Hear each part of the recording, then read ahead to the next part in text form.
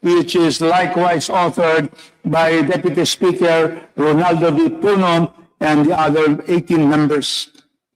And then we will have that, and then at 10 o'clock to 12, we will have the continuation of the deliberation of the measures. I now call. Approval of the minutes and then your preliminary remarks. Yeah. Okay. So first, before that, before we recognize our Deputy Speaker for his sponsorship speeches on the two resolutions, we would like to therefore seek a motion to approve the minutes of the previous meeting. Mr. Chair, I move to approve the minutes of the previous meeting. So move, Mr. So Chair. move and Second the motion, Mr. seconded Chair. that we approve the minutes of the previous meeting. And we have a short preliminary statement by the chairman. The need for public discourse is the heart of any vital legislation and policy recommendation. This is a crucial part of the legislative process as it shows transparency, accountability, and civic engagement. These are what the Committee on Constitutional Amendments and this chamber uphold under the principle of participatory democracy. Welcome to the second regular meeting and public consultation of the committee. The consultation consists of two sessions, one in the morning, this is the session now, and one in the afternoon. We thank you all for your presence and participation, especially to our esteemed resource persons and guests. We value your personal views, expert opinions, and the positions of the different organizations, both from the private and the public sectors. We will start by first hearing the sponsorship of the two measures filed by 22 principal authors led by Deputy Speaker Ronaldo Puno, House Resolution number 460 and House Bill number 5870. Thereafter, we shall proceed with a public hearing or public consultation proper. The committee has invited representatives from different sectors, a mix of the young blood and the more experienced ones. They are experts in their different fields like business, the economy, governance, social science, law, and the Constitution. To provide clarity and structure, the resource persons will be guided with the following questions. 1. Are you in favor of amending or revising the 1987 Constitution? If yes, what mode would you prefer? Through Congress acting as a constituent assembly or through a constitutional convention? If no, why not? And the third will be, what specific amendments would you want to propose, if any? It is our objective that through this consultative gathering, the pros and cons of amending the Constitution will be clear and will help our citizens to be informed and involved in all the phases involving the highest law of the land. And equally important is that the committee's decision will be inclusive and representative of the interests of the Filipino people. May God bless the Philippines. May I now acknowledge Deputy Speaker Ronaldo Puno for his sponsorship speech on House Resolution 460 and House Bill number 5870. Good morning, Mr. Chairman. It's a privilege to be here before this committee and, of course, our resource persons to present our ideas on the possible amendments to our Constitution. The Philippine Constitution is the supreme and fundamental law of the land, establishing the framework of government, defining the rights of its citizens, and serving as the enduring expression of the sovereign will of the people. The 1987 Constitution was crafted during a period of democratic transition, and while it has provided stability for nearly 4 decades, changing times and evolving national priorities now call for a review and possible refinement of its provisions to make them more responsive to present and future needs. Over the years, historical experience and jurisprudential discourse have revealed that certain constitutional provisions, by reasons of ambiguities or imprecise language, have given rise to inconsistent interpretations, procedural uncertainties, and political controversies, thereby undermining sound governance and eroding public confidence in constitutional processes. The principal objective of constitutional amendments is to clarify these provisions, eliminate the possibility of conflicting interpretations, and thereby prevent future crises, enhance the clarity, stability, and credibility of the fundamental law. Constitutional reform must be undertaken in a manner that is democratic, transparent, and inclusive, ensuring that the process reflects the diverse voices and aspirations of the Filipino people. It is our belief, Mr. Chairman, that a constitutional convention composed of delegates elected by people from all regions of the country is the most credible and participatory mode of revising the Constitution, as it guarantees the independence from partisan interests and affirms the sovereignty of the people in shaping the nation's future.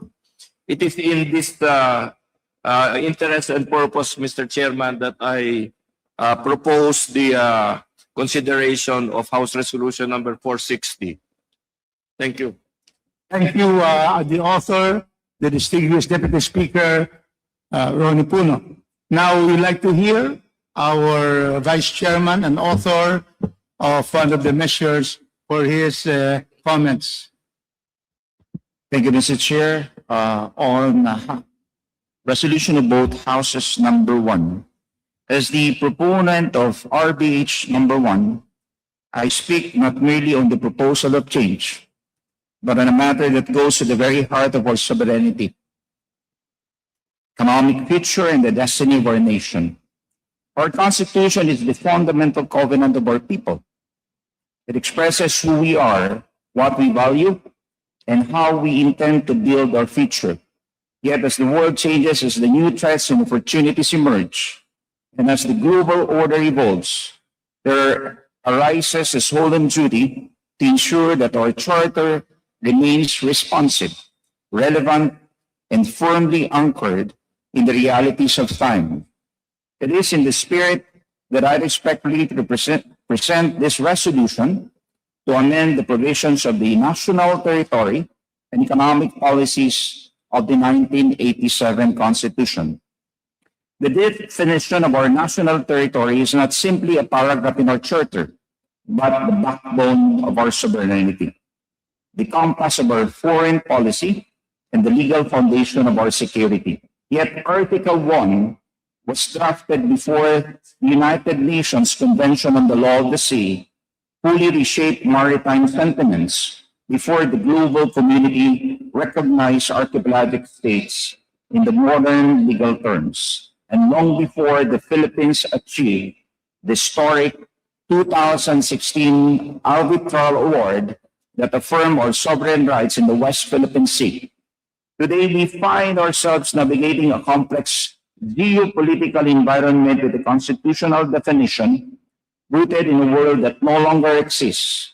Our national territory clause, while noble and well-intentioned, does not explicitly reflect our rights under UNCLOS, or entitlement to our exclusive economic zone and continental shelf, and our authority over archipelagic waters, and the full legal weight of the arbitral ruling in favor of the Philippines.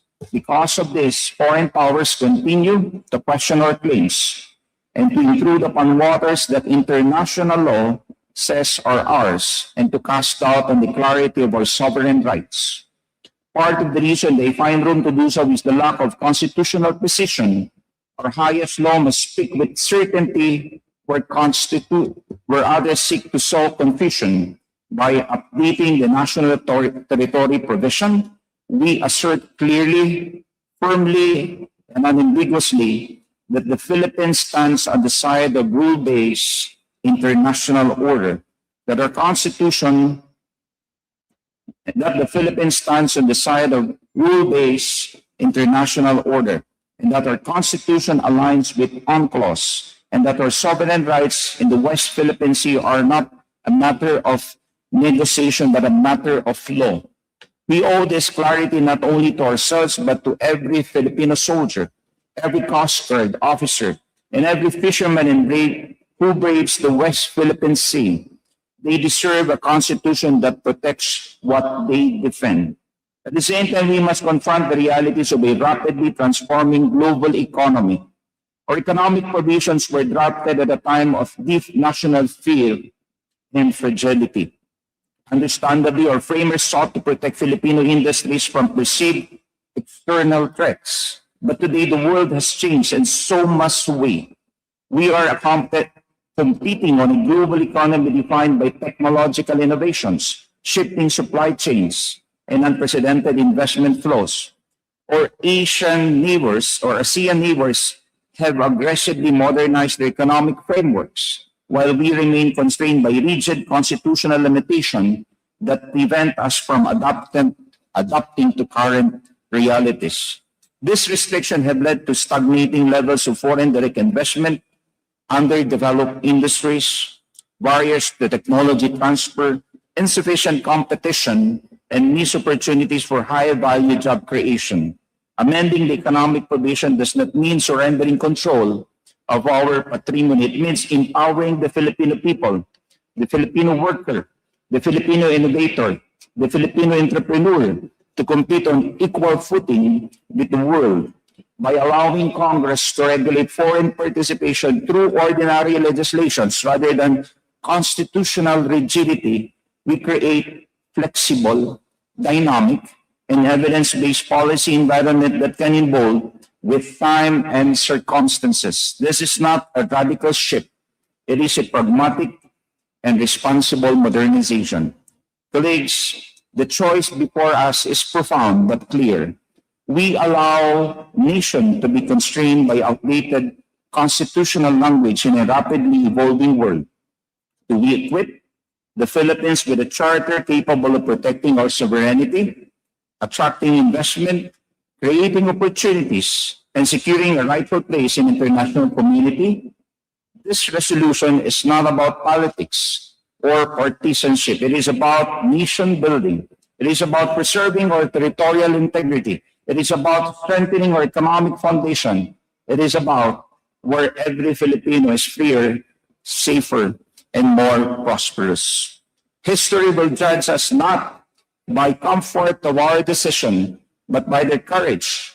The work ahead requires sober debate, humility, and unity of purpose. But our responsibility is clear: to craft a constitution that does not merely reflect who we were in 1987, but to craft a constitution that does not merely reflect, but we must become in the decades ahead.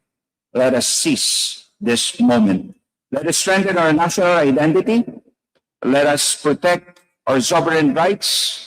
Let us open the doors of opportunity for our people. Mr. Chair, distinguished colleagues, I humbly ask for your support for this resolution, for our sovereignty, for our economic future, and for the generations of Filipinos who will inherit the nations we shape today. Maraming salamat po at mabuhay ang Pilipinas. Thank you very much, Vice Chair Pedro Garbin. Before we proceed, let me acknowledge the presence of Vice Chairperson, the representative of the 1st District of Misamis Oriental, the Honorable Jennifer Karen Lagbas. Welcome to the hearing. And now we would like to hear Congressman, our Representative Capilar, who will speak on behalf of the Honorable Richard Gomez on resolution of both houses number 3, resolution of both houses proposing amendments of the Philippines, particularly on Articles 12, 14, and 16 by the Honorable Richard Gomez. We now recognize Representative Marvic Copilar. Thank you, Mr. Chair. Distinguished colleagues and guests, I rise today to sponsor resolution of both houses number 3, proposing amendments to the restrictive economic provisions of the 1987 Constitution, particularly Article 12, 14, and 16. This measure introduces the phrase "unless otherwise provided by law" into key economic section of our Constitution, granting Congress the flexibility to adjust the foreign participation rules to regular legislations, instead of being permanently constrained by constitutional texts written 38 years ago. Mr. Chair, the Constitution has always contemplated change. It provides mechanism for amendments precisely on our nation may adapt to the needs of each generation. Today, the global economy is far more dynamic, interconnected, and competitive. Our neighboring countries have opened themselves to investments that generate jobs and uplift local industries. Meanwhile, our Constitution restrictive provisions have limited opportunities, discourage investment, and slow down the economic progress that our people deserve. The mandate entrusted to our present leader is clear, and it is to pursue prosperity, advocate the common good, and bring freedom from poverty to the Filipino people. The World Bank projects that the Philippines will remain one of the fastest growing economies in Asia. However, to sustain this momentum and translate it into inclusive and shared prosperity, we must ensure that our policy enable rather than restrict investments. Resolution of both House number 3 does not automatically remove safeguards.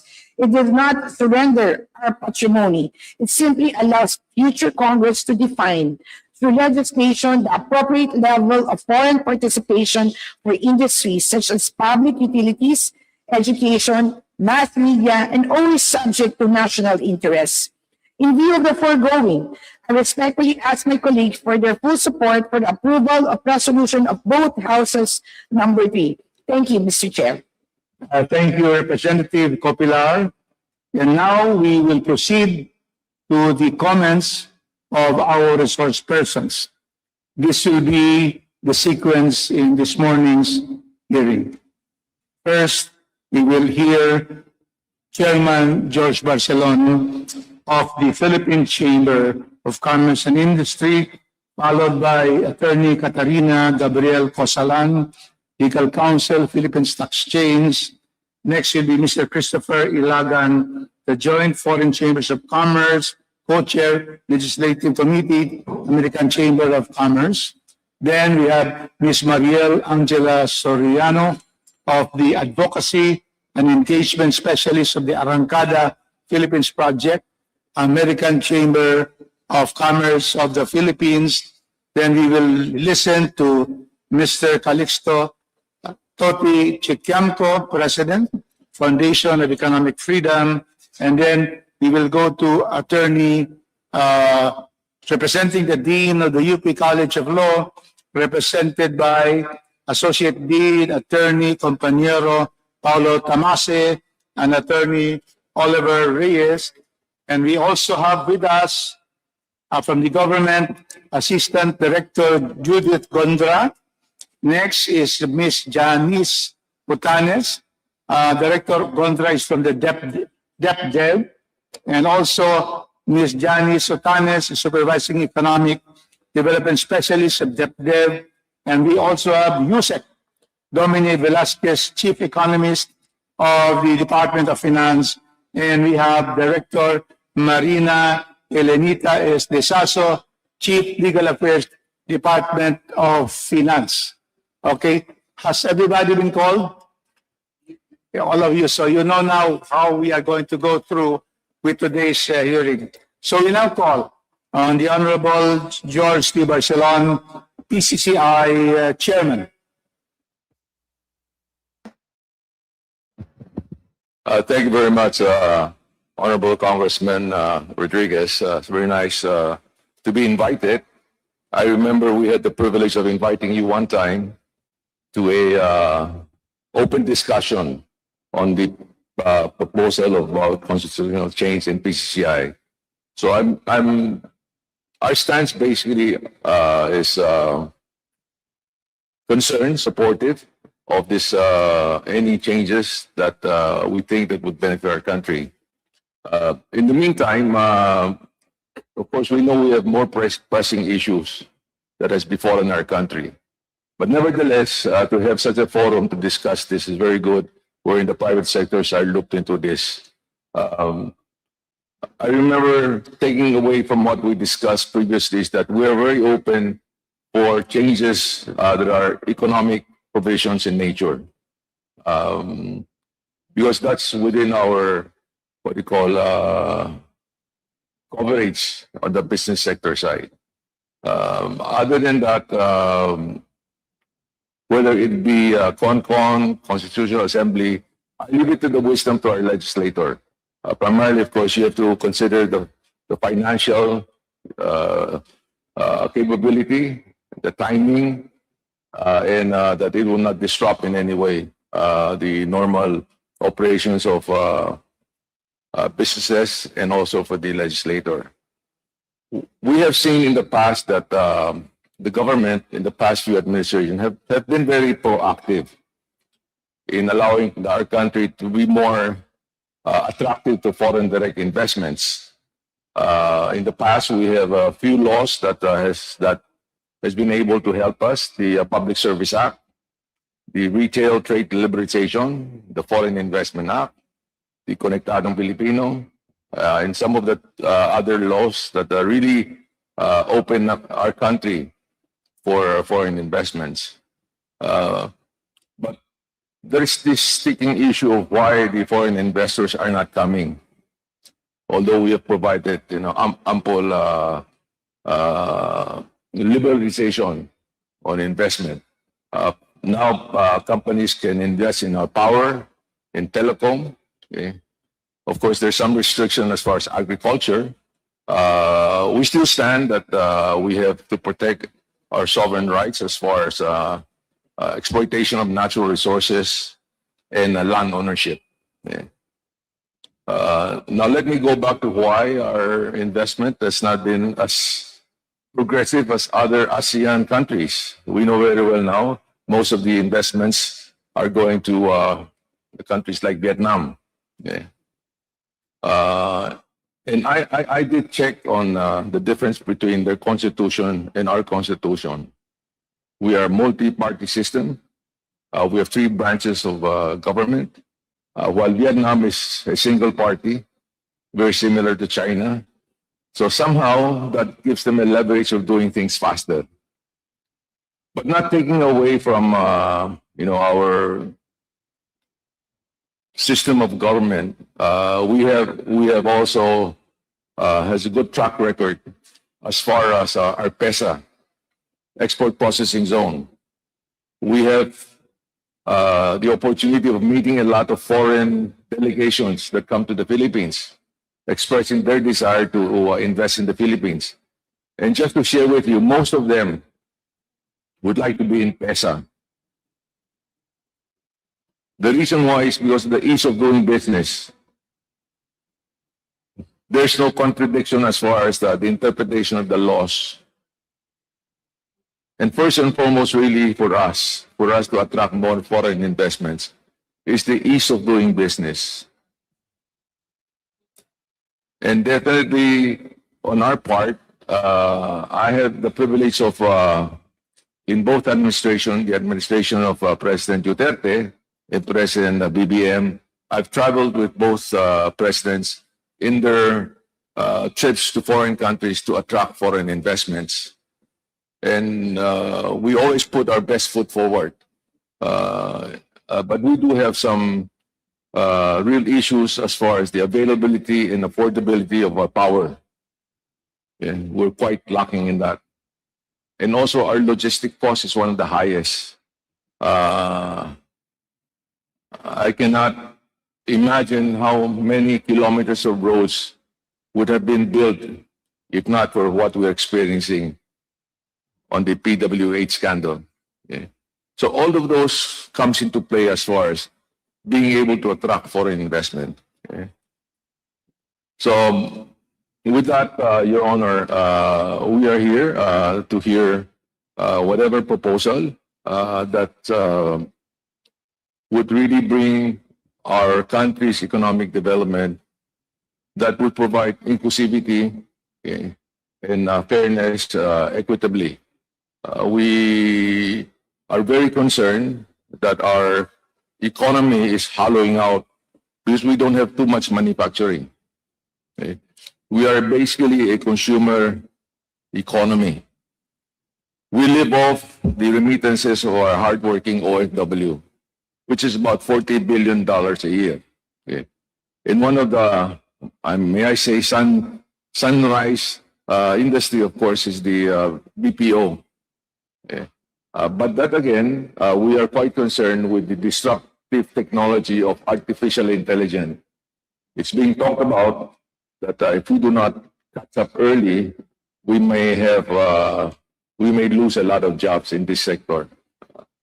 And the what I'd like to end is that we really have to focus on our agri industry.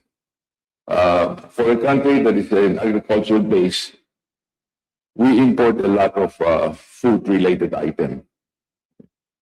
Just to share with you, our trade deficit with our ASEAN countries is about more than $40 billion. Ibig sabihin, yung dollar natin, we are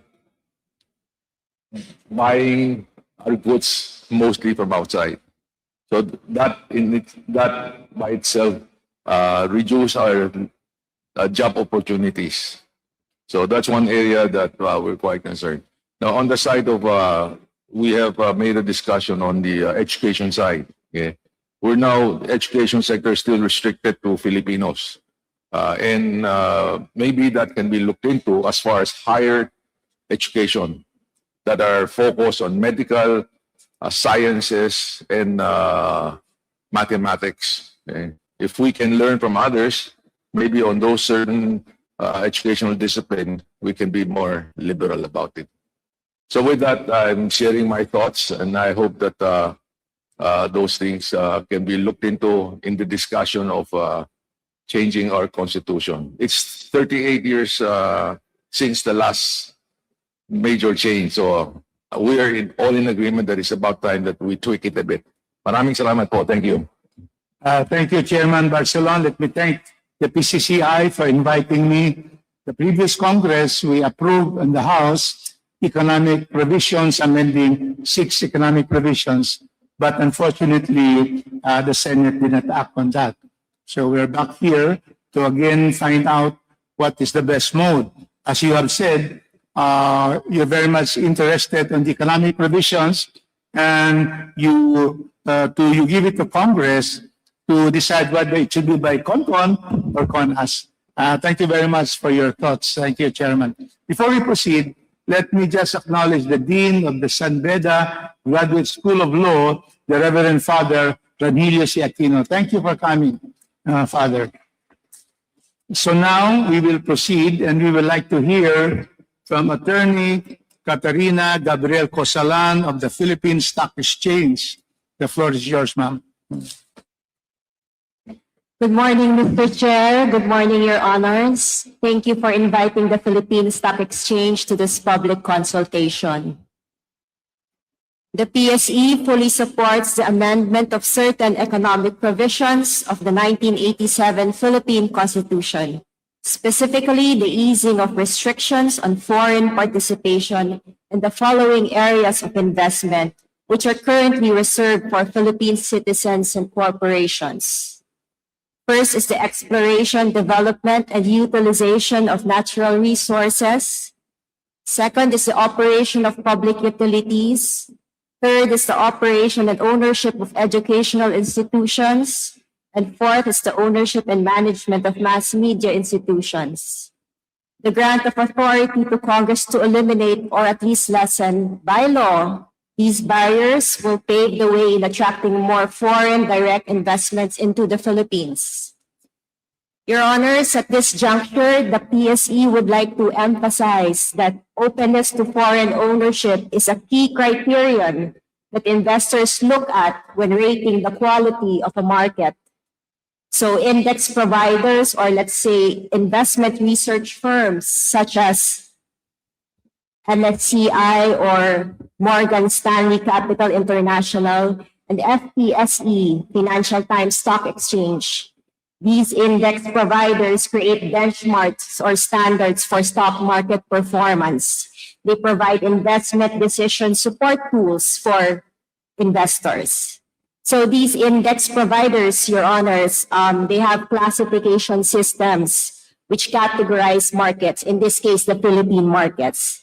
And under these classification systems, there is market accessibility. And on the criteria under market accessibility, I will just mention three which is relevant to our discussion today, Your Honors. Openness to foreign ownership, ease of capital inflows and outflows, and the third is incidence of foreign ownership restrictions. So these classification systems, Your Honors, are used by these index providers to construct indices. So, Your Honors, what are indices? These are statistical measures that track the performance of a certain market. In this case, again, the Philippine market. Also, these classification systems are used by these index providers to compare the different markets from one another. Your Honors, as to the mode of amending the 1987 Philippine Constitution, the Exchange fully supports the calling of a constitutional convention. With this, the PSE would like to recommend that House Bill number 3068 and House Bill number 5870 include a provision establishing a committee composed of representatives from various sectors which will guide the delegates accordingly on policy considerations.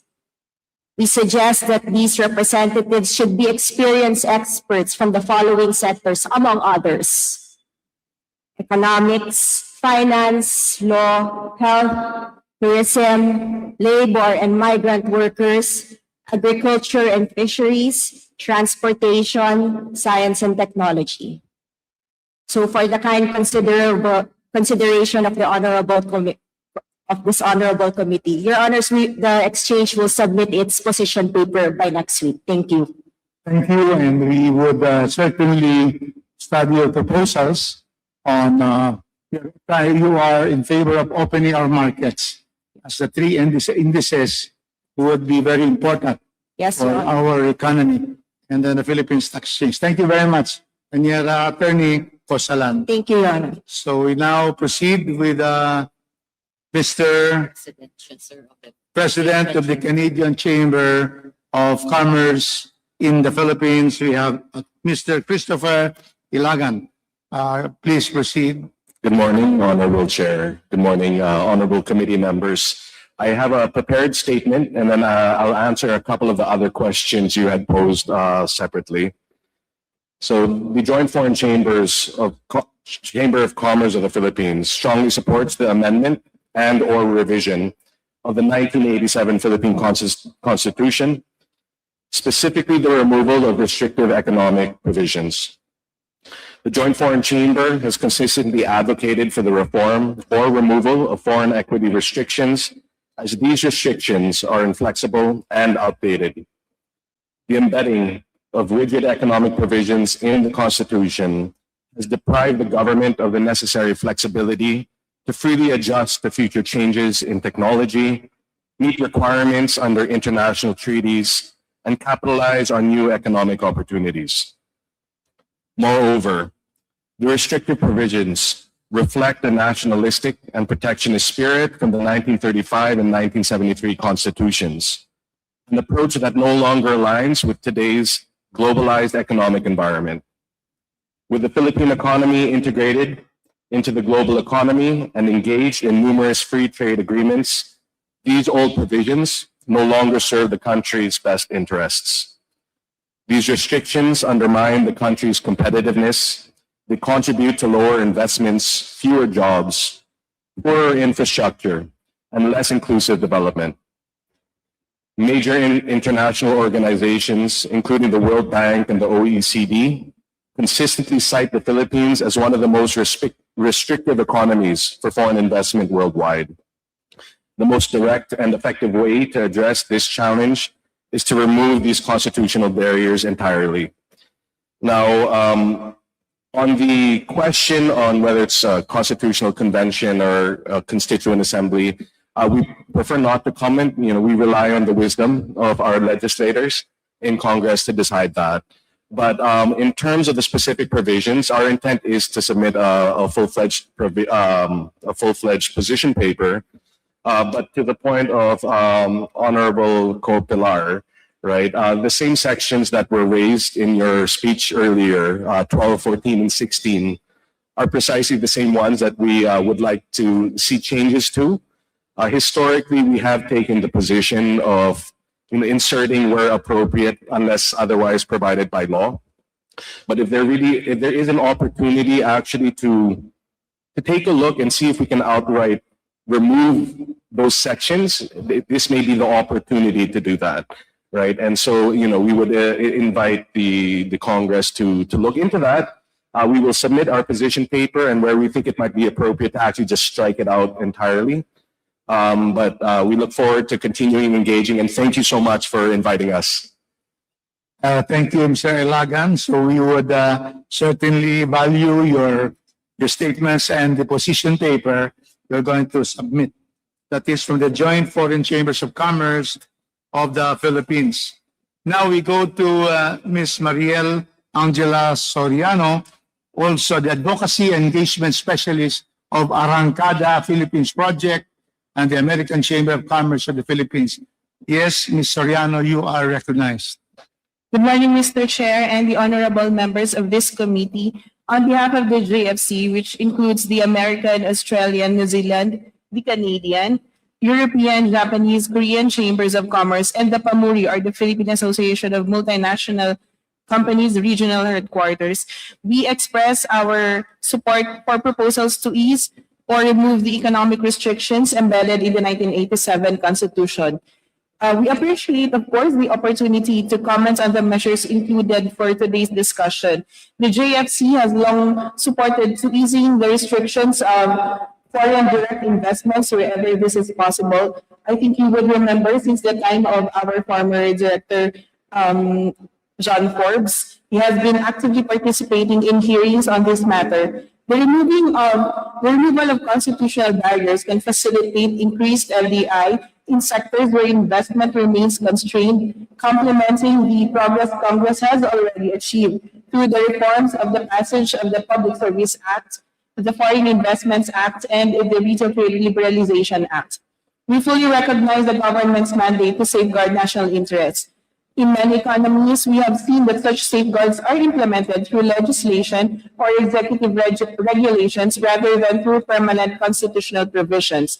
And thus, this approach would also allow the government to adjust quickly to technological changes, international commitments, and emerging global opportunities. Ultimately, the global economy increasingly depends on the free movement of capital and on a level playing field between the domestic and foreign investors. Providing clarity, flexibility, and openness in our investment environment is vital to sustaining competitiveness. We thank the committee for its attention and stand ready to work with you in promoting reforms that will enhance the country's economic growth and long-term development. Thank you, Mr. Chair. Thank you very much, Ms. Soriano, for your comments. And we would also request the position paper because we wish to put a matrix of the statements and the positions of all our resource persons. You are the morning session. We have also in the afternoon session. And so now we proceed to hearing the President of the Foundation of Economic Freedom, Toti Chicamco. The floor is yours. Maraming salamat po, Your Excellency, Congressman Rodriguez. First of all, I'm happy to note that Congress is moving toward addressing the structural problems of the Philippines. It's not our problems, it's a matter of graft and corruption or putting moral people in government. It is a structural problem which arises from the defects of a constitution that was made more than 30 years ago. So, with respect to the mode of changing the constitution, I support a constitutional convention in 2028 in the same time that there will be elections. The reason for this, of course, is a constituent assembly is quite controversial because of the suspicion of some people that Congress will only enact legislation or a constitution that's favorable for them. Besides, a constitutional convention will gather the widest possible participation of our people in changing the constitution. Unlike the 1987 constitution, in which only a few appointees crafted the constitution. As to what changes I would like to see in the constitution, there are a number. One is, of course, to remove all Filipino first and Filipino only provisions in the constitution, because these provisions have only resulted in the development of monopolies and oligopolies in the country. We need to remove all those Filipino first and Filipino only provisions in the Constitution. The second thing is, I think,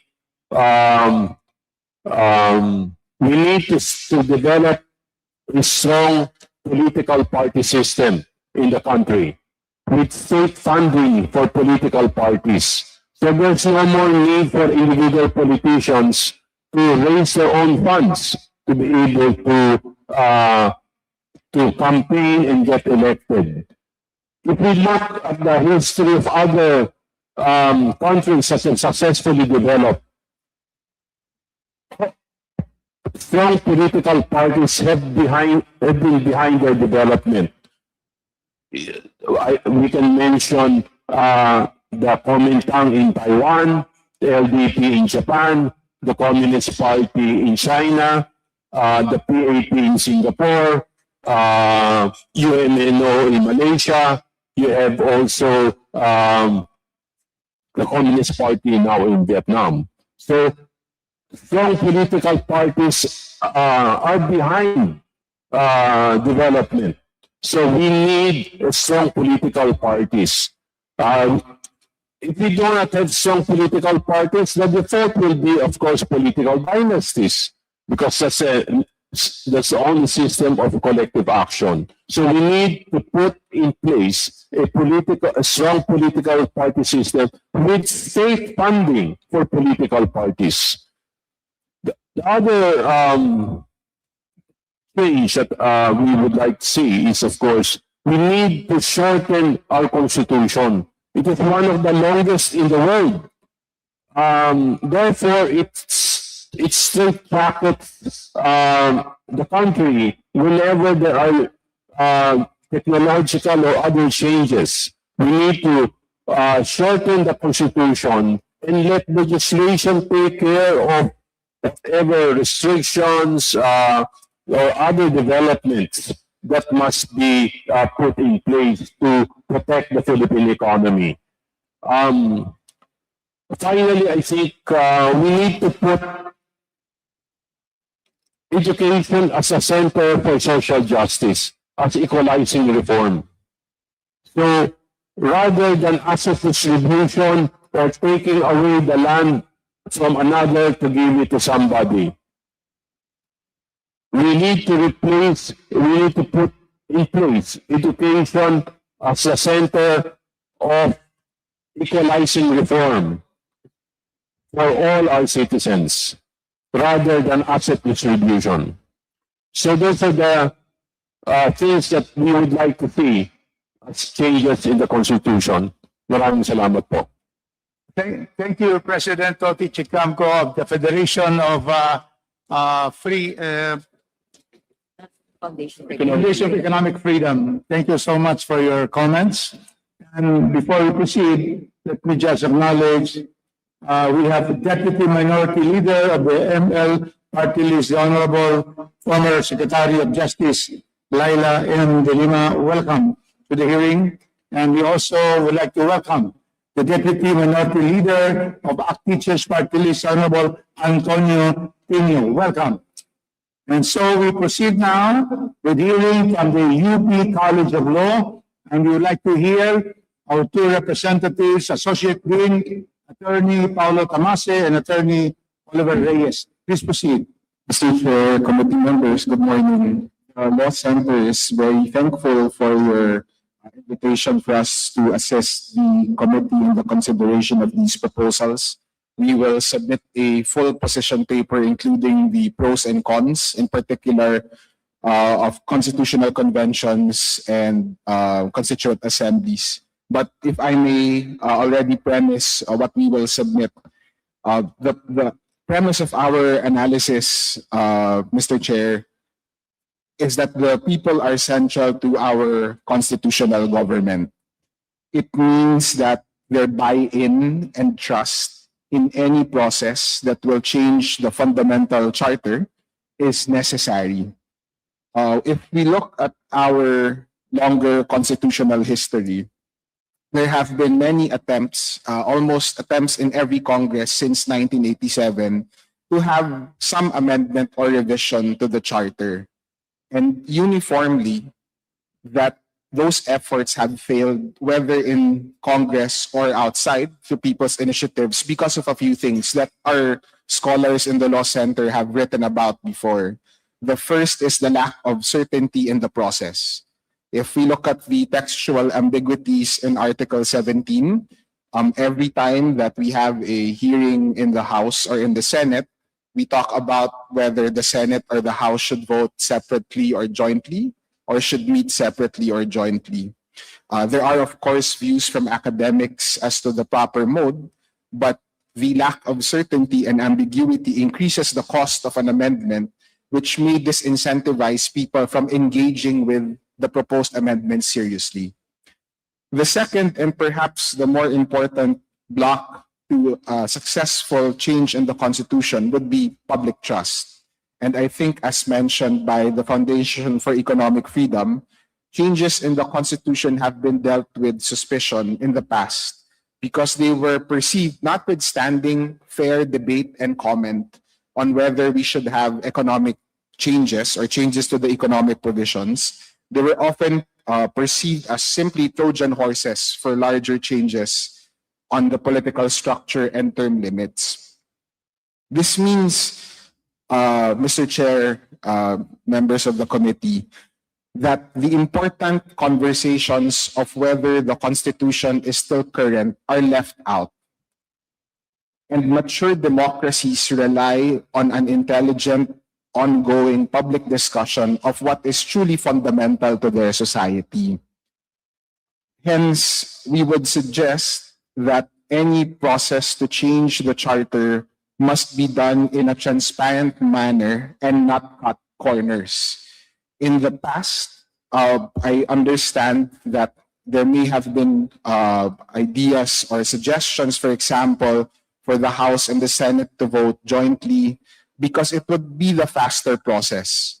But unlike past occasions, we are perhaps just from a scholarly perspective, from an academic perspective, in the highest constitutional moment that we've had since 1987.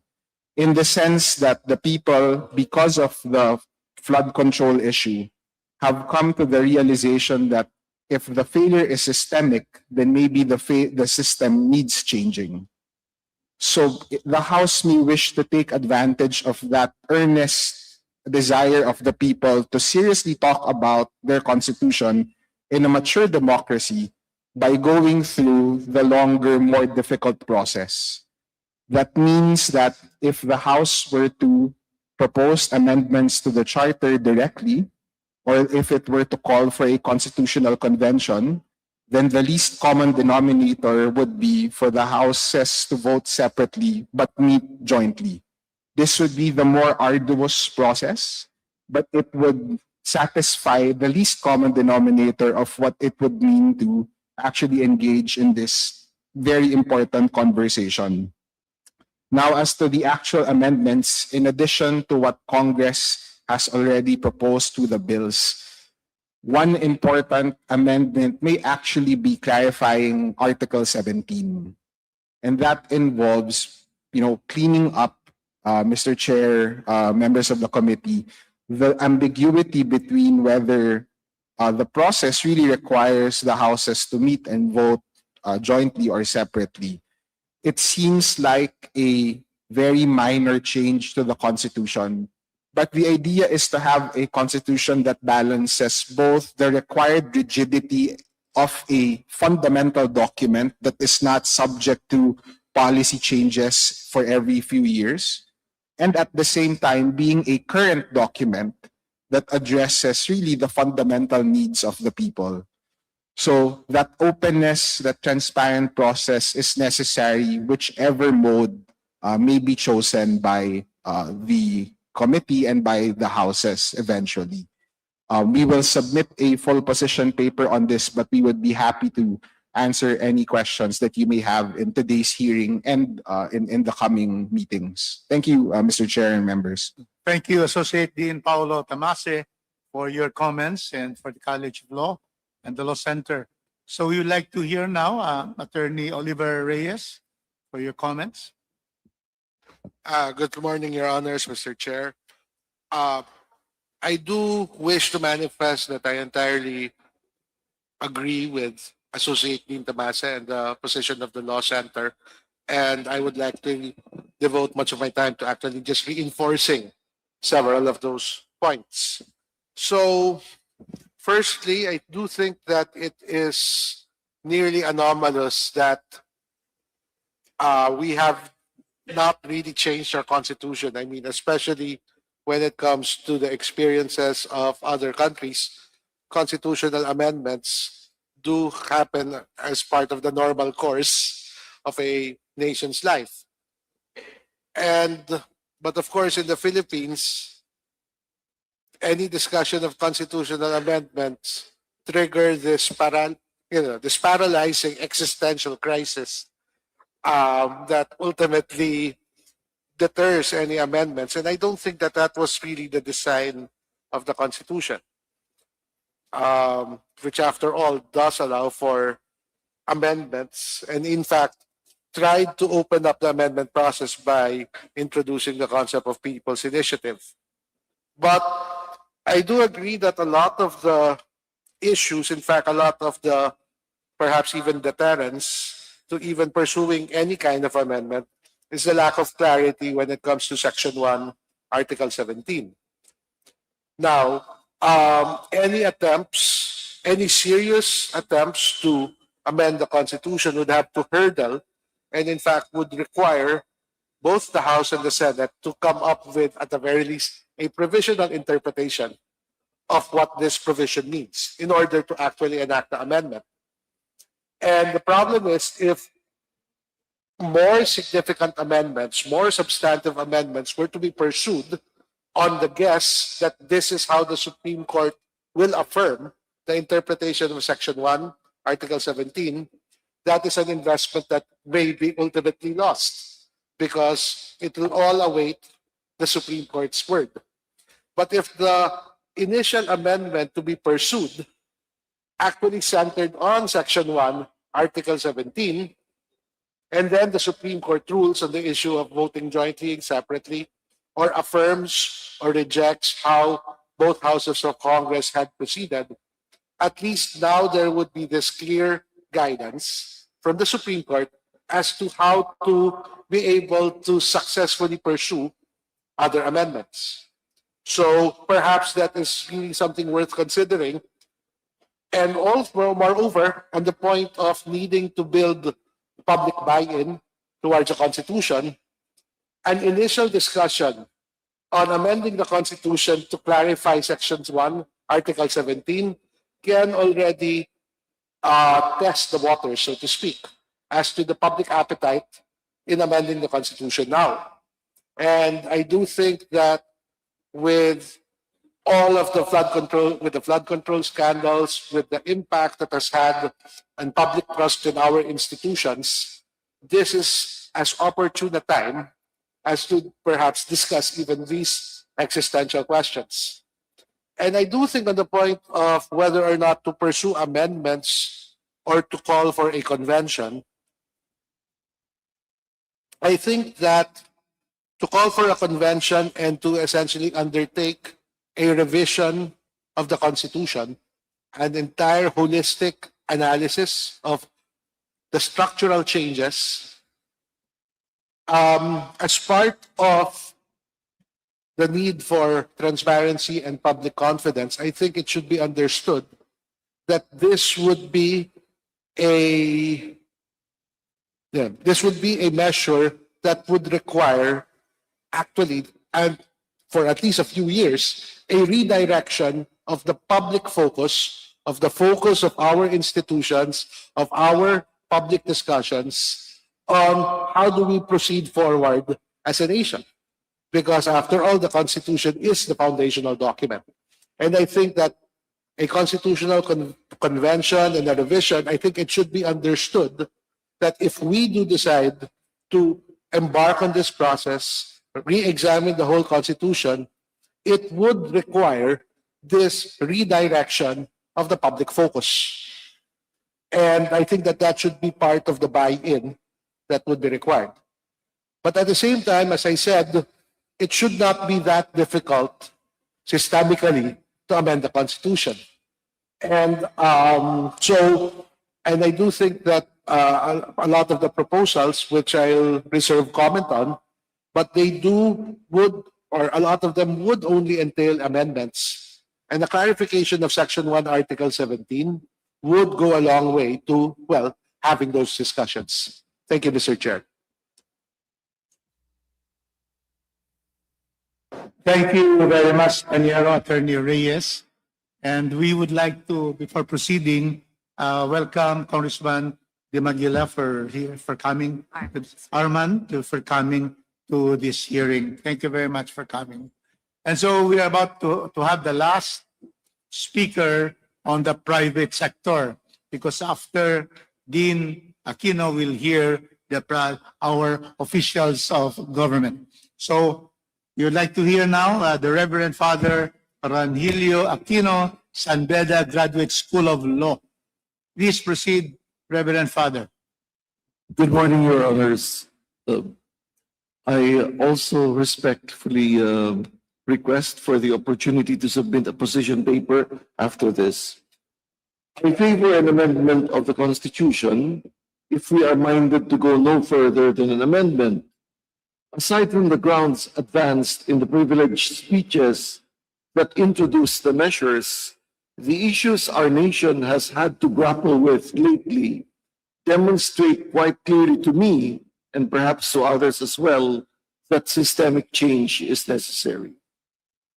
Frequently, objections to amendments of the Constitution are tied to some kind of a sentimental attachment to the 1987 Constitution. There is no doubt that it is a well-written Constitution, but that is not to say that it cannot be improved. I favor the position expressed by the UP Law Center that amendments to the Constitution or even a revision of the Constitution calls for the involvement of as wide a spectrum of Filipino society as possible. This means that consultation on fundamental levels of society, LGUs, barangays, youth, should accompany the groundwork for constitutional amendment or revision of the Constitution. I also seriously advance the proposition that it would be good to get the support of the church.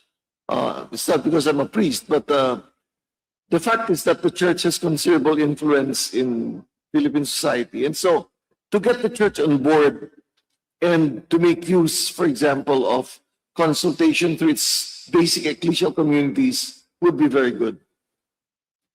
It is common to dismiss the need for system change with the easy contention that it is people that need to change, without in any way being dismissive of the truism that we need civic spiritedness among those who hold public office, as well as among those who choose those who hold public office. It is, however, a position I strongly maintain as a professor of philosophy as well as of comparative constitutions, advocating, well, that decision-making processes of persons are conditioned by systems. So it's not correct to say, change the people and the system will be okay. No, because in many ways, systems do condition the way people act. And so we do need to take a look at the system. Systems channel the decision-making processes of persons and condition public life. I am by no means advocating a clean sweep of the 1987 Constitution that is in several respects exemplary. Nobody, I think, would support the proposition that every single section must be rewritten and every salutary provision of the 1987 Constitution, drafted to my mind by people of integrity, probity, competence, and noble intention, should be stricken off and set aside. However, Your Honors, the theory of constitutionalism is precisely that society can be reorganized and its body politic reconfigured by rewriting the Constitution. It is for this reason that I favor not only an amendment of the fundamental law, but as the Vice Dean of UP Law said, a revision as well. And the principal revision I strongly advocate is a system of government that puts a premium on the accountability of government.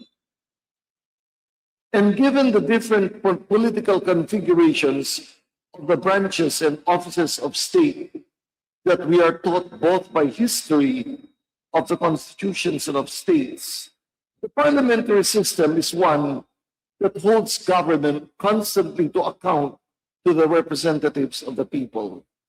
The fact that the Prime Minister and his ministers sit in Parliament and must respond to questions and challenges that arise not only from across the floor, but from backbenchers as well, convinces me that the parliamentary system is one that allows for a constant check on government. I know that the objection will be heard that we have never tried the parliamentary system in the country, at least not the parliament of the Westminster type. For while it is true that the 1973 Constitution intended us to have some kind of a parliamentary government, the vast powers granted the President under the contentious Amendment number 6 made an experience of genuine Westminster type parliamentary government virtually impossible.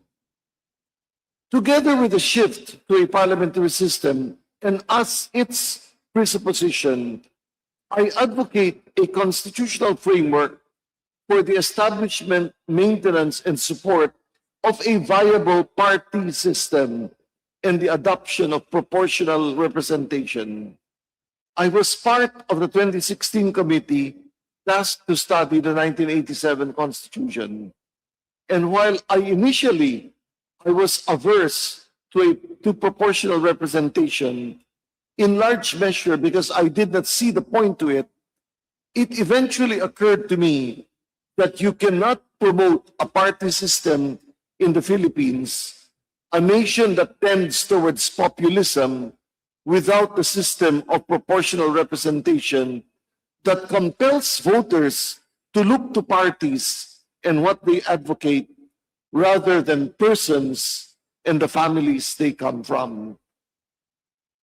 If, however, this committee and the other committees are minded merely to confine itself to amendments, I submit that the following measures need to be addressed. One, a self-executing provision that bans dynasties up to the second degree of consanguinity and affinity, whether successive or simultaneous. Second, the abolition of the party list system that has been mangled beyond recognition and prescribing for part of the membership of the House of Representatives by proportional representation.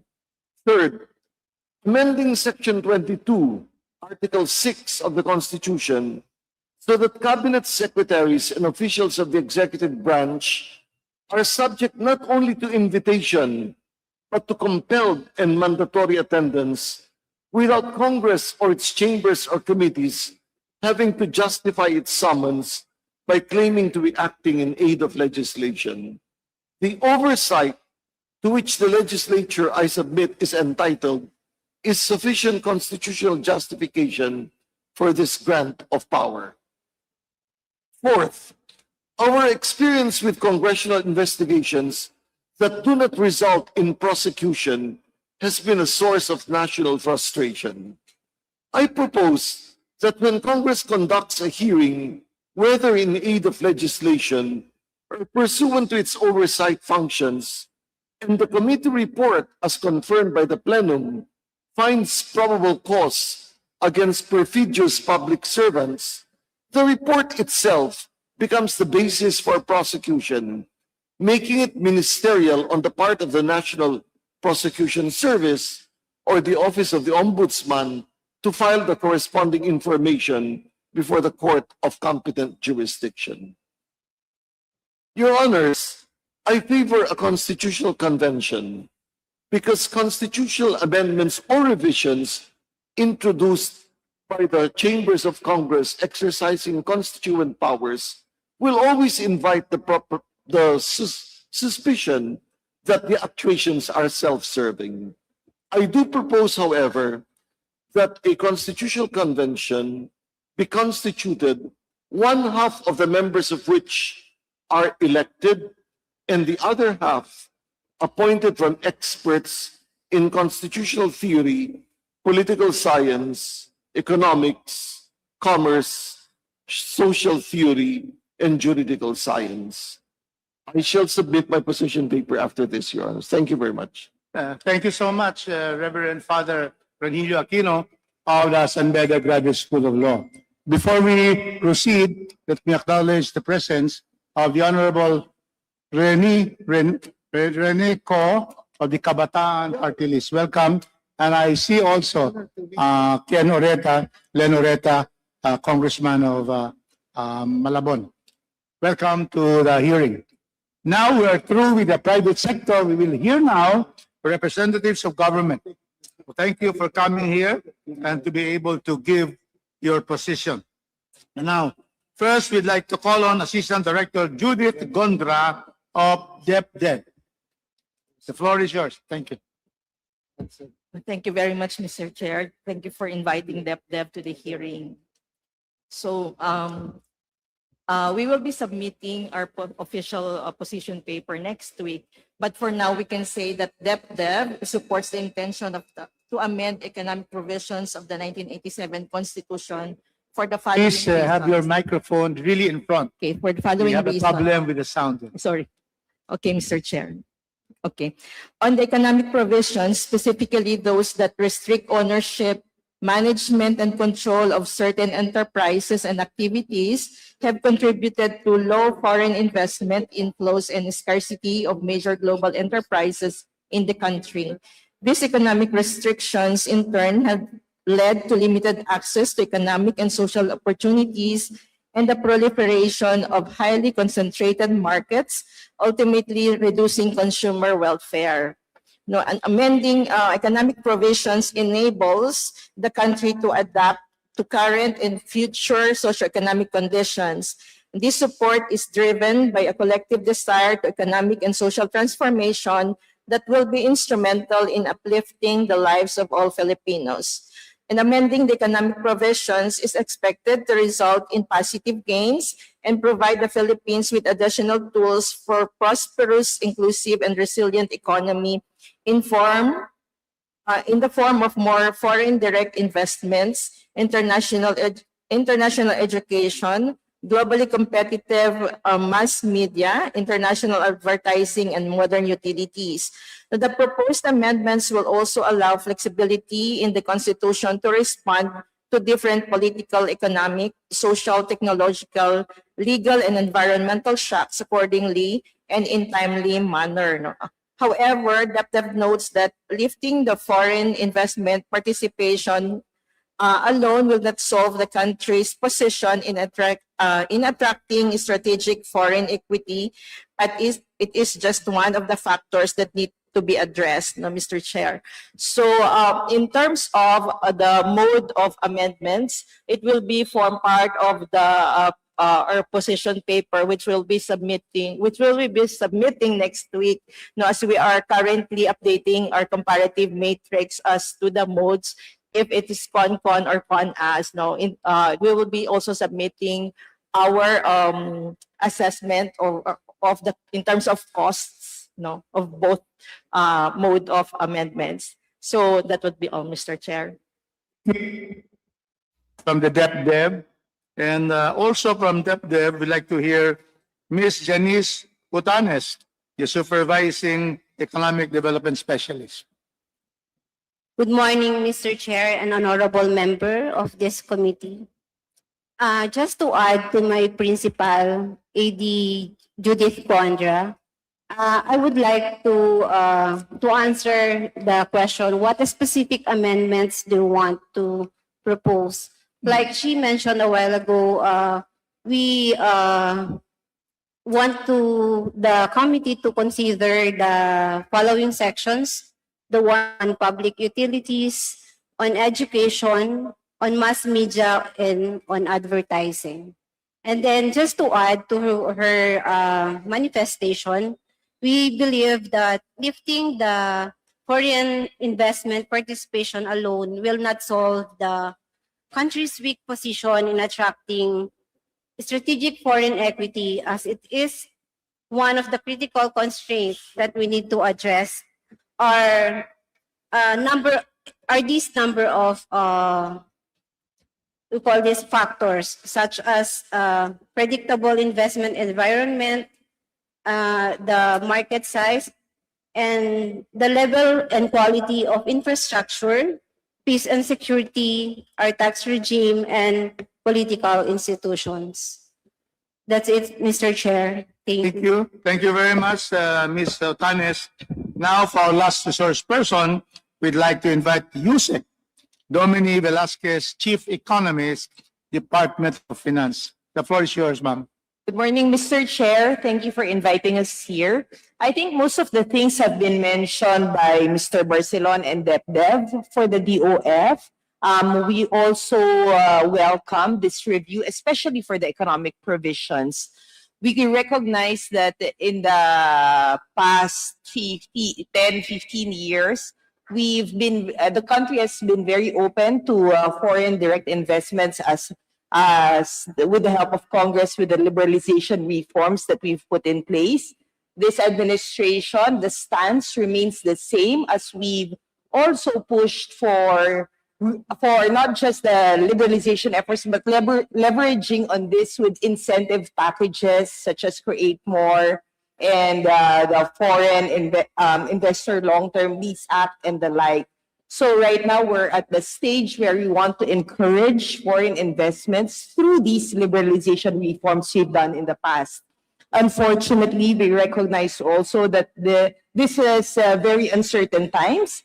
We have not seen much of the fruits of these liberalization and incentive reforms just because of the uncertainty in the global environment.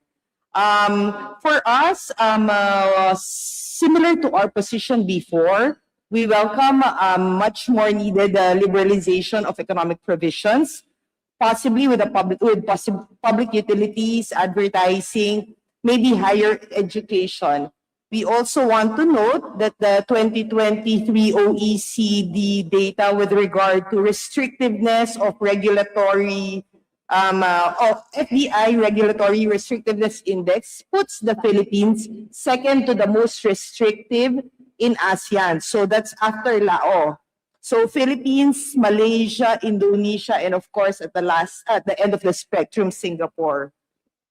Additionally, we wanted to note that foreign direct investments to spur for FDI, it's not just limited to the regulatory reform or liberalizing it. There are other factors such as ease of doing business, good governance that require a review for the country's overall attractiveness. So in terms of the mode of the amending the Constitution, the DOF has no specific recommendation. We defer to the collective wisdom of Congress on this. Thank you, Mr. Chair. Thank you very much, Yusek Velasquez. So now we will ask our members if they have questions to propound to our distinguished resource persons. We always start with the minority. And and in the minority, the first come, first serve. The same also with the majority, first come, first serve. So we'd like to ask the first one who arrived from the minority is the Honorable Laila De Lima for your questions, rhetorical questions. Thank you. Thank you, Mr. Chair. Good morning. Good morning to our distinguished resource persons. I just have a few preliminary questions at this point. This is the first time that I have attended the committee hearing of this committee. I don't think there is hardly any debate that the Constitution needs some adjustments already, some changes, some modifications. Now, I just want certain clarifications here. Are we pushing for just amendments or revisions?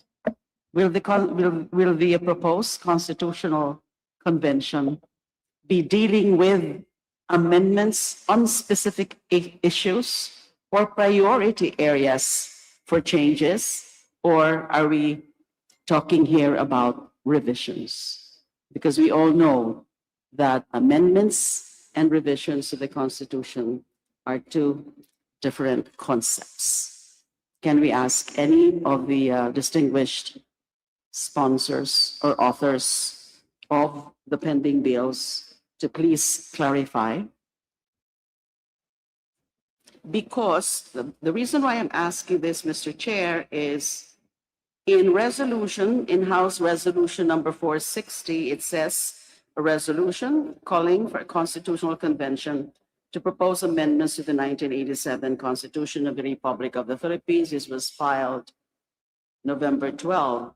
But the day earlier, actually the bill itself, which is House Bill number 5870, filed or authored by the same authors of the resolution number 460 says, well, the title is an act calling for a constitutional convention to propose amendments, revisions, corrections, and changes to the 1987 Constitution, setting the election date of delegates, prescribing the composition, powers, and functions of the convention, providing for its appropriations and for other purposes. So this is broader, not only amendments, but also revisions, corrections, and changes. So am I correct in perceiving that we are actually contemplating here or envisioning revision and not just amendments to specific items, the ambiguities? Because I do believe and I agree and I concur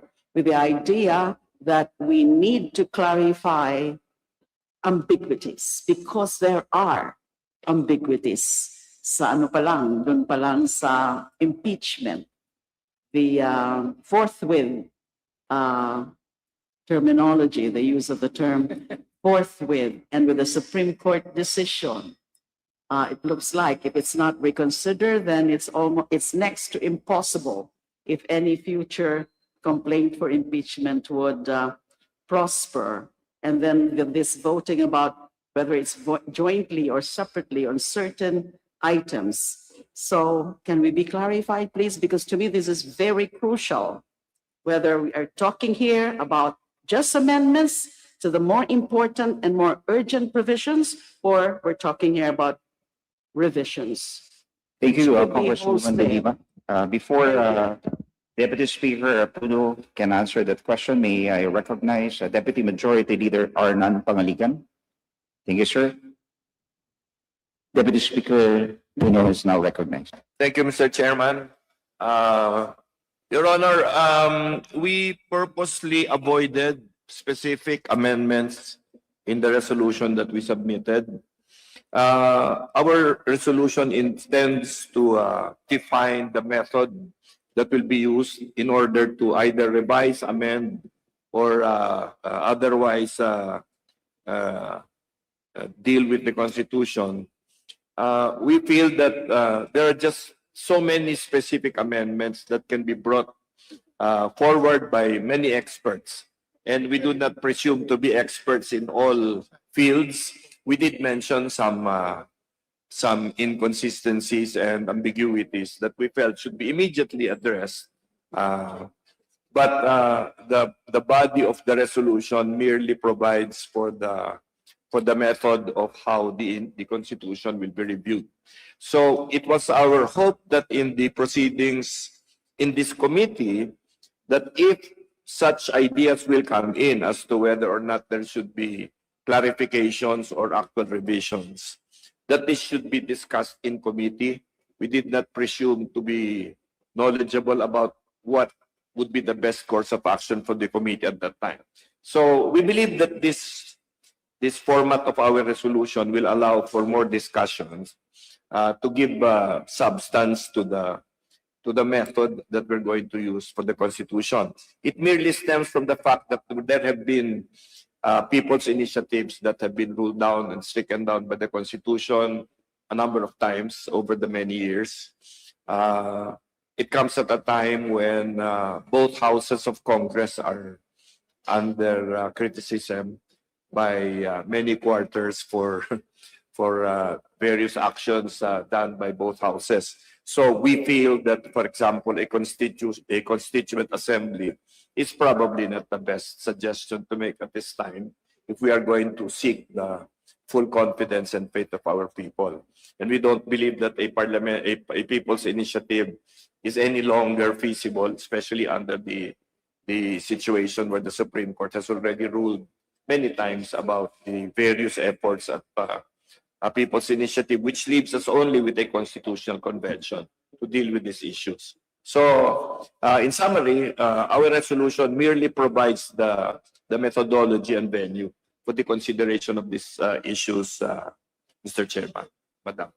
With that explanation of our distinguished colleague, our distinguished sponsor, I take it therefore that we are confronted with two situations here.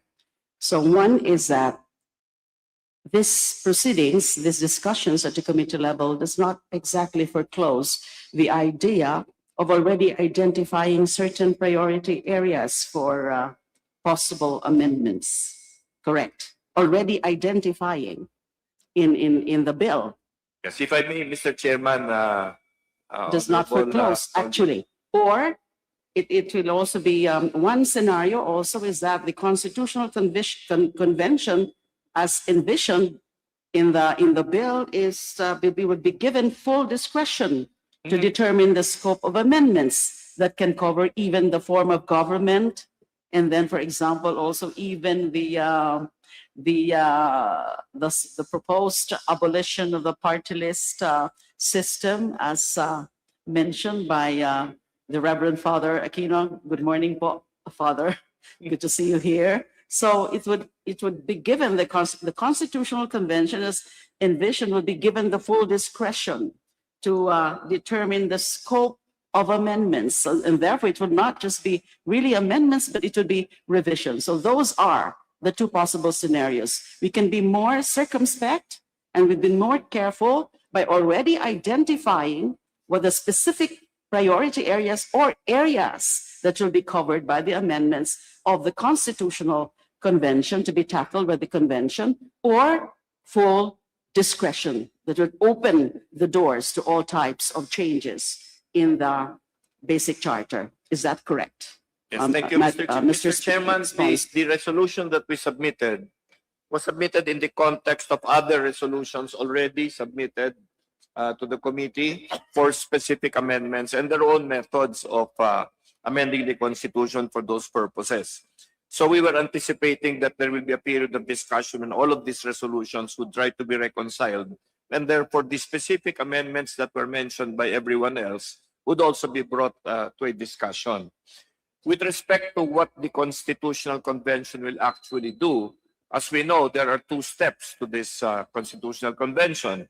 First, we have to come up with a joint resolution from 2/3 vote of both houses or either house of Congress that a constitutional convention will be called. After which a more specific law is called upon, which is also going to only require a majority where the particulars of the convention will be discussed, including what Your Honor, Mr. Chairman, has mentioned about the specific items that will be covered in amendments.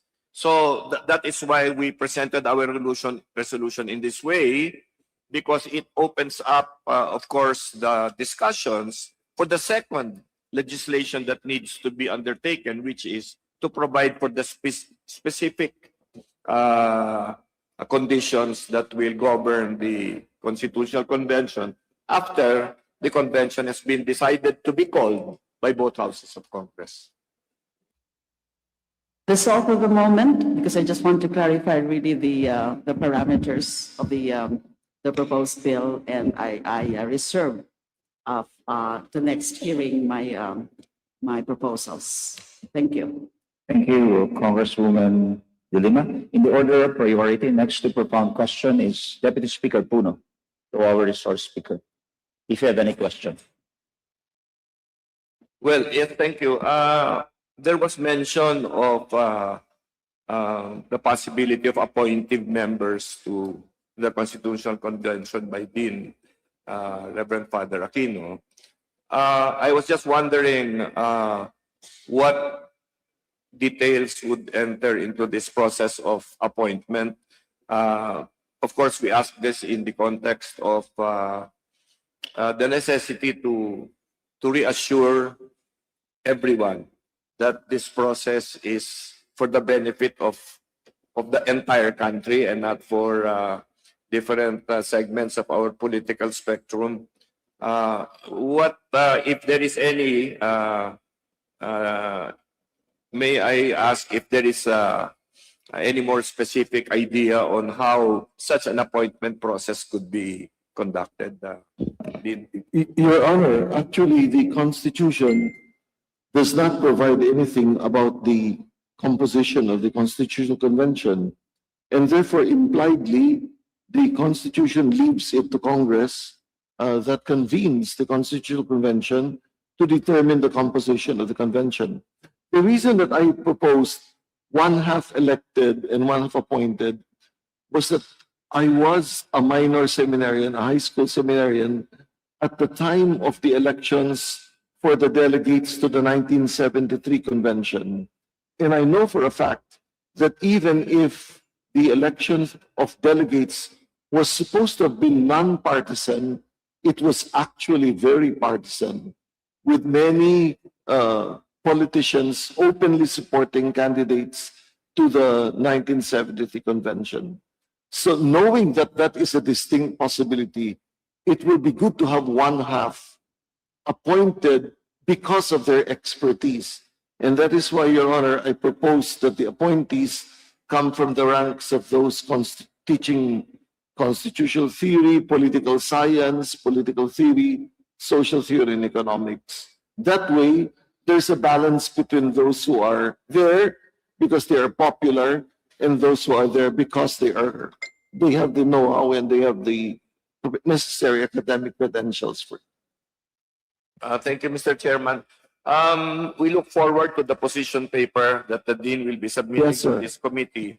We hope that there will be more details submitted to this by our honorable resource person and the others, because these are the matters that will be covered in the second legislation that the Congress will be required to undertake with respect to the specific characteristics of the Constitutional Convention. It would be very helpful to us. You know, I think we all agree that that what is going to be critical to any constitutional convention is the quality of the delegates that will be brought there, the objectivity, and of course the nation-mindedness of those that will be there. So that is indispensable to any constitutional convention we are going to hold in place. So we would really look forward to your position paper, Dean, and of course also the UP College of Law and the other educational institutions that are involved in this process and will be coming in the later hearings. Again, it's going to be, these are going to be specific provisions that may be contained in the legislation that actually defines what the Constitutional Convention will look like. Attorney Paolo of UP College Law. Thank you, Mr. Chair. I think we share the observation that the constitutional amendment provisions do not actually provide for an election. However, and because ultimately, in light of the climate, any change in the Constitution should be expected to come to the Supreme Court at some point for its validity. The deliberations of the 1986 Constitutional Commission seem to suggest an election. So I understand that this was already contemplated in the last Congress during the debates on the proposed amendment where there would be appointed members of the convention. But in our research for that undertaking, we found that the framers were quite categorical in terms of it having to be an elected convention. But perhaps in acknowledgement also of the importance of a broad public consultation, there is nothing that stops Congress from creating within the law for the convention a consultative committee that will be made up of appointed officers that can be consulted by the convention at their discretion and their will. Thank you, Mr. Chair.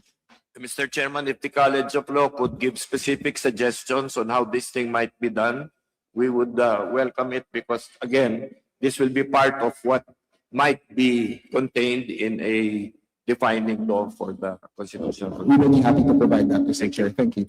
Attorney Paolo, since things was mentioned dealing with the deliberations of the Constitutional Convention, the framers of the 1987 Constitution, can you enlighten us on the discussion on the mandatory provisions, whether there was discussion on voting jointly or voting separately? So, if we look at the records of the 1986 Constitutional Commission, the discussion of whether there would be a joint voting or a separate voting isn't present because of the accident that when the Article 17 was being drafted, the commission contemplated a unicameral Congress. So the text of the Article 17 actually reflects a unicameral Congress. The decision to pursue bicameralism is one of the last decisions that the commission took. And when they did, and the style was changed for the rest of the Constitution, there was, by some accident, leaving out the proper amendment to Article 17 to make it reflect a bicameral Congress. So that is reflected in the scholarship of former Supreme Court Justice Vicente V. Mendoza a few years ago when this issue was also up. If we look at the 1935 practice, the 1935 text of the Constitution is definitely more categorical. The text, and I am paraphrasing a bit, says that Congress, by joint session assembled, may propose amendments to the Constitution or call for a convention voting separately. So those joint meeting and voting separately were explicit in the 1935 text. Unfortunately, because of the amendment of the drafting history, rather, of the 87 Constitution, it was not as clear when we got to our current Article 17. So, but the manner of voting jointly in the 1987 Constitution is not a new concept, right? Voting jointly would be definitely new for the amendment or revision, Mr. Chair. What I'm saying is there are instances in the 1987 Constitution wherein considered of supreme and paramount importance that Congress vote jointly. Like, for example, the the revocation or extending the proclamation of the habeas corpus, the revoking or extending the declaration of martial law. These are two supreme and paramount importance wherein in a joint session, Congress vote jointly. Tama po ba? Mr. Chair, I share the observation that these are important. But if we look at the instances where voting jointly is allowed, when I think, if I am not mistaken, the declaration of the state of war or the revocation of martial law and those instances are not so much because of the importance of the matter, but because of the expediency. So because there is a war or an emergency, it is necessary to gather Congress in one assembly rather than try to have them vote separately. In every other instance, the Congress is bicameral.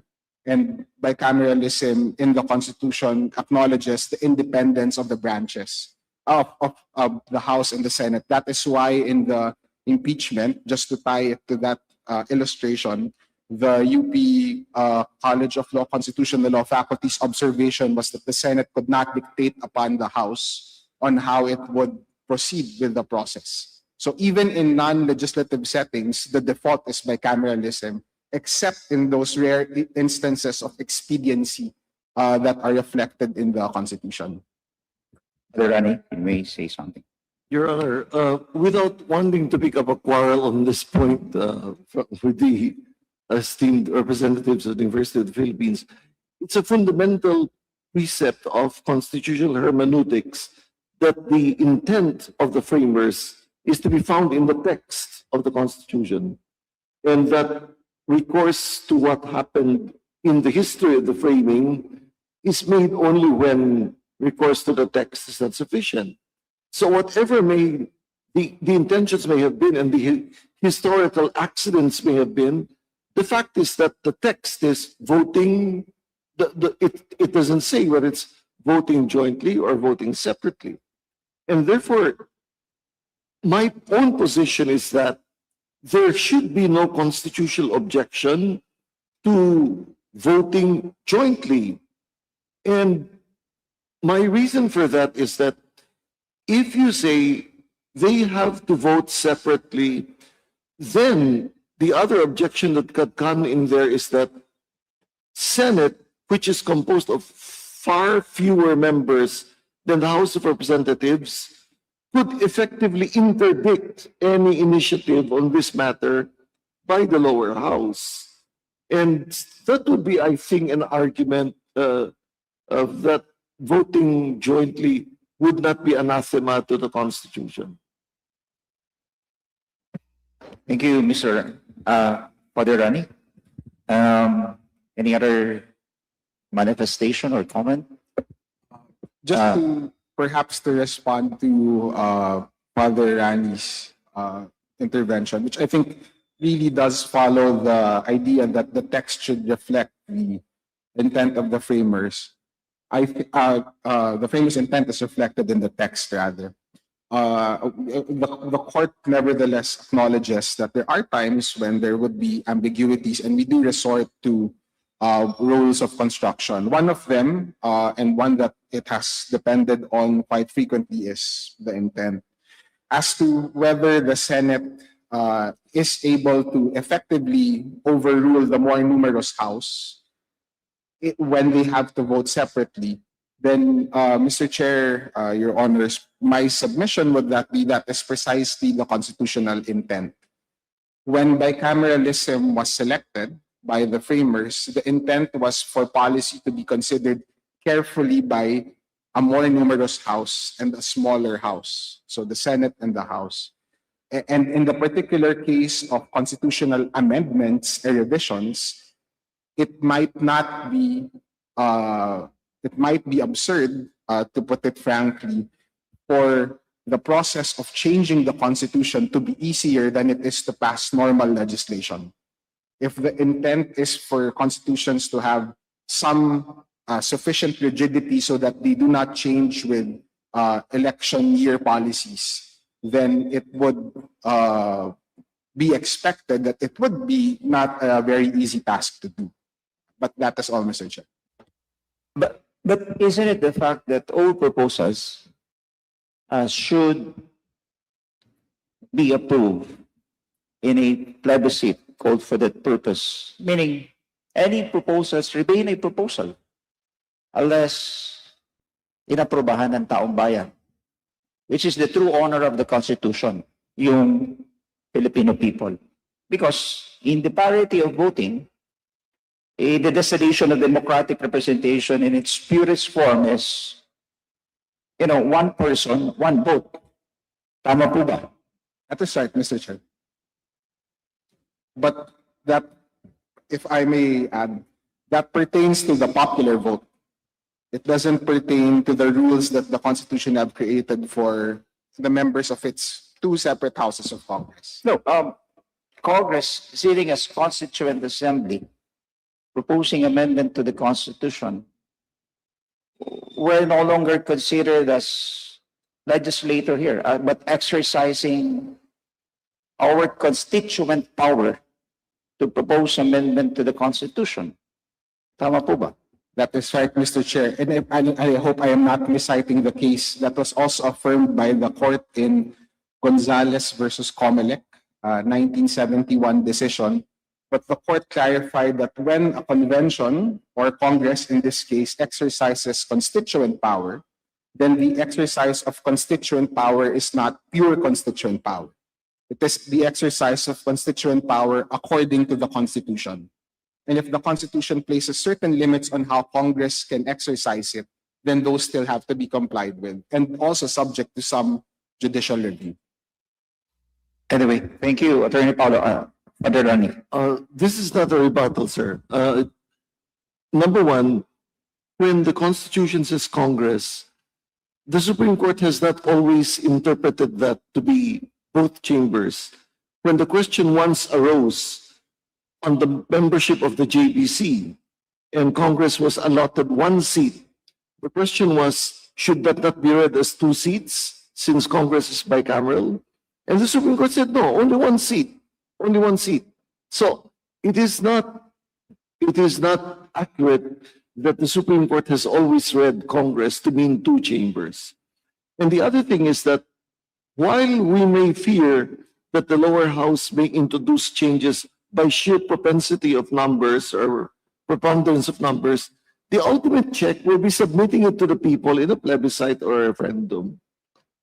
Thank you, Father Rani. So when the Constitution says 2/3 or 3/4 of all its members exercising its constituent power, it does not refer to its legislative power, but the exercise of its constituent power, that ultimately any proposal will go to the approval ng taong bayan. Salamat po.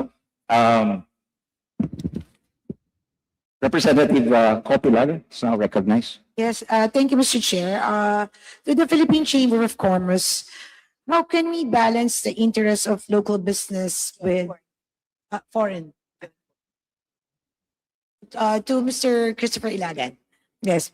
How can we balance the interests of local business with foreign interests if we are going to totally delete the restrictive economic provisions instead of putting the phrase unless otherwise provided by law? Can you respond to that? Thank you, Honorable Congresswoman Copilar.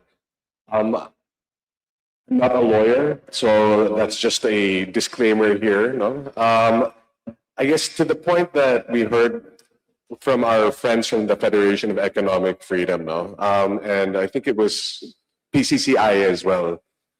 By removing these restrictions doesn't necessarily mean that you will not have the liberty of passing laws that may put in the proper safeguards, the guardrails for certain sectors. And I think, when it comes to the likes of national security and what have you, right? It's the laws that come out afterwards that put those restrictions on certain sectors. But, having said that, I think that ultimately what we're looking for, and that's the reason why we need a little bit of time to prepare the position paper. We'd like to word it in a way that it doesn't open up the economy without giving Congress the opportunity to put restrictions where they need to be, especially when it comes to matters such as national security.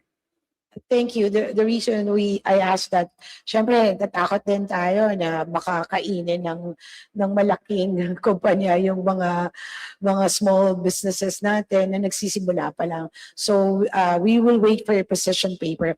And last, Mr. Chair, I would like to ask Attorney Paolo Tomasio from the Associate Dean of UT College of Law.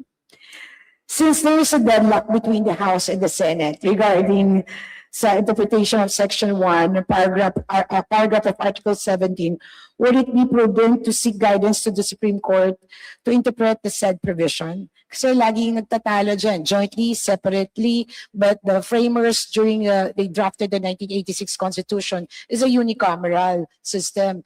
Hindi naman yon ang nangyayari. Mr. Chair, thank you for the question. My understanding is that there is no process currently to ask for the court for a pre-clearing of the mode that the Congress would choose. And that also comes from limitations on what judicial power is.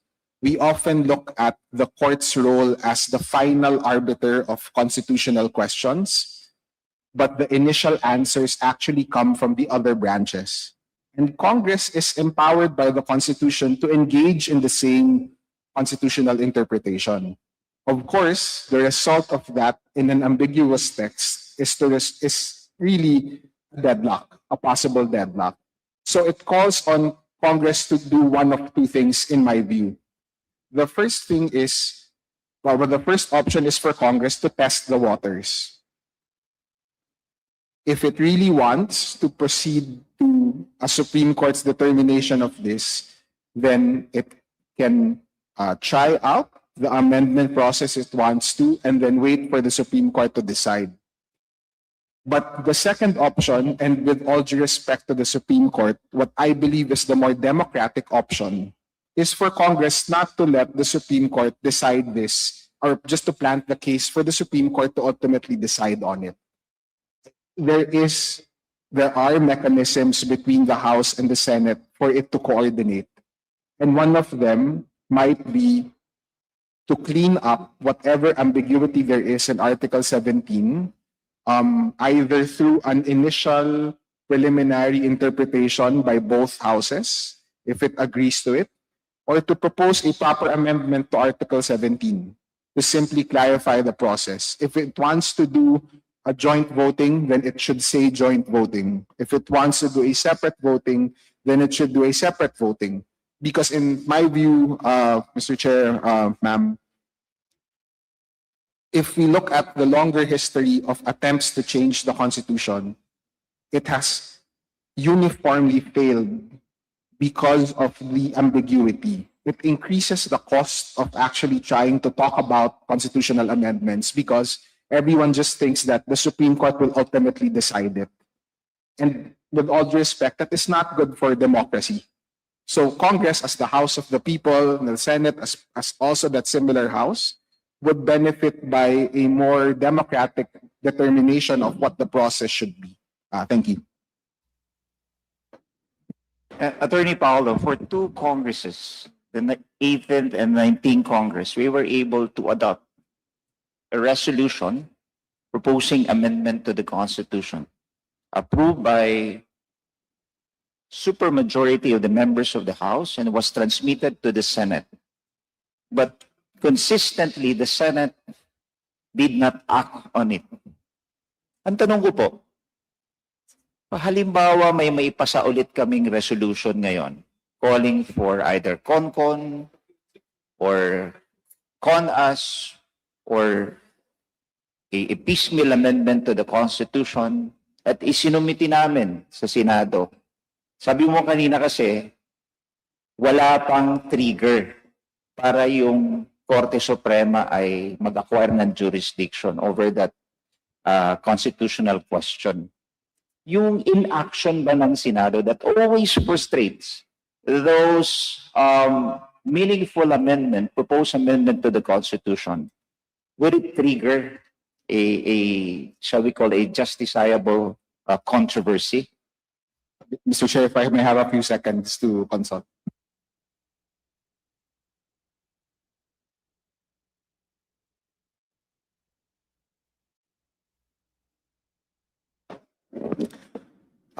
Mr. Chair, if I may answer the question, at best, the House may argue before the court that that inaction would also be in grave abuse.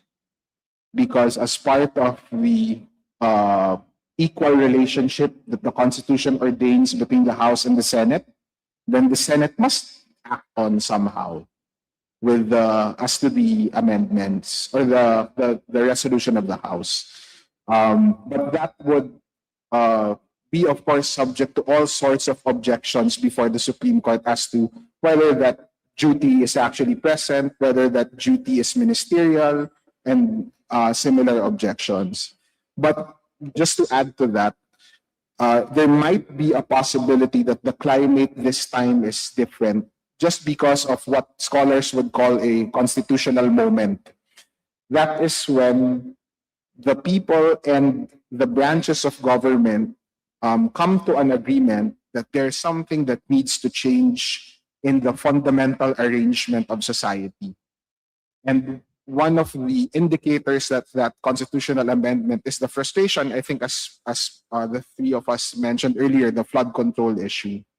So that might be an impetus for the Senate to actually consider a resolution passed by the House, depending, of course, on the substance of the amendment or revision that is proposed from the House. If it pertains to the procedure in Article 17, it might be sufficiently neutral enough to encourage discussion and therefore encourage the Senate to take it on.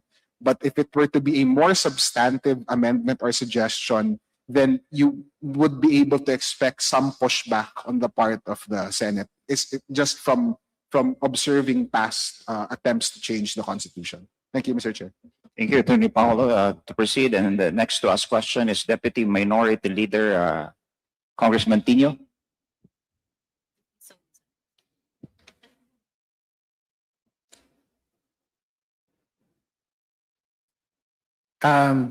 Well, Chair, thank you for recognizing me. Actually, siguro I will just share some observations and thoughts. Una, I think sangayon ako kay Congressman Tuno dun sa sinabi niya, no, na bagaman nasa agenda ngayon, kasama yung bills on amendment via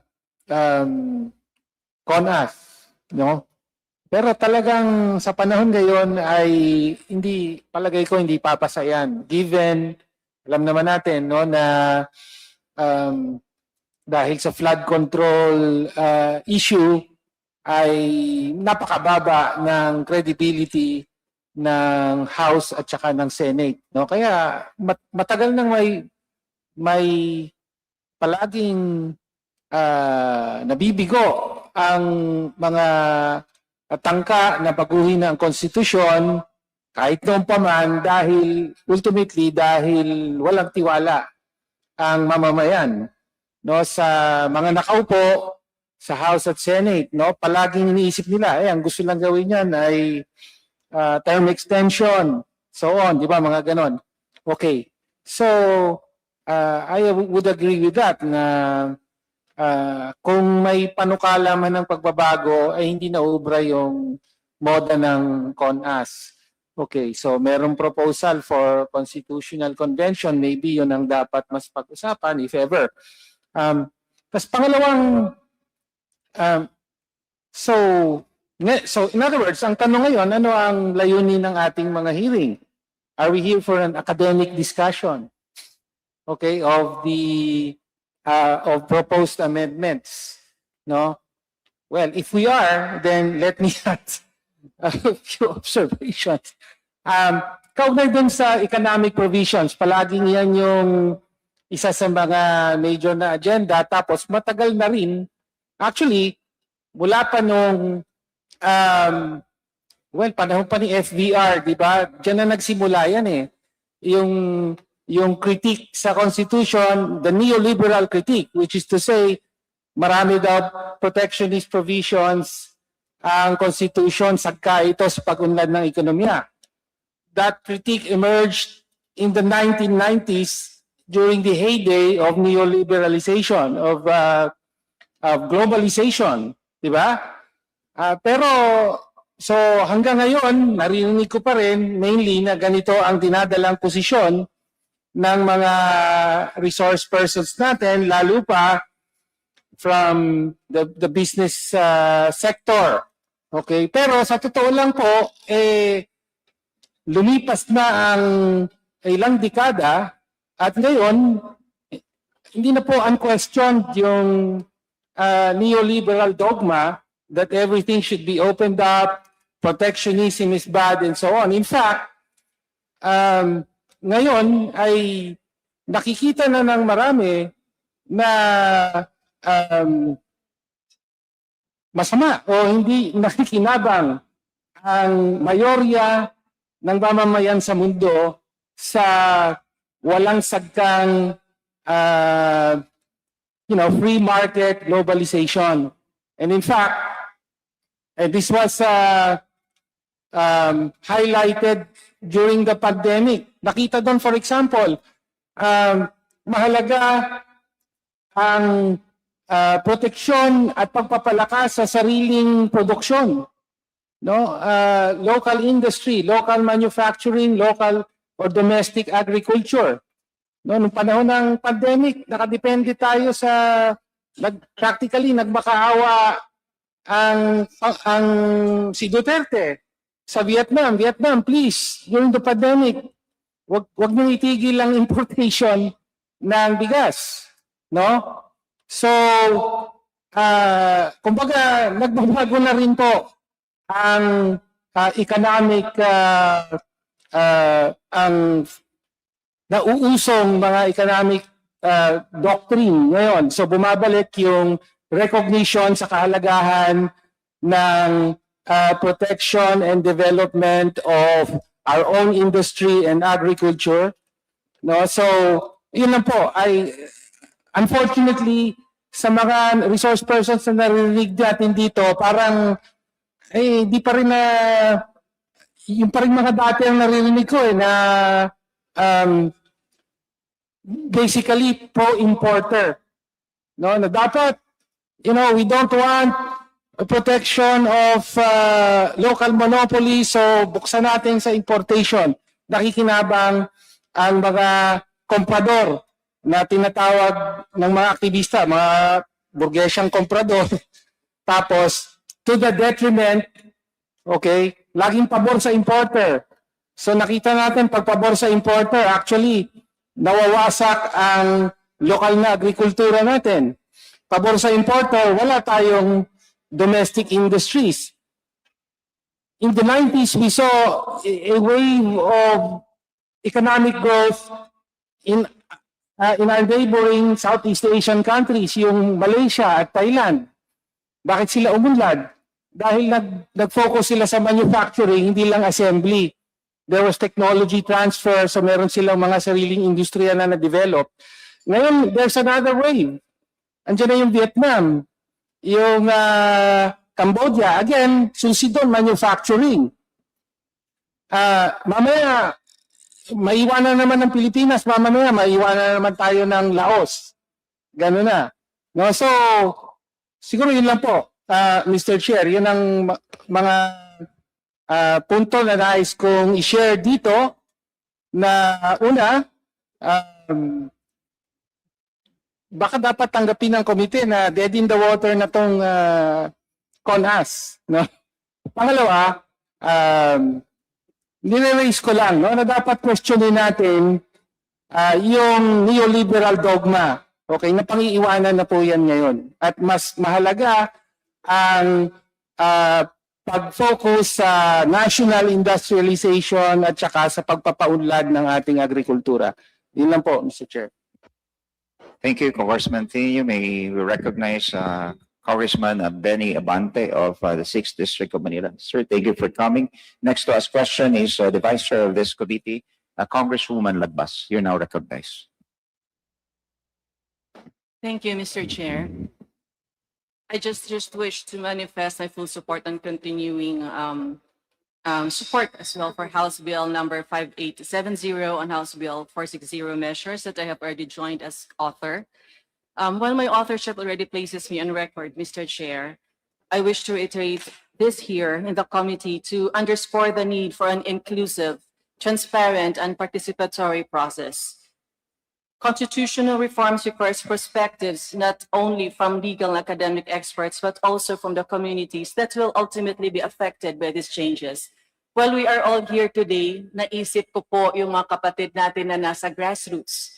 Siguro nag-wonder sila kung ano na naman ang direction natin, kung ano yung proseso.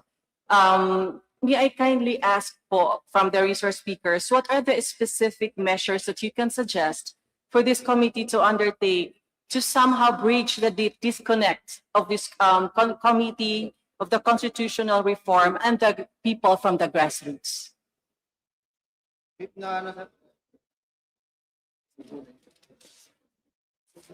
Yes, Mr. Chair, I would like to ask the opinion po of the resource speakers na pag-usapan po natin na importante po yung proper dissemination ng information din sa grassroots and all, as eventually sila naman po ang affected kung ano man ang mga pagbabago sa Philippine Constitution.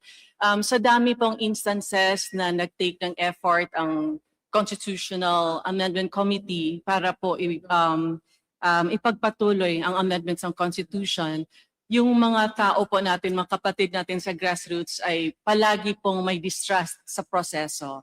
Would you possibly have a concrete suggestion on how to alleviate this distrust from the grassroots? Any would like to answer of the resource persons? Thank you, Mr. Chair. If I may answer the question. If we look at past, kung titignan po natin yung mga nakaraan na pagsubok ko doon sa pagpapalit ng saligang batas, hindi po natutuloy yung pagpapalit.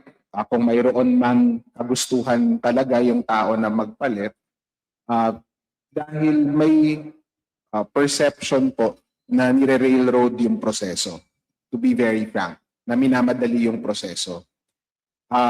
Yung saligang batas po natin, sa ayaw man o sa gusto natin, itinakda po talaga siya na hindi madali baguhin. At kaya po siya hindi madali baguhin ay kung titignan kasi yung karanasan natin sa ilalim ng diktadorya, madalas na ginamit yung pagpapalit ng saligang batas upang mapatagal sa pwesto si dating Pangulong Marcos. So, baked in na po, no? Malalim po yung distrust ng mamamayan doon sa proseso ng pagpapalit ng saligang batas. Yung isa po siguro na pwede natin gawin upang mapalapit lalo sa grassroots yung usapin na ito ay sundin po yung pinaka-konserbatibong interpretasyon ng pagpapalit ng saligang batas. Kung mayroon naman po kasi talagang kagustuhan sa lipunan, susuportahan po ng mamamayan iyon. Ngunit gaya ng mga panukala sa Kongreso sa nakaraan na pinaghirapan din naman talaga at nakabuti, kinakailangan po yung buy-in ng mamamayan, no? Yung acceptance ng mamamayan para sa success ng mga panukala na iyon.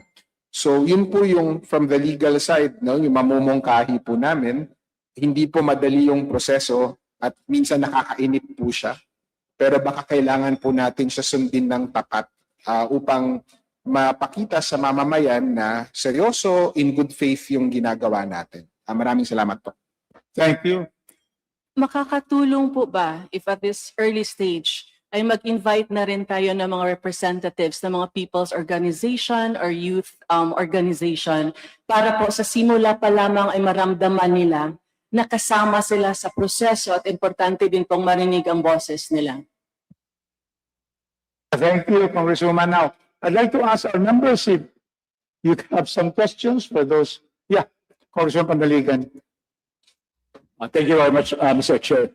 When we ask an opinion from our resource persons, particularly from the law deans, regarding this issue, because now we have a deadlock for a long time.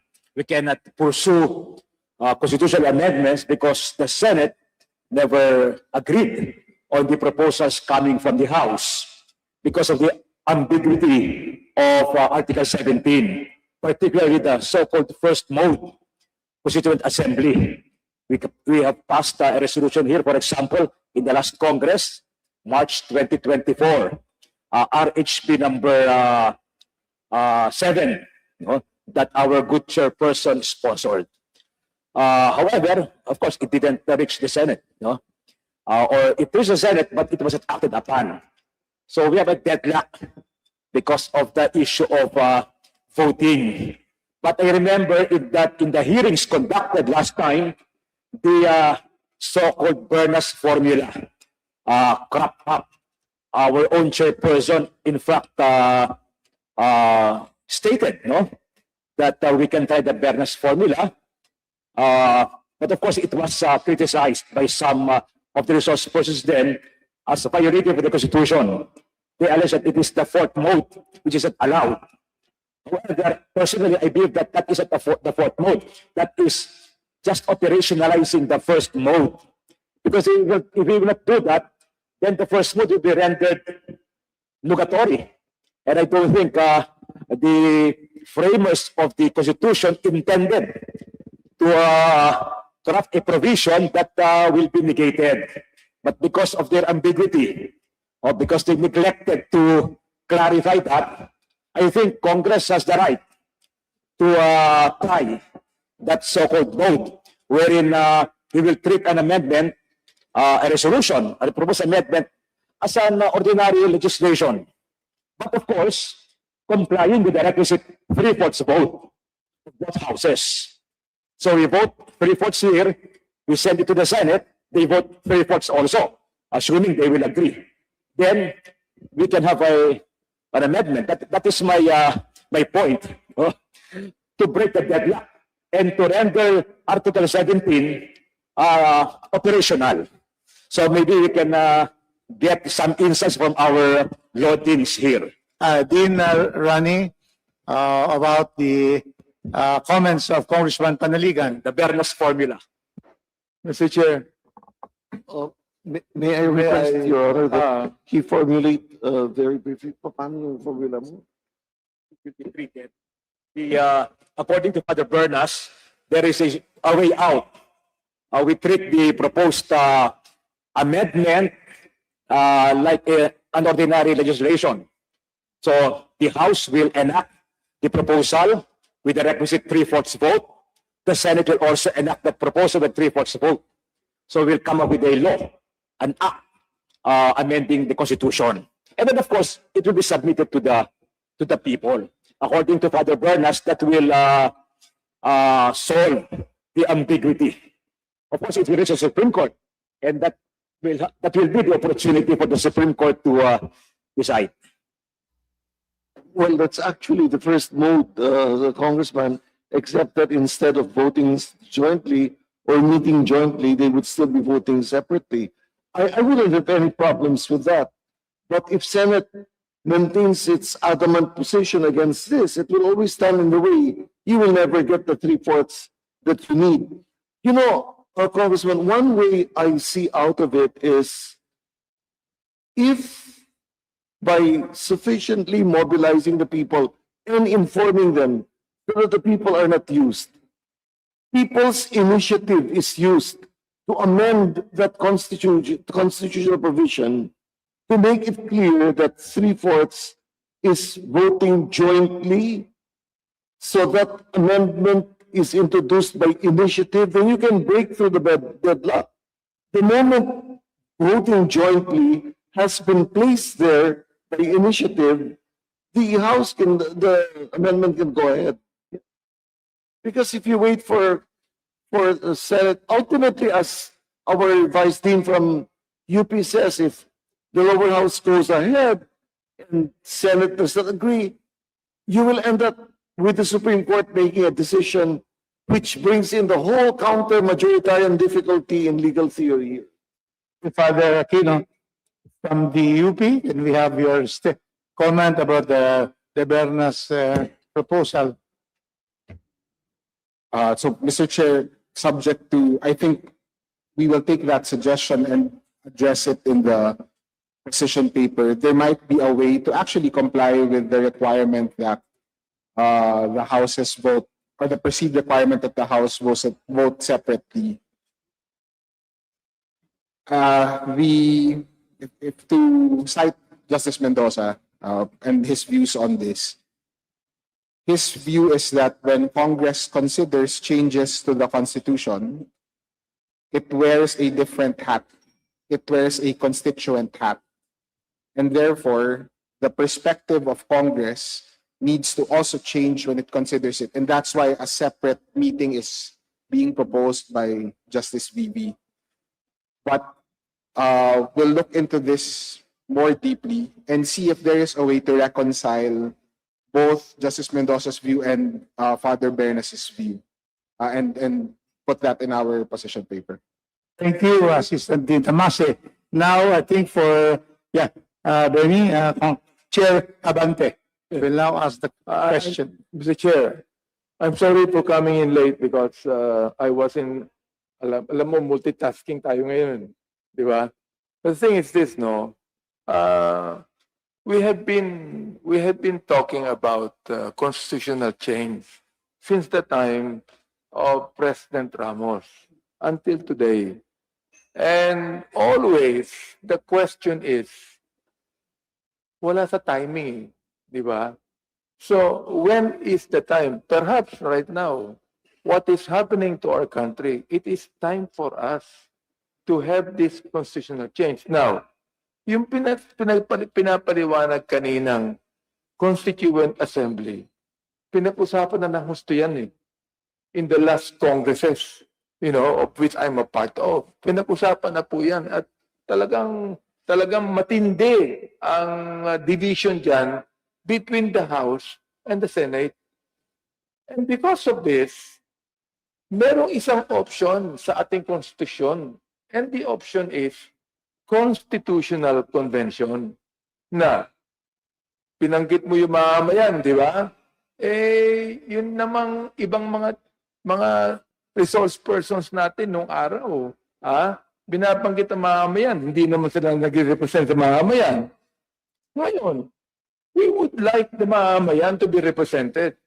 In the Constitutional Convention, all of the people will be represented. And this is the work of Congress. Nakalagay po dito, Article 16. 16 ba yan? Yan. 17. 16, di ba? 17, no? Ano nakalagay? The Congress shall provide for the implementation of the exercise of this right. It is the duty of Congress. Kaya pinag-uusapan po natin ngayon. Hindi naman yan pwedeng pag-usapan sa City Council. Hindi naman pwedeng pag-usapan yan sa board, provincial board. Hindi pwedeng pag-usapan yan sa barangay.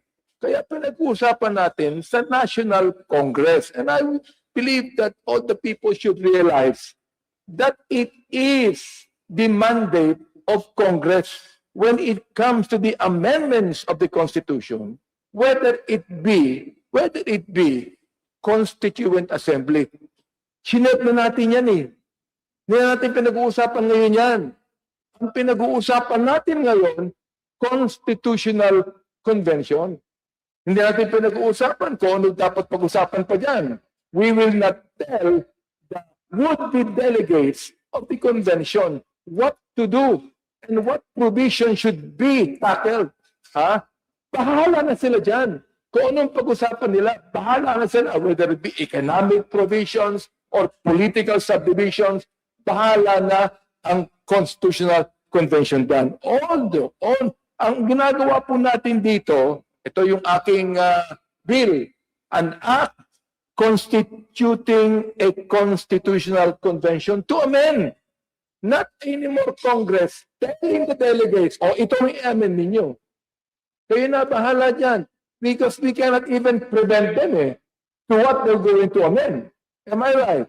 As long as it is the people that have actually voted for the delegate of the Constitutional Convention. Yun ang hanap natin. Let the people so decide. Thank you, Chairman Nabante. So, are there any more comments and questions from the members? Because then we will suspend to have our lunch. And then we will resume at 1 o'clock for the second group of resource persons. Wala na? So with that, this is no more questions from the members of the committee and members of Congress. We would like to thank all our resource persons for taking time to come to our hearing. Thank you very much. And we hope to get your resource persons to your papers, position papers, and we'll put a matrix and we will give it back to you so that you can also correct them if not properly encoded. So thank you very much. Let's have lunch. And then, so therefore, may I suspend the hearing of this committee. Suspended.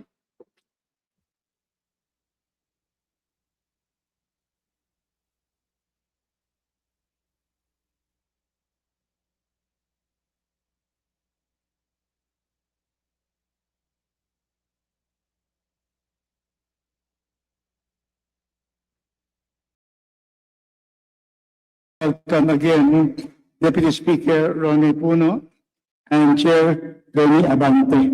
Can we now ask our COMSEC to be able to acknowledge our valued resource persons who are now with us? Thank you. Thank you, Mr. Chairman. Good afternoon, Your Honors and our honored guests for this afternoon session. The first to arrive was Attorney Leonardo Camacho, well recommended by his Dean of Ateneo, Dean Hofilenia. He is an Ateneo Constitutional Law Professor and the Public Policy Advisor of the Tony Blair Institute for Global Change. We also have Attorney Joseph Manolo Rebano. He's the President of the Philippine Bar Association. And Dr. Clarita R. Carlos, our expert social scientist, still a professor of the UP Political Science.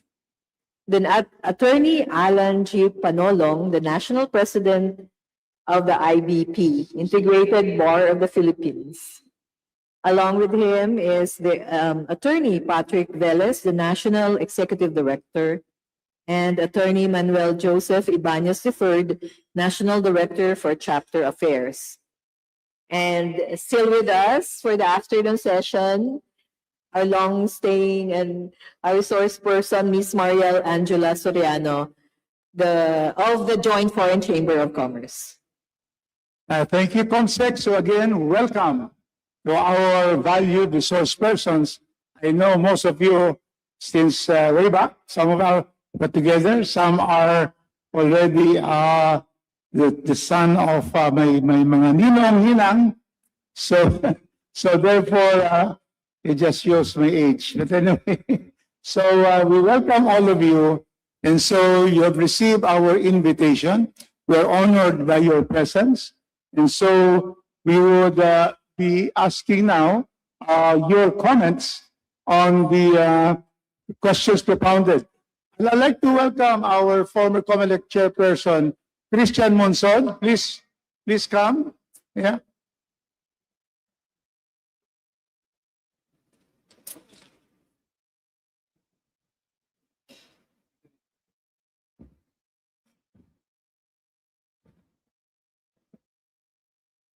Thank you very much, Chairman Christian Monson. Thank you for coming. Okay.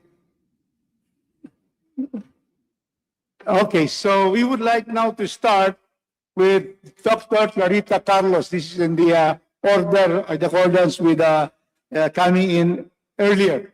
Okay. Professor Carlos, can we hear your comments on the questions propounded in our letter invitation? Thank you very much for inviting me. I think this is the end. The mic first, because. Okay. Yeah. Is this better? Okay. So thank you very much. Good afternoon, everyone. I'm sure Congressman Rufus, you know that this is the nth time you have invited me to this committee and relevant other committees. But I'm very glad to share my views in regard to the 3 questions which you sent to me to respond to. So I shall keep within the 4 to 5 minute limit that you have given each resource person. And maybe during the other interventions, I may put in my own views. In regard to whether we should revise the 1987 Constitution, it's really a yes. The Constitution is a living document. It is supposed to reflect the economic, political culture within which it is made to operate. Once you discover that it's no longer producing the kind of outcomes that you want to produce, then it's time to rethink, to reset, and to revise the Constitution. I have come out on record on many occasions in many fora that I don't want the Constitution to be fragmentally changed. It's like you compare it to a human organism. The human organism is infirmed. It's infirmed in all organs of the body. And therefore, you cannot just pay attention to the spleen, to the heart, to the liver. You have to change everything. You change the economic provisions and then, Congressman Puno, haharangin ng political yan. I mean, I don't know. I know this is a minority view, but I hope we are going to rethink along that trajectory. In regard to the second question, the mode of changing it doesn't matter to me, actually. For as long as the electoral system is the same, first past the post system, doesn't matter whether it's con-con or con-as, but from the point of view of salapi, the money to be invested and the urgency of revising it, then let's go for the con-as. After all, to my now counting, I think you already have 9 drafts, Kong Rufus. Parang siyam na yan eh. So, kung sino man yung con-as or con-con, meron na silang pag-uumpisahan na siyam na drafts. They're not starting from nothing, no? So siyam na yon. Now on the third one, I'd like to talk a little bit more on that. Why shift to a federal system from a unitary system? A unitary system is only for a colonized setup. You know, where you want to control the extremities and strangle it until it's paralyzed. So every developed economy really would give more autonomy to its subnational units. So by all means, we should go federal. Of course, I can give at a later time to your committee the empirical evidence supporting my claim on this. The other one is to shift from a presidential to a parliamentary system. I'm as old as the Republic. I'm 80 years old already, and one of my legs is already in the grave, but the Republic is still a teenager trying to find out who it is. So why shift from presidential to parliamentary? Because again, if you keep on repeating the same framework, structure, and you are not getting the result that you desire, for God's sake, why not shift to another system? And again, there is a huge empirical evidence suggesting to you that if you shift to a parliamentary system, a lot of things will happen. Well, for example, your parties will be more disciplined because their political life will depend on how well they perform as a political party in the parliament. Secondly, I'm sure, Kong Rufus, alam mo na yung damdamin ko tungkol dyan sa tinamaan na party list na yan, which has been so bankrupt in its implementation. Unfortunately, hindi naman kayo nakinig sa amin at the time that I was laying out to you really what the party list system consists of. But yes, the time does not give, wala akong pisara dito, hindi ko ma-explain. But, you know, so these are the things that I stand for, to shift to a federal system, to shift to a parliamentary system, and to pay close attention to the party list. The underpinning philosophy here is this. You want to change people, it will take 3 generations, Congressman Puno, to change them. It's 90 years. You want to short-circuit the change the structure within which they perform. Revise the Constitution. And when you change the structure within which they perform, you engender behavior change. Thank you. Thank you very much. So very clear, the position to shift as a system of government from unitary to federal and the form from presidential to parliamentary and the party list system. Thank you, Dr. Carlos, once again. And now the next one will be in the order of appearance, Attorney Leonardo Camacho from the Ateneo Law School. Yeah. Good afternoon, Honorable Chair and honorable members of the House Committee. It's my privilege to share some thoughts and insights on some of the proposed amendments to the 1987 Constitution. First, on whether the existing environment is conducive for initiating constitutional change. And I believe that our friends from UP Law School earlier harped on the same matter. Even the most well-intentioned constitutional reform can fail if citizens harbor serious doubts on the process or the motivation behind constitutional change. And historical precedent is illustrative of this, with past efforts to amend the Constitution since the 1990s failing, regardless of their merits. So today, the social political context is again marked by some level of public skepticism, intensified by widely perceived systemic corruption in government. So in such an environment, we respectfully submit that pursuing constitutional change at this time may risk failure to secure that required social buy-in to successfully introduce enduring amendments to the Constitution. On the necessity of select proposed amendments to key economic provisions of the Constitution, we will submit our position paper to elaborate on our points. But we firstly recognize that the goal of attracting increased foreign investment as a means to enhance the economy is a very valid one. Nevertheless, it is our view that constitutional change is not the only and often not the decisive lever to drive economic growth. In many pivotal sectors of the economy, it is our view that the present constitutional and statutory frameworks already allow some level of meaningful participation by foreign entities. But just to highlight some of these points, with respect to the exploration, development, and utilization of natural resources, despite the nationalization provision under Article 12, Section 2, it is our view that the Constitution actually allows for a more permissive approach than what the plain text suggests. And this is most pronounced actually in the power sector, which is a major source of foreign investment and a significant pillar of the national economy. So to illustrate, the Supreme Court before has recognized the entry of foreign investors in the electric power industry, and in fact allowed foreign corporations to own and operate power plants such as hydroelectric power plants. And particularly with respect to renewable energy, which has become one of the strategic investment priorities of the government, existing legal frameworks have allowed 100% foreign participation in the sector. And as a result, in 2023, the Philippines actually achieved its status as a leader in renewable energy investment in the ASEAN region, despite the constitutional framework that we have.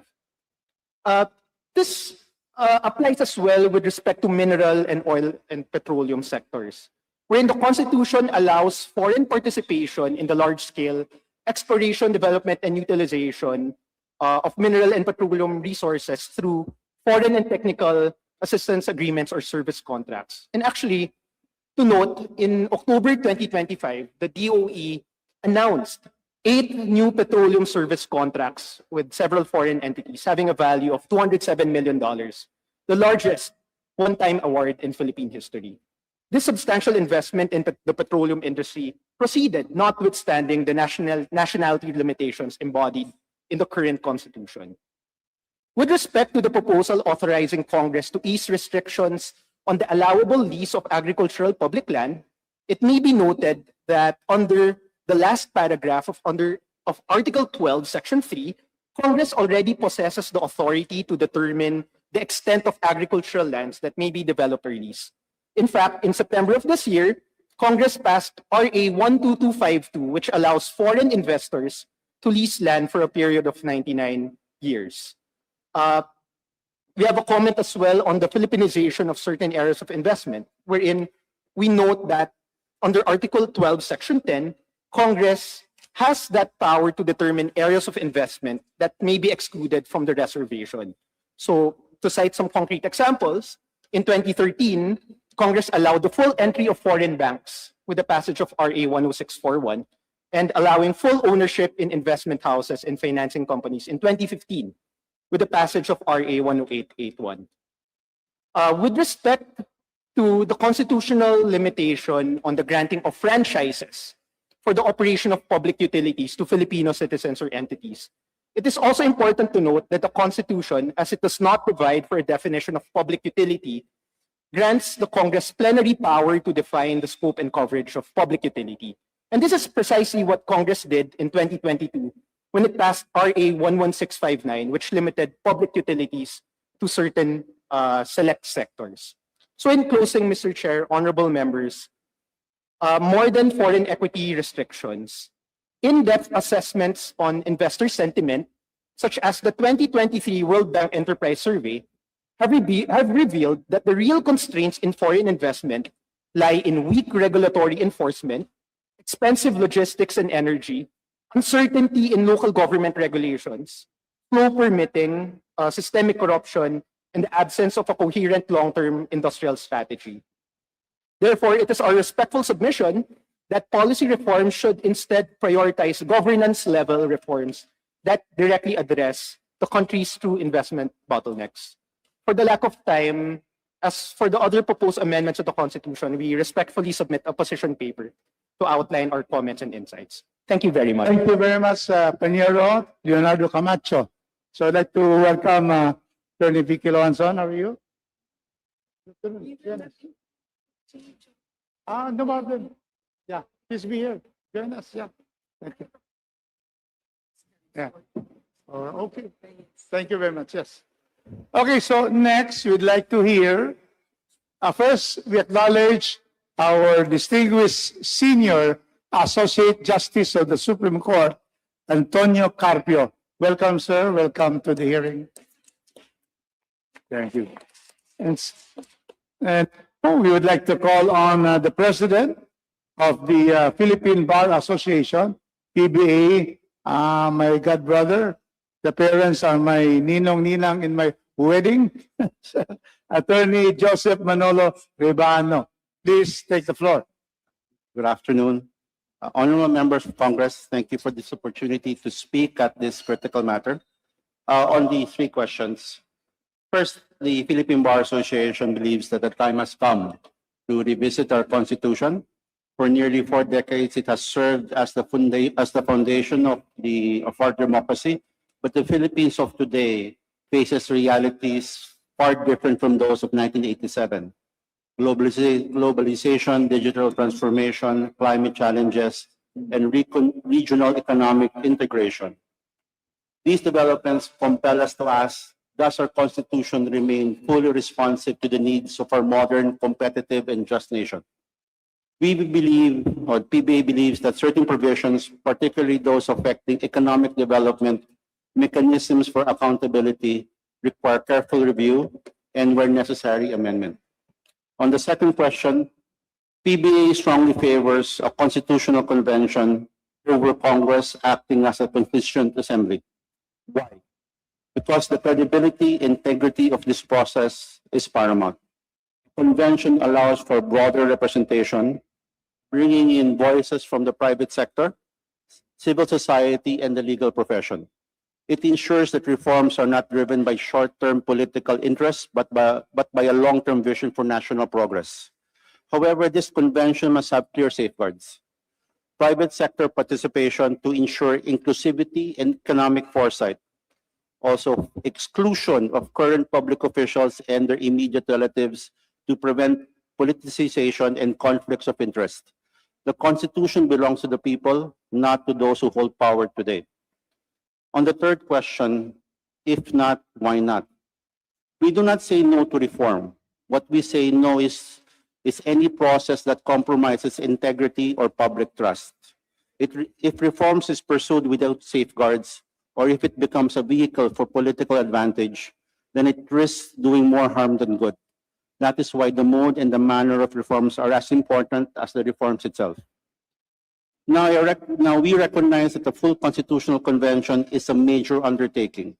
It requires time, resources, and consensus. That is why we also propose an alternative approach, one that may be more realistic in the short term.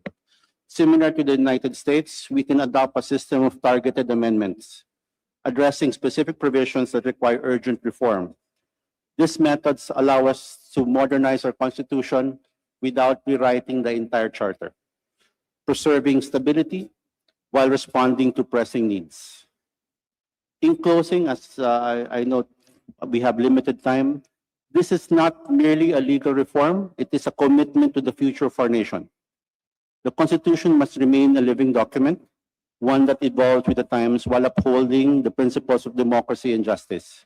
Let us approach this endeavor with wisdom, transparency, and a shared vision for a stronger, more accountable, and globally competitive Philippines.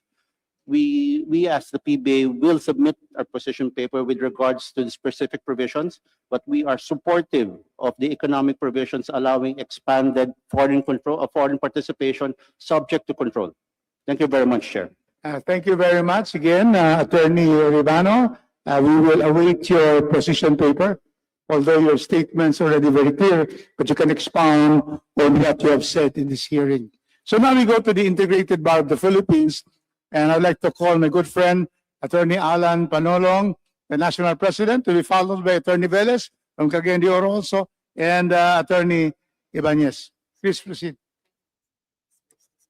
Yeah. Before that, although I have recognized earlier, let me repeat my recognition of Attorney Vicky Luanzon, my co-alumnus, the professor now of De La Salle University. Thank you for your attendance.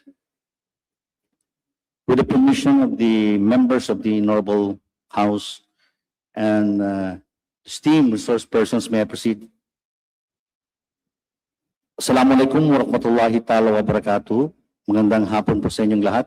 Ngayong hapon kaninyong tanan.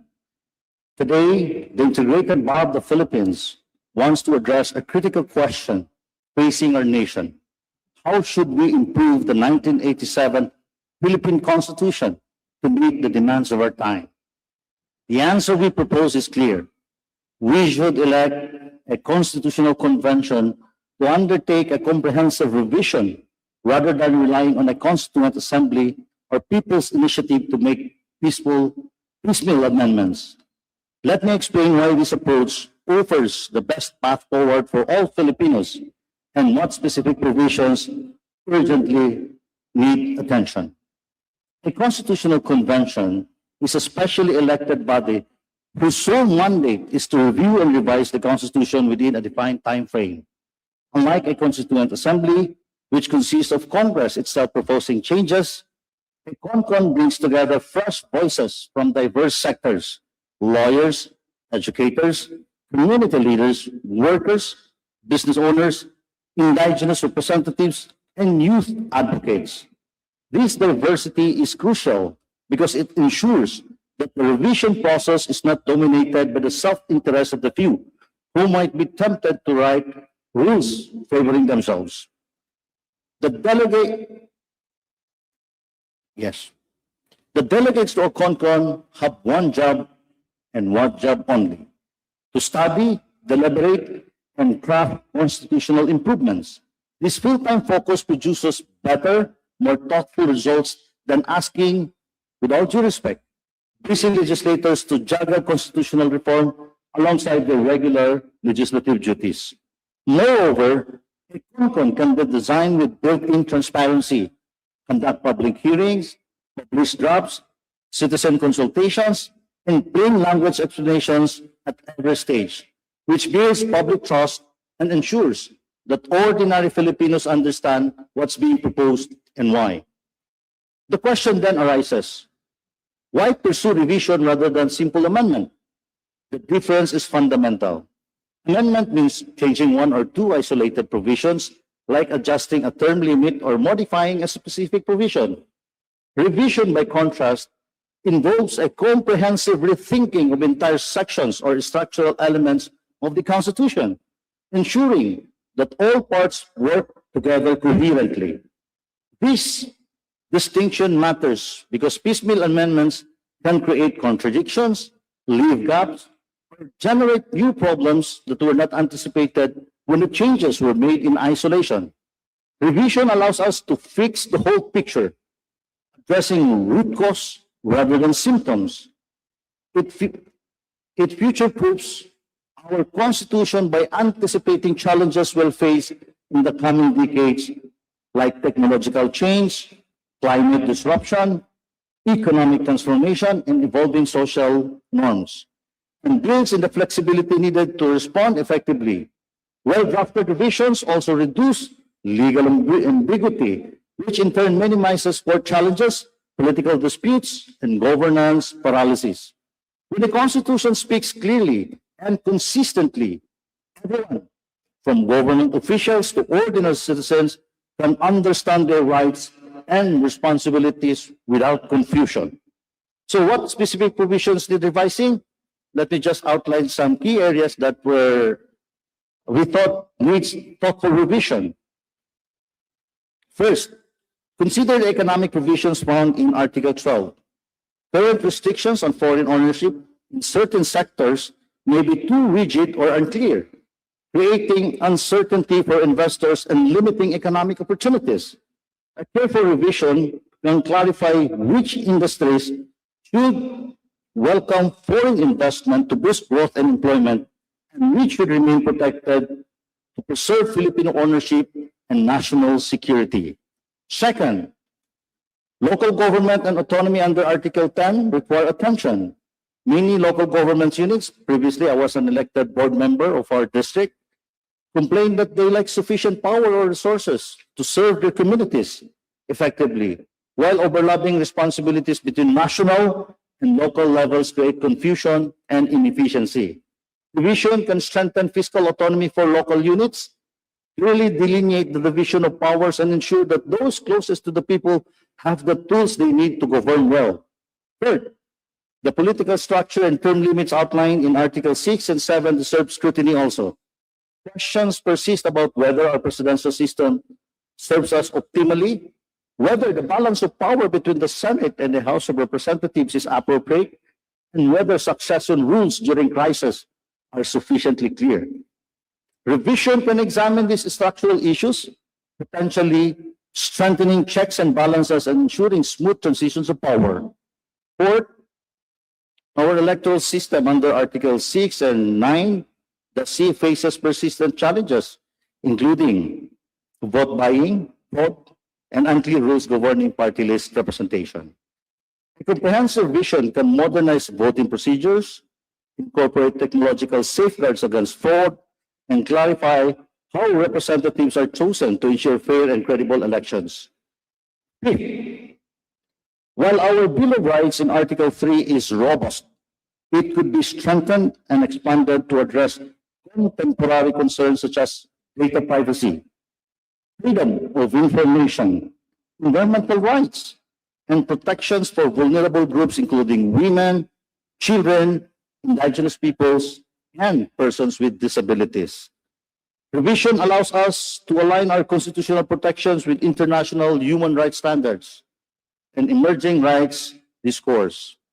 Six, it will now pave the way the definition of Article 2, Section 26 of the Philippine Constitution, which will now provide guidelines on the implementation of the political dynasty, the anti-political dynasty provision, ensuring accountability and good. Yes. Seven, anti-corruption and accountability provisions are scattered throughout the current Constitution, and while they exist on paper, enforcement remains weak. A thoughtful revision can consolidate these provisions, strengthen sanctions, streamline accountability procedures, and make it genuinely harder for public officials to abuse power while making it easier for citizens and institutions to hold them accountable. Finally, which is the most usual issue, the transitional and amendment provisions in Article 17 contain ambiguities that have caused confusion and political conflict, particularly regarding whether Congress should vote jointly or separately when proposing amendments. Revision can clarify these procedures definitively, ensuring that future constitutional changes proceed smoothly, transparently, and without the procedural disputes that have paralyzed past reform efforts. How does a constitutional convention make this kind of comprehensive revision work better than other methods? The answer lies in several key advantages. First, expert input. CONCON delegates can invite economists, constitutional scholars, legal experts, even from other countries, and community representatives to provide evidence-based recommendation, ensuring that proposed revisions rest on solid research and comparative analysis rather than political expediency. Second, sector representation. Labor unions, farmers group, indigenous peoples organizations, women's coalition, youth movements, business associations, and civil society networks all received seats at the table, ensuring that diverse perspectives shape the final product. Third, clear drafting. Professional legal drafters and constitutional experts work alongside delegates to ensure that every provision is precisely worded, internally consistent, and capable of standing up to judicial scrutiny, thereby reducing future ambiguity and litigation. Fourth, public education. Throughout the deliberative process, the CONCON publishes plain language summaries, holds town halls, and uses media platforms to explain what's being proposed and why, enabling citizens to participate meaningfully in the national conversation about their fundamental law. The roadmap for achieving this revision through a constitutional convention is straightforward and practical. Step 1, Congress passes an enabling law that calls for a constitutional convention, clearly defining its scope, timeline, budget, and the procedures for electing delegates. Step 2, citizens across the country elect delegates from the regions and sectors, ensuring geographic and demographic diversity in the convention's composition. Step 3, delegates engage in structured deliberation over a fixed period, typically 12 to 18 months, studying constitutional issues, holding public hearing, consulting experts, debating alternatives, and drafting proposed revisions. Step 4, the convention publishes its proposed revised constitution for public review and comment, allowing citizens nationwide to examine the changes, ask questions, and voice concerns before finalization. In step 5, the proposed revisions are submitted to the Filipino people through a plebiscite where voters, armed with clear information and explanation, decide whether to adopt the revised constitution. If approved by the Filipino people, the revised constitution takes effect according to clearly defined transitional provision that ensure governmental continuity and stability. I'm getting in there. Why does this matter now at this moment in our history? The 1987 Constitution served us admirably in restoring democracy after authoritarian rule, protecting civil liberties, and establishing the framework for peaceful governance. 37 or 38 years have passed, and our circumstances have changed profoundly. We face economic challenges that demand clearer rules for investment and development. Governance issues require stronger accountability mechanisms and better defined institutional roles. New technologies raise questions about privacy, information, and digital rights that the framers of the 1987 could not have anticipated. Climate change threatens our communities in ways that require coordinated national and local responses. Our democratic institutions, while fundamentally sound, show signs of strain from ambiguity, overlap, and outdated provisions. We need a constitutional framework that speaks clearly to these realities, and constitutional convention offers the best path to achieve it. Unlike a constituent assembly, which risks self-dealing, or a people's initiative, which lacks the structure for careful deliberation, a CONCON combines democratic legitimacy and expert input, board representation with focused mandate, and public participation with professional drafting. It produces not a patchwork of disconnected amendments, but a coherent revised constitution that Filipinos can understand, trust, live under for generations now. In conclusion, electing a constitutional convention to comprehensively revise our 1987 constitution represents the clearest, fairest, and most effective path forward for our nation. It brings fresh, diverse voices to the table rather than leaving constitutional reform to those already in power. It produces thoughtful, well-researched revisions rather than hasty, politically expedient amendments It builds public trust through transparency and participation rather than breeding cynicism through backroom deals. It addresses the root causes of constitutional ambiguity and dysfunction rather than applying superficial fixes. And it gives us a modern, coherent fundamental law capable of guiding our republic through the challenges and opportunities of the 21st century.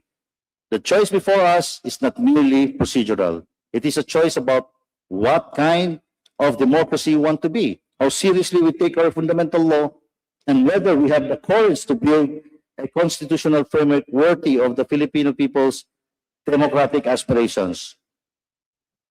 With that, I thank the honorable members of the committee for allowing us to share our observation. Thank you, Mr. Chair. Thank you, IBP National President Alan Panolong.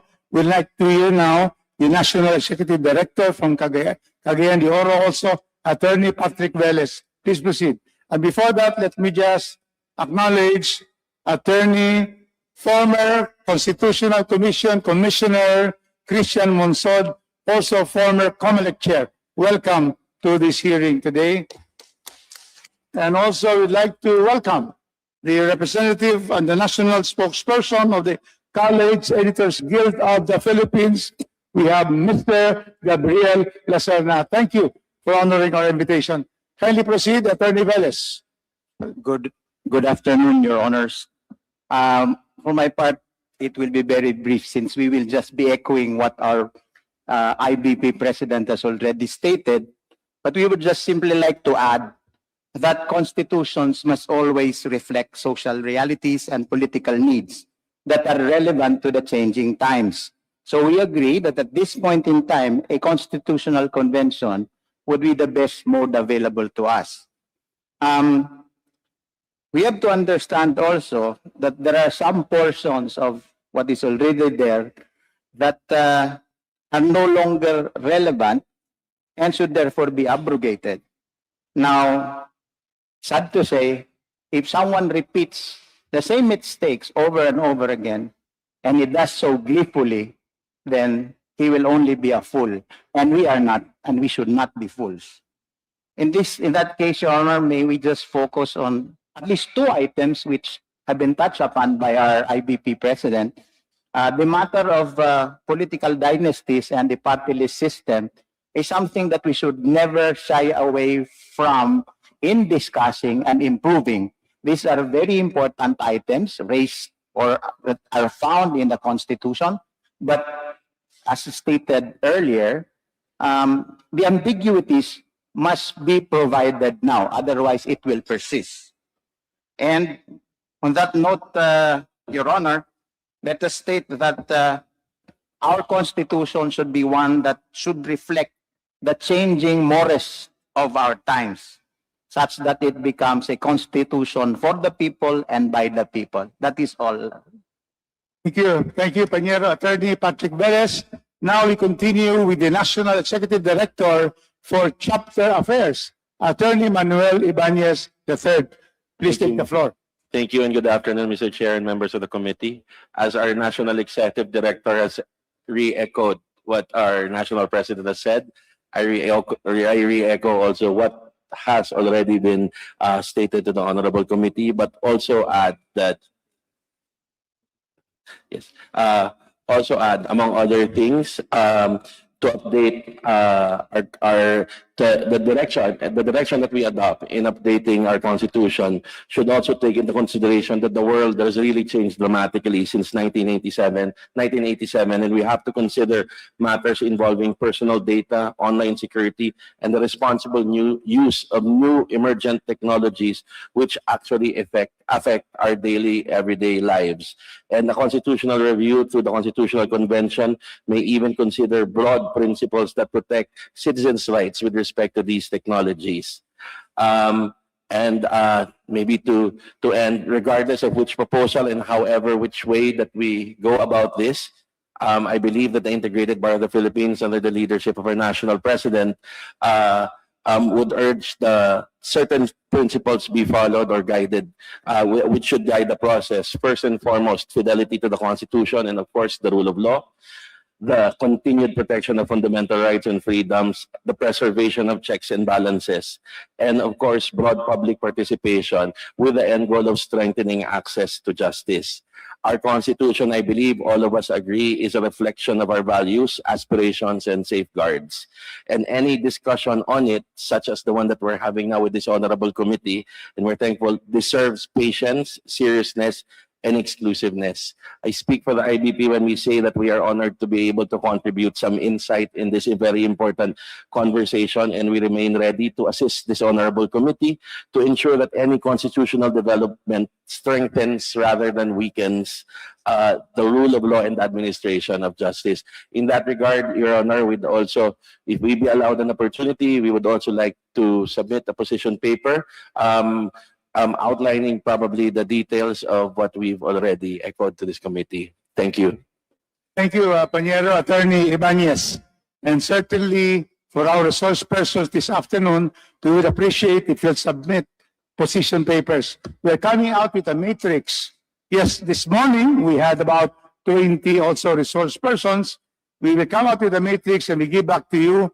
And this will likewise be given to the committee members for their decision on how to go forward with all the pending resolutions and bills on constitutional proposals. Thank you very much. Now, we would like to hear the Honorable former COMELEC Chair and former Constitutional Commission Commissioner, Attorney Christian Monsod. Sir.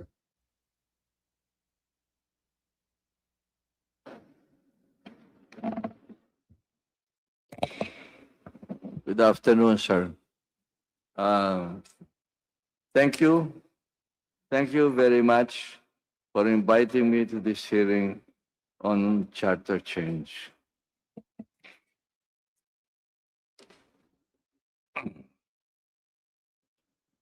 As for the purpose of the amendments or revisions, I quote the President, Mr. Marcos, interview last January 3rd, where he said the 1987 Constitution was not written for a globalized world. We have to adjust it so that we can increase the economic activity in the Philippines, and we can attract more foreign investments. There we go again, foreign direct investment. This is the same president who a year ago said, for me, all these things being talked about, we can do without changing the Constitution. We've heard him several times say opposite things. This was one of them. The president is the chairman of NEDA, which came out in September 22 with the Philippine Development Plan approved by the President that states that the country is open for business with the enactment of Republic Act 11647 on retail trade, Republic Act 11659 that opened the door for 100% foreign-owned companies in telecommunications and transportation and in renewable energy. And then there is the EPIRA of 2001, which allows 100% foreign ownership in power generation. As for land, lease is allowed for 50 years, even 70 years on government land, even if the foreign chambers of commerce themselves admitted that opening land for foreign investment will raise the price beyond the reach of the poor. As for mining, it is allowed 100% ownership, the Bugal case, in partnership with government under Article 12, Section 2. And then, of course, there is the approval of the Regional Comprehensive Economic Partnership. There is absolutely no mention of any charter change in the Philippine Development Plan 2023 to 2028 to fulfill its goals and programs. The same with the Philippine Development Plan under Duterte 2016 to 22. No mention at all of the need for charter change to achieve the goals of the Philippine Development Fund. Moreover, in none of the 73 billion of investment pledges secured by the President in his trips abroad, there is not one where there is a condition for charter change. And there is the example of the Japanese manufacturing companies leaving China about 4 years ago, who put the Philippines as destination behind Indonesia, Thailand, and Vietnam. When the Japanese Chamber of Commerce was asked why we were number 4, since manufacturing in our constitution is allowed 100% foreign ownership. There was much discussion of the pros and cons, but also what came out was that finally the factor against their coming here was what they call country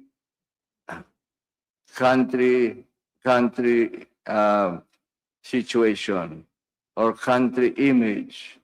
And they said primarily that was corruption, including transactional legislation, which would open the door wider by the insertion of that phrase, unless otherwise provided by law, unquote, in the economic provisions of which corrupt politicians and greedy big business are very adept. Clearly, there is no need or requirement for charter change in the Philippine Development Plan, nor the investment pledges to the President. What then is the purpose of a convention, or for that matter, a constituent assembly?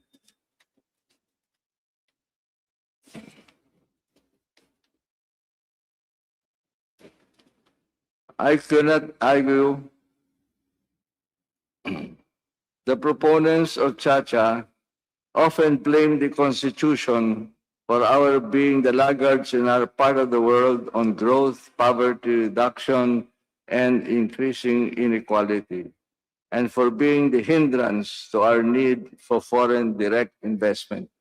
On the contrary, I would argue that it is not the Constitution that needs revision.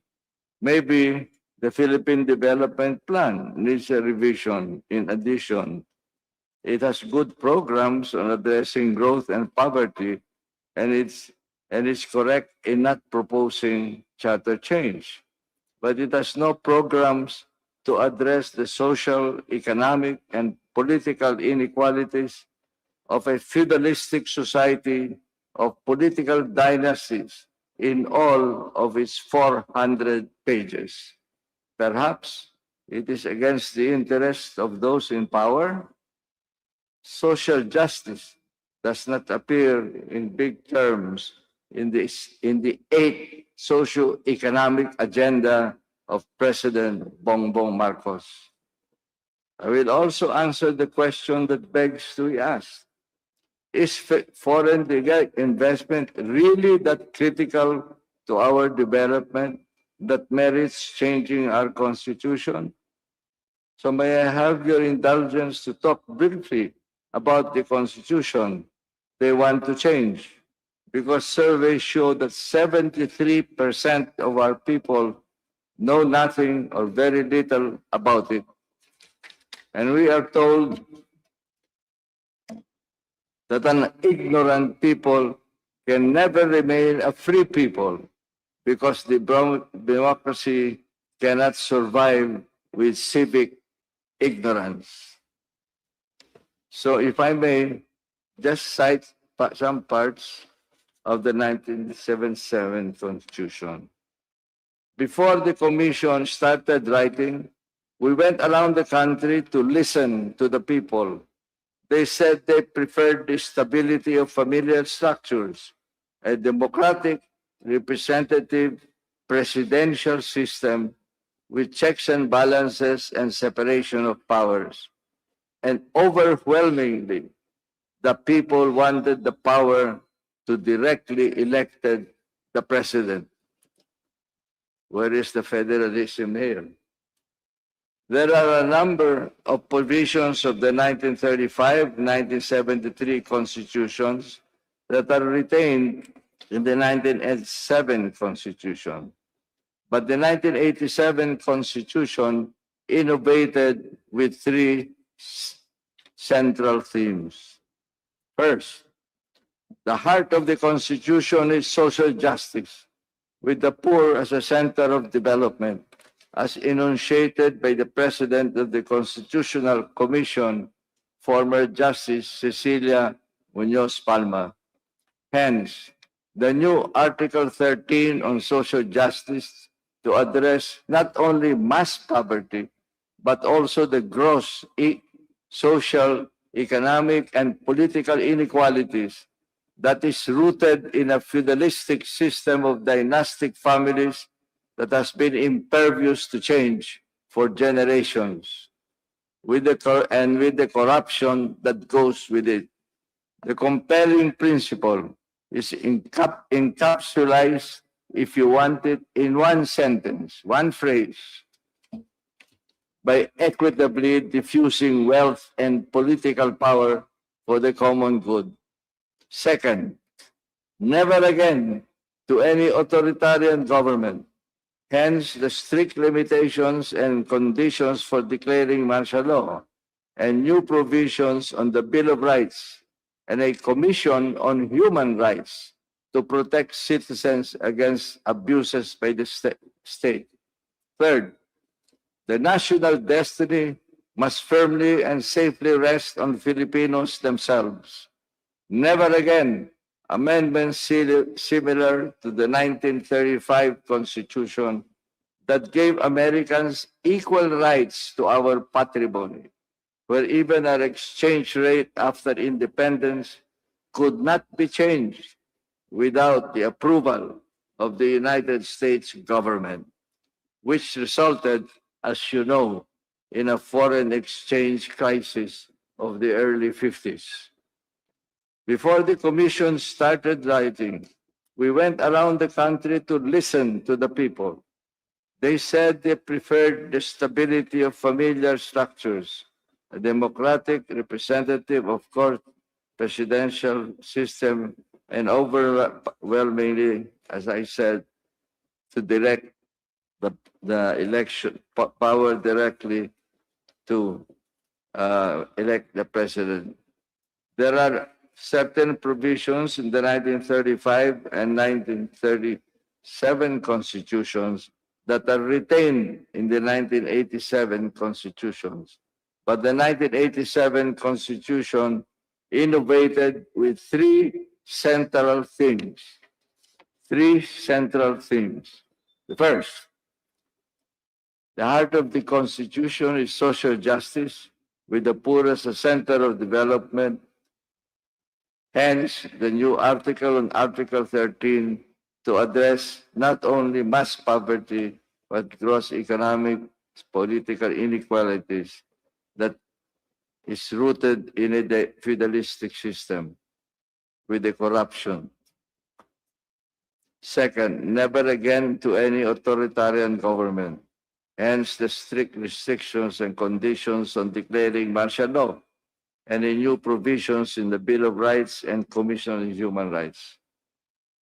Third, the national destiny must surely rest in the hearts of the Filipinos. The 1987 Constitution also cut the umbilical cord of the 1935 and 1937 Constitutions to the United States Constitution.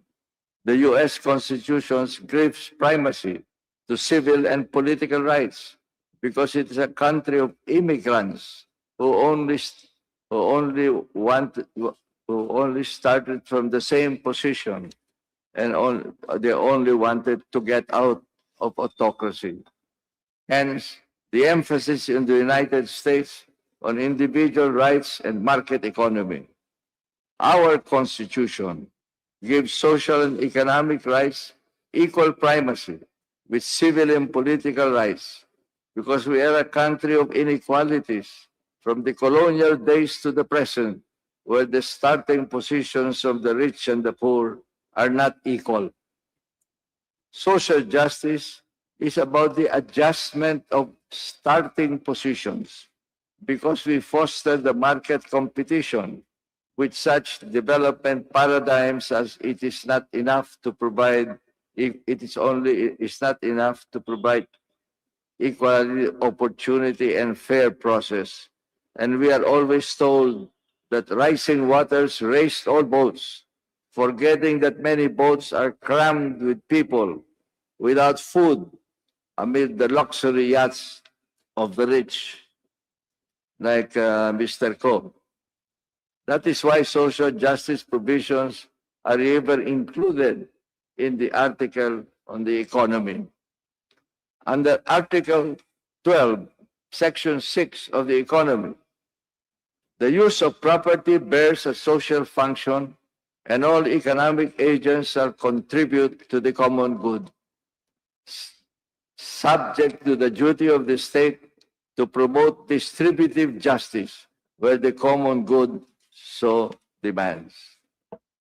Without the vision of a new social order, the state should engage in income distribution program, primarily quality education and quality healthcare, and 4 asset distribution programs for the poorest of the poor. What are these? Agrarian reform, urban land reform and housing, ancestral domain, and fisheries reform. How can the young of the poor compete for career and business opportunities with children of the rich when the quality of education of their education and health are not the same? And I think it is in the budget that they took away a lot of money from health and education. With regard to the asset reform programs, CARP, ancestral domain, and fishery, all of these programs are underperforming and underfunded. For example, agrarian reform was supposed to have 225 billion over 20 years. They gave only 175. Or they put loopholes in the law, such as a distribution of shares instead of land in Hacienda Luisita. Fortunately, we went to the Supreme Court and we won a decision of 14-0 in favor of the farmers of Hacienda Luisita. 3 days ago, I got a call from them that they have another problem, that Agrarian Reform Department decided against them on 321 hectares of land that are supposed to be included in their land. And urban land reform and housing. The LGUs, the local governments, were able to sell their lands to rich land developers with commissions, of course, instead of using them for housing for the poor, to save them 4 hours of heavy traffic to go to work. Then there is the declining harvest of municipal fishermen because their fishing grounds are not protected against large-scale fishing, some owned by politicians.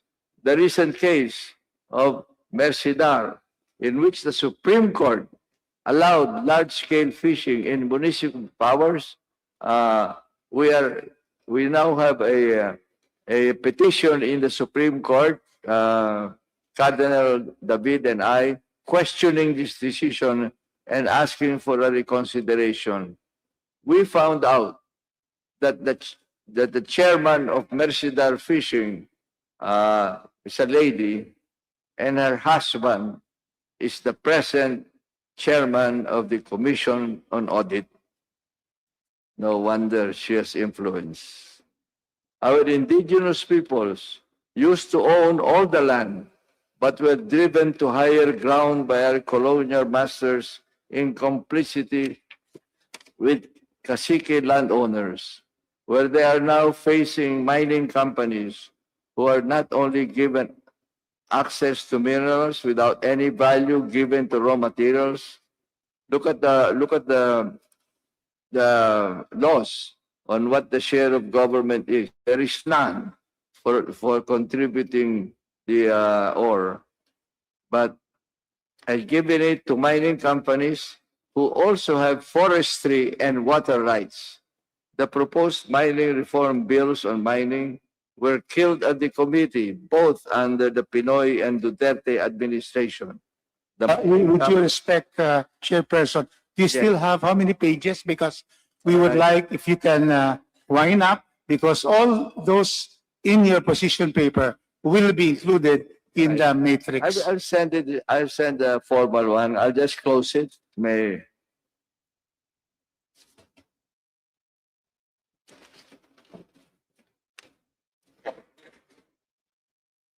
Where do we go from here, sir? Well, I think we go from here and we'll have to ask Congress. We face, what problems do we face? We face the feudalistic system of dynastic families to attend to. We have a Supreme Court that is not always independent. We also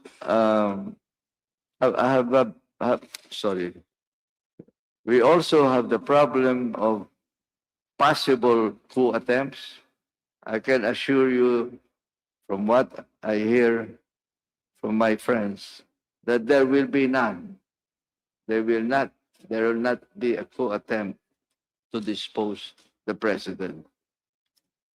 And of course, I'd like to end it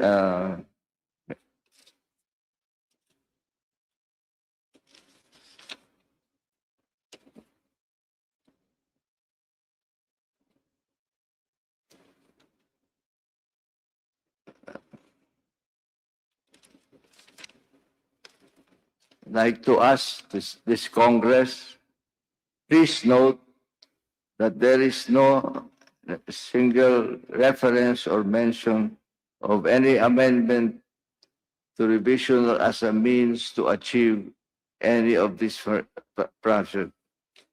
I would just like to object to the Constitutional Convention, which attempts to assure the people that it will be independent. The delegates should be appointed, will be elected by district. And there is a provision that government officials cannot run. Right? So, of course, the existing congressman cannot be in the Constitutional Convention. But their brothers, sisters, wife, so on, cousins can. Because there is no anti-dynasty provision. So I can assure you, sir, that the people will not like it. And you should think twice about changing the Constitution, and especially by a Constitutional Convention. Thank you.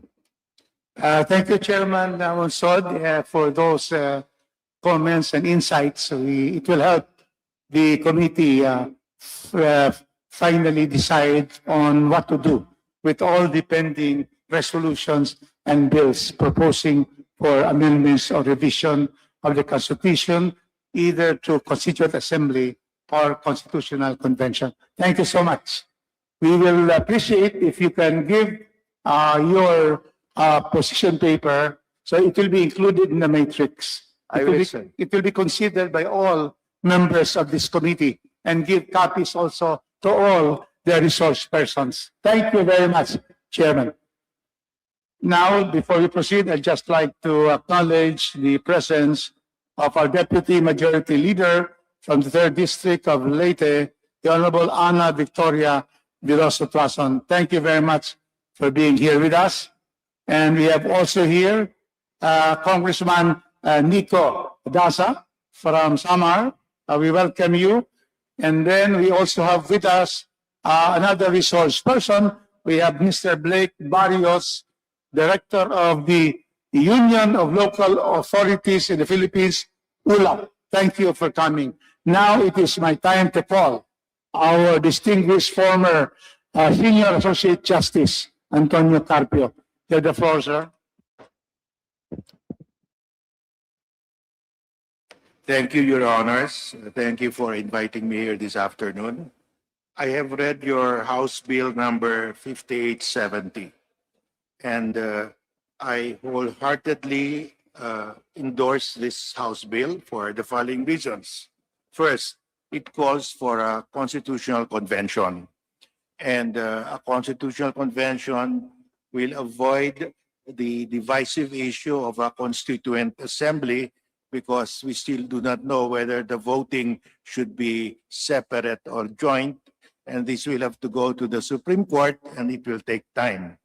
And I think the nation will be happy with a constitutional convention. So I think that is the right approach. Second, the delegates will be elected by region. This is good because this will avoid the issue of political dynasties. Because if the election is by district, then you can be assured that it will be, the political dynasty will be an issue and the people will object to that. So this is a very good way of addressing the issue of political dynasties by making the delegates elected by region. And 150 maximum delegates would be ideal, with the 3 delegates as a minimum per region, and the rest of the delegates will be elected in proportion to their population. So I think that would be good. I agree with that. And well, lastly, you have the usual disqualification for members of the convention from running in the next succeeding election after the ratification. So I think this is ideal. I would gladly and wholeheartedly recommend the House Bill 5872. On a personal note, I am for a shift to a parliamentary system because the present presidential system is just too impractical already. To run for president, you need at least 5 billion pesos. And to generate this amount of campaign funds, you will have to promise everything to your supporters. You will make commitments. So on day one of your presidency, you will be hamstrung, you will be tied down with these commitments. So I think we can avoid that through a parliamentary system. So that is all, Mr. Chair, Your Honors. I will be brief. Thank you. Thank you for your comments and insights on the present House Bill 5870. Thank you very much. And your comment about having a constitutional convention and your views on having a parliamentary system of government. Thank you very much. Next would be Attorney Vicky Lonson, Professor de La Salle University. Thank you, Mr. Chair. We have a short paper. We have submitted it to the committee secretary. Let me read what we have agreed with the other professors of the Political Law Department of De La Salle University.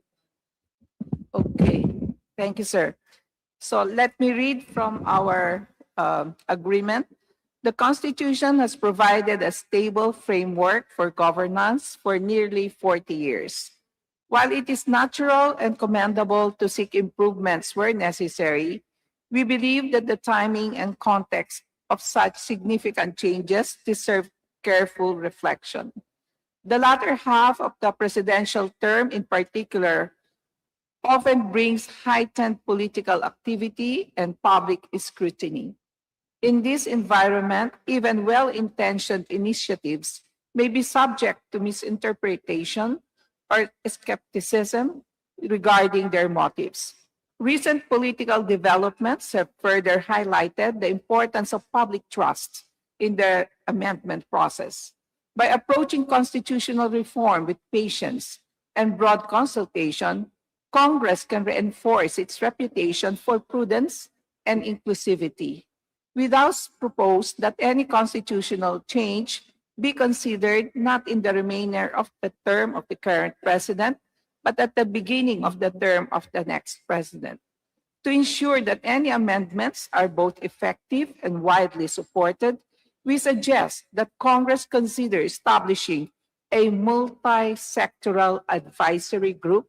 This group can consolidate previous studies and recommendations on charter change, providing a comprehensive and balanced foundation for future deliberations.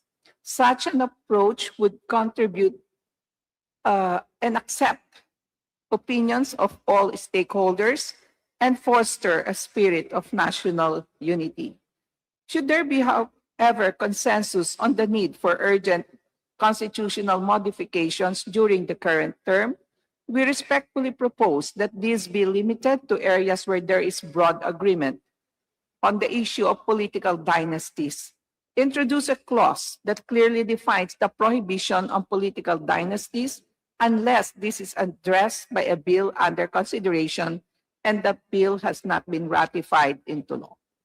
Amendment procedures clarify Article 7, Section 1, Paragraph 1 to require separate voting by both houses of Congress as practiced under the 1935 Constitution. This would help ensure clarity and fairness in the amendment or revision process should we take a constituent assembly as an option. We commend the members of Congress for their dedication to constitutional improvement and their willingness to engage in open dialogue.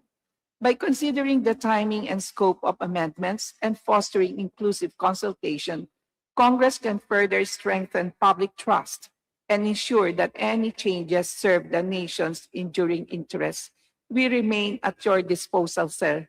The full force of the Department of Political Law of De La Salle University is at your disposal. Thank you, sir. Thank you, Panyera, Attorney Vicky Loanzon. Thank you for your views, especially on the timing that you have stated on when to call for a constitutional convention. So now we'd like to, thank you, and we now go to the spokesman, national spokesperson of the College Editors Guild of the Philippines, CEGP, Mr. Gabriel Lacerna. Thank you. Yeah, please take the floor. Good afternoon, Honorable Chair and distinguished guests. I am Gabriel Lacerna, the national spokesperson of the College Editors Guild of the Philippines, representing today's youth. For today, the country saw one of the worst corruption schemes erupt after the President's State of the Nation address last July 2025. Flood control projects became the center of public attention as monsoon rain submerged communities in deep flooding while corrupt officials drenched 118.5 billion pesos from public coffers packed in suitcases since 2023. This compounds existing issues with anomalous public spending which remain unaccounted for, such as the utilization of the confidential and intelligence funds, inaccessible universal healthcare services, short-change education funding across all levels, and other crucial welfare programs that would have addressed widespread poverty, unemployment, and education losses. And these damages indeed raise the need to reassess the viability of the frameworks that shape government policy, public services, and national development.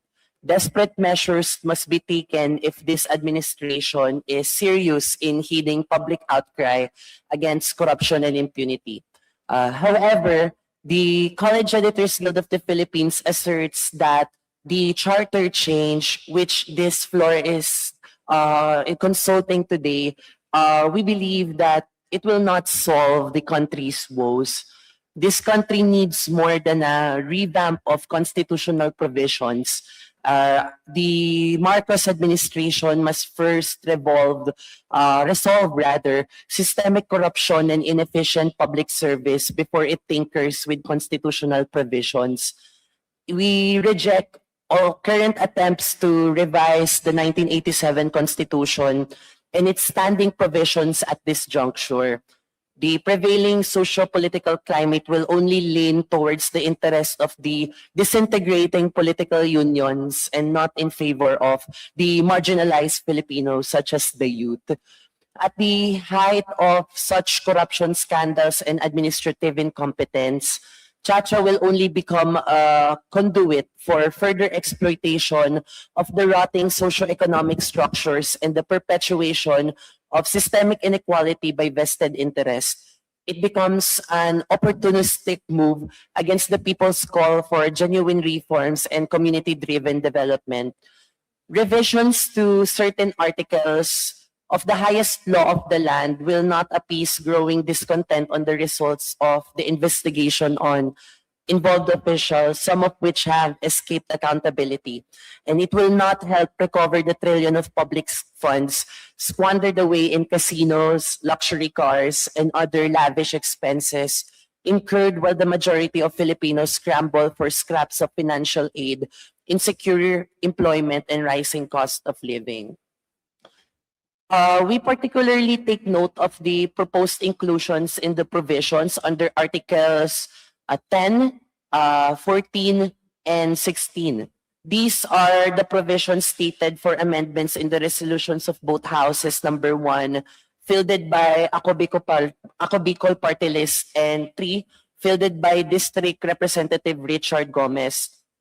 Revisions of the aforementioned economic provisions perverts legislative authority and subjects the state of our national economy and patrimony to exploitation. The clause, unless otherwise provided by law, steers away from the obligation of the Constitution to protect its citizens from disadvantageous competition from foreign firms. It opens the national economy and public economic interests to exploitation. Previous charter change deliberations in the lower house plenary reveal how hasty and idealist are the propositions for foreign ownership of firms, industries, agricultural processes and products, public services, education institutions, media outfits, and advertising and public relation firms, creating special exemptions crafted as unless otherwise provided by law opens a can of worms.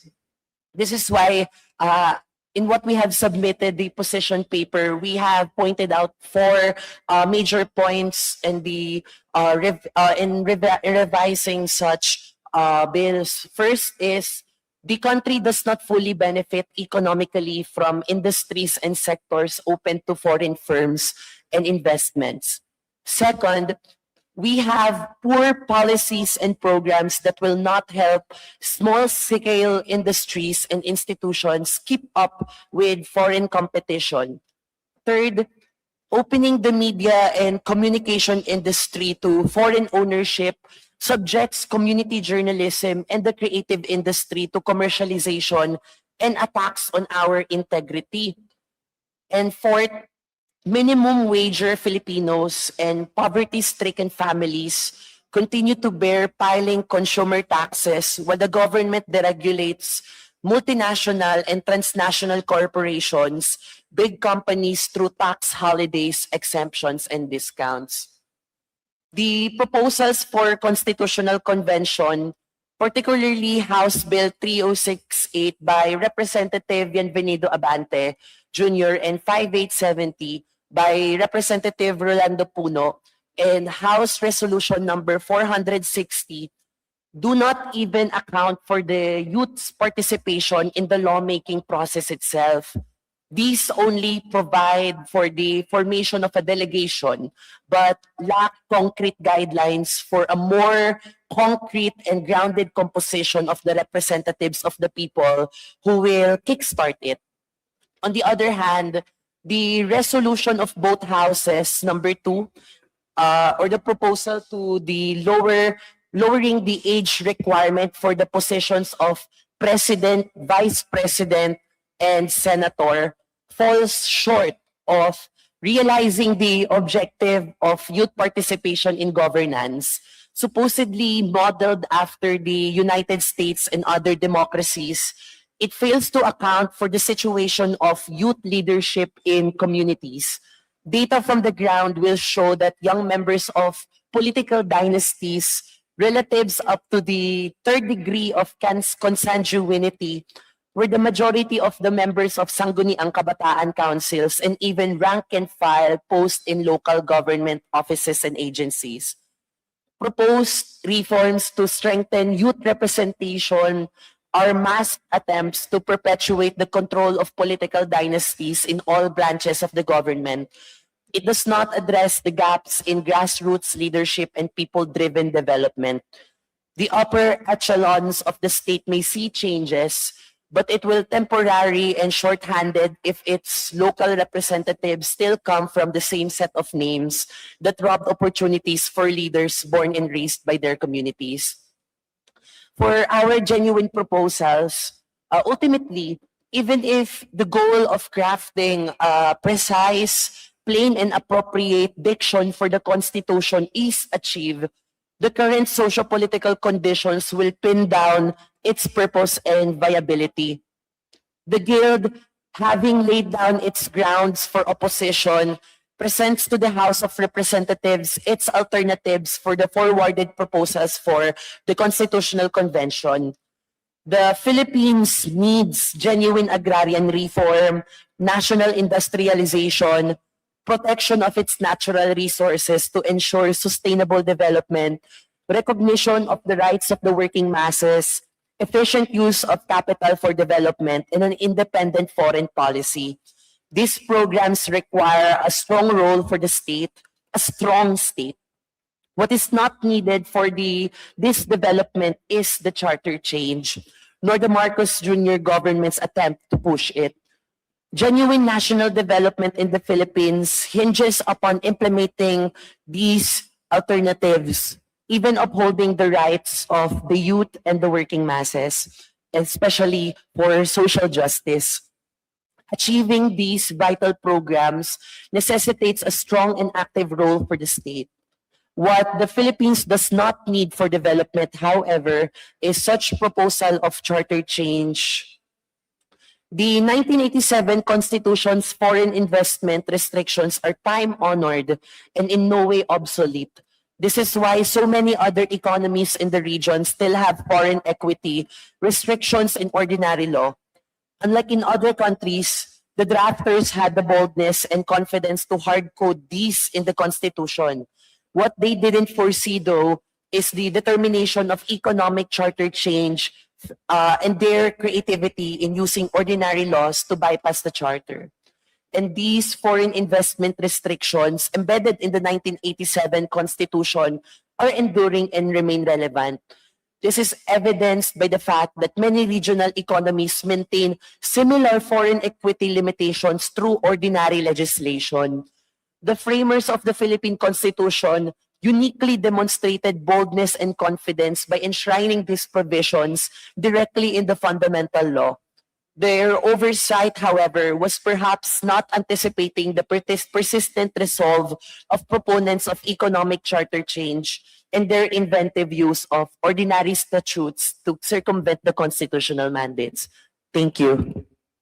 Thank you, Mr. Lacerna, for stating the position of the College Editors Guild of the Philippines. Before we proceed, we would like to acknowledge the presence of the Honorable Rachel Del Mar, the representative of the 1st District, City of Cebu. and also our Deputy Majority Leader and our member of the committee, the Honorable Arnan Panaligan over there. Thank you for your presence.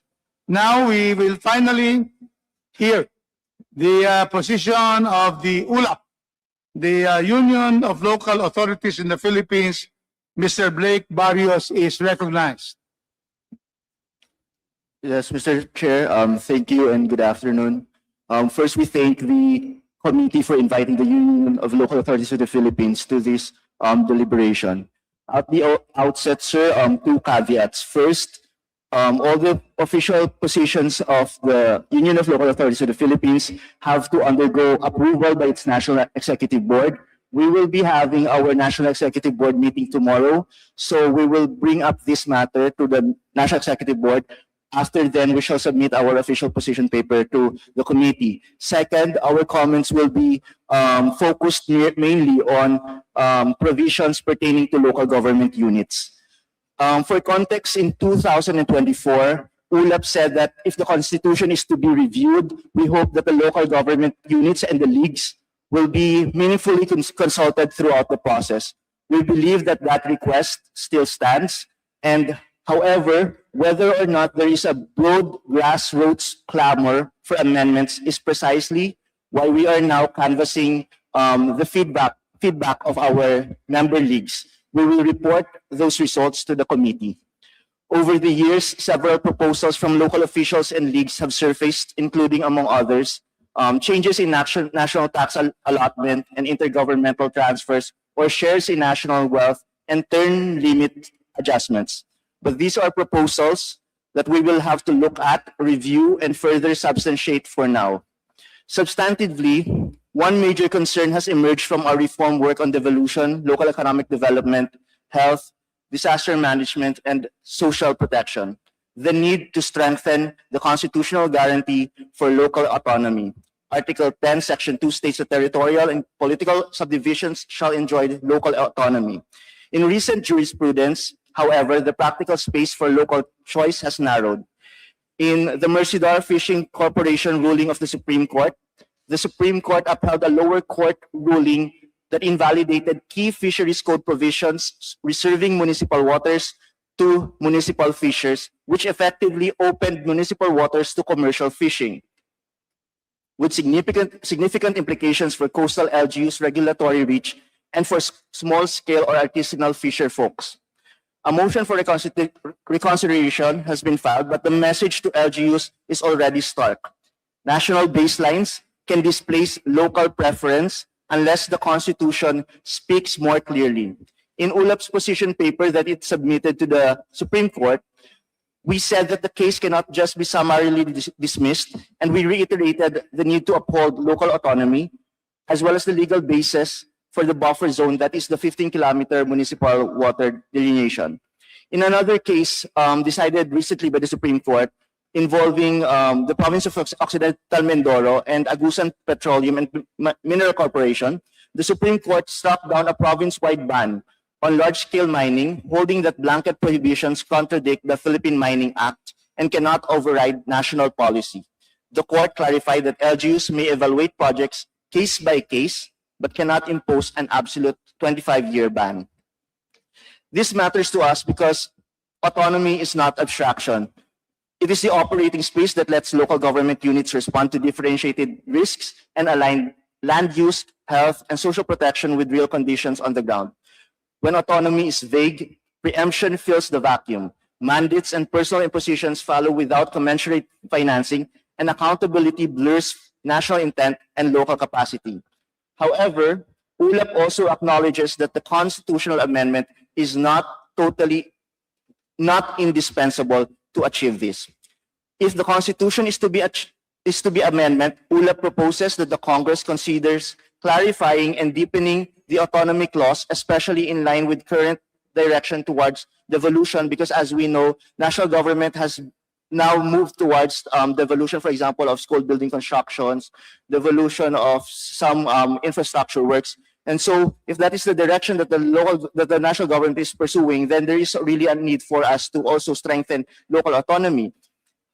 In that sense, we respectfully recommend looking at Article 10 to make autonomy genuine and meaningful, anchored on subsidiarity and cooperation. For instance, adding a clear statement rule on preemption. National laws may displace local ordinances only through an express statement of preemption and only when necessary to address a demonstrable national interest. Relative to local autonomy, of course, our LGUs will also find value in inserting a clause prohibiting the imposition upon LGUs of new functions, standards, or personal requirements without commensurate or verifiable funding sources, or what we call unfunded mandates. The national mandate must identify its financing mechanism and transition period. To be clear, these are among the options we are studying. Some goals may also be achieved without amending the Constitution through a calibrated package of organic local government code revision or amendment, targeted revisions to sectoral statutes, stronger intergovernmental relation mechanisms, and budget and administrative safeguards against unfunded mandates.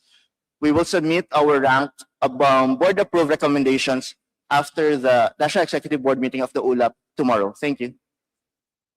Okay, thank you very much, Mr. Barrios, for stating the position of ULAP in this hearing. Now, we now would like to state that we have finished listening to our resource persons. Let me just state that for those who are not able to come, they have sent letters or called the committee that they will be submitting their position papers on December, supposed to be 8, but it's holiday, December 9.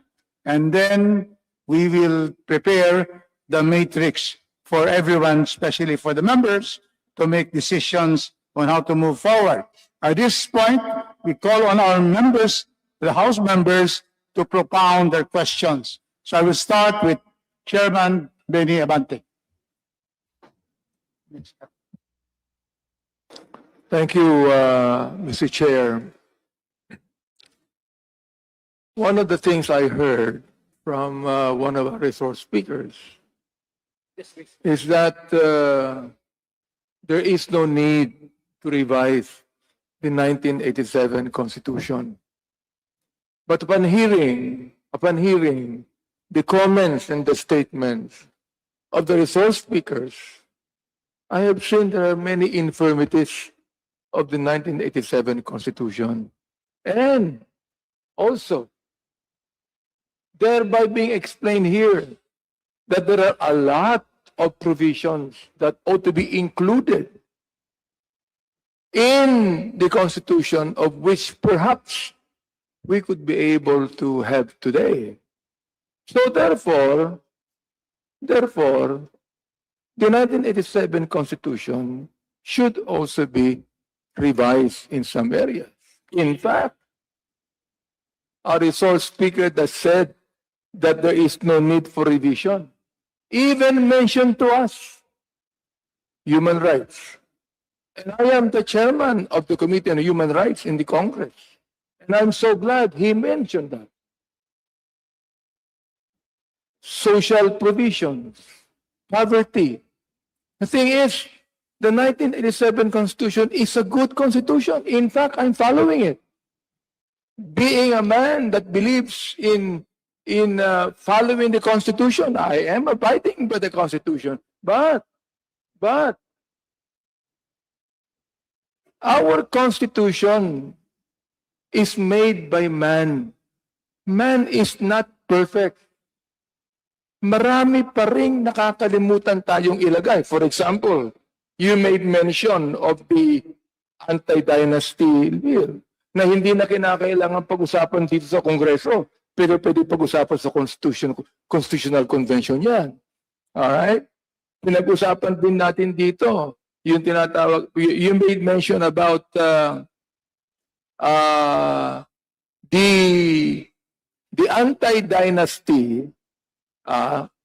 Yung dynasty, mangyayari din yan sa pagpili natin ng mga delegates. So therefore, kung yan, iniisip natin, we welcome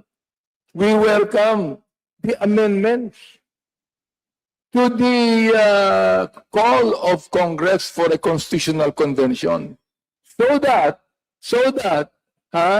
hindi pwedeng maging delegado ang mga kamag-anak ng mga politiko. Pwede natin pag-usapan yan. Pwede nating ilagay yan. Pwede nating i-amend yan. You see that? That's the reason why ang amin ditong ginawa, Mr. Chair, is that we are just calling for a constitutional convention sapagkat hindi na pinag-uusapan dito ang CONAS. Di ba? I mean, ako naniniwala din ako, CONAS can be biased. Constituent Assembly can be biased. Can be something that would not be welcomed by the people. Yet, the Constitutional Convention, for example, like the 1987 Constitution, number 1, the Constitutional Convention delegates were not elected. Please take note. They were not elected by the people. Oh, ito, i-elect ng tao eh. Number 2, the 1987 Constitution was promulgated during the revolutionary government of the president. Not when democracy is working now. Hindi nangyari yun nung araw. Ngayon, democracy is working. Oh, ngayon, pinag-uusapan natin, for example, Mr. Lacerna spoke of the flood control projects. I believe that the constitution that will be promulgated this time by the Constitutional Convention can address corruption, can address the flood control corruptions happening right now. And by the way, if you would like to make an amendment to the Constitution of the Constitutional Convention as far as including the youth sector is concerned, we welcome that amendment, Mr. Chair. So, ito lamang ang masasabi ko for a while. That's the reason why, Attorney Monsod, although I accept all of what you said, and I would like to thank you for mentioning human rights and social justice. Kailangan po natin yun eh. You mentioned about the anti-dynasty bill. Ako, ipaglalaban ko din po yan na hindi kayo na kailangan. You see that? But we need to have this revision. So please, siguro, you could be able to explain further, Attorney Monsod, why is it that there is no need to revise the 1987 Constitution when you heard all of the resource speakers telling us that there's a lot of provisions that can be included in the Constitution if we ever have a constitutional convention today. Attorney Monsod, I'm asking a question, please, to Attorney Monsod. Chairman Monsod, there is a question from Chairman Abante to you. Can you state the question again? Can you please explain further why you said that there is no need to revise the 1987 Constitution? Do you believe that the 1987 Constitution is complete and there are no infirmities in it?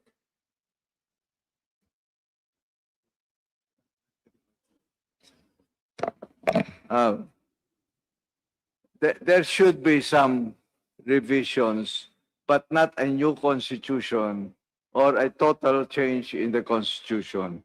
Because let's put it this way. Today, the people feel that they have been lied to by government. That's why you have all kinds of Mr. Chair, corruption. May I interject? Mr. Chair, He just also had the chair. baka makalimutan ko eh, no? You said that the people have been lied to. The people has always been lied to. Attorney Monsod, since the 1987 Constitution, the people has always been lied to. Now you tell me, where was the people not lied to? Well, Attorney Monsod, tell me, where was the people not lied to? Oh, even before the 1997 Constitution, you were attacking the former President Marcos rule. Oh, were the people not lied to during the time of President Marcos Sr.? Or were they lied to? Well, as I was saying, the 1987 Constitution, EDSA was two things. One is to restore democracy, and two is a new social order. Now, every administration since EDSA have failed in that promise. Every administration. And I'm not saying one or the other. But what has been happening here since Duterte's time up to now, because before them, certainly there was corruption. That's the reason why over 50 years, from 1960 to 1910, 50 years. In 1910, we were the leaders in Asia in per capita income. Leaders below us, Thailand, Malaysia, Indonesia, and so on and so forth. 50 years later, we're at the bottom of per capita income. Why is that? Why is that? Because I'm sorry to say, our governments have been controlled by a feudalistic system of government. And until we dismantle that, and we have a new generation of leaders who know how it is to be poor, we will not have real democracy. Now, how can we do that? How can we make sure, how can we change things? The signs are there, right? Look at what happened in the last few elections. That number one, many dynasties are no longer in power. Number two, there were a group, many young mayors in the country who were voted for their competence and their incorruptibility. And we know that, right? Now, also, what happened is those during the pandemic, those who had the means helped those who were in need. Now, what does this show us? Today, we're always looking at, who can be the angel of hope that's going to transform our country from above. Because as you said, and I agree with you, all the administrations have failed. So here we are always talking about sino kaya kandidato na presidente, assuming that, oh boy, transformation from above down. Transformation in a country should be from the bottom up. If you look at what happened during the pandemic, how new young politicians are being elected and so on, there are already signs from the people. That's why, sir, to me, the most important elections in this country is the barangay elections. And we on the elite, should go around, organize the poor in this country and say, you have the sovereign power. How much of 54% or something of the voters are from the poor? They should use that power. Because to me, that's where we should start. I agree with all your premise. We have to change the poor, by the way.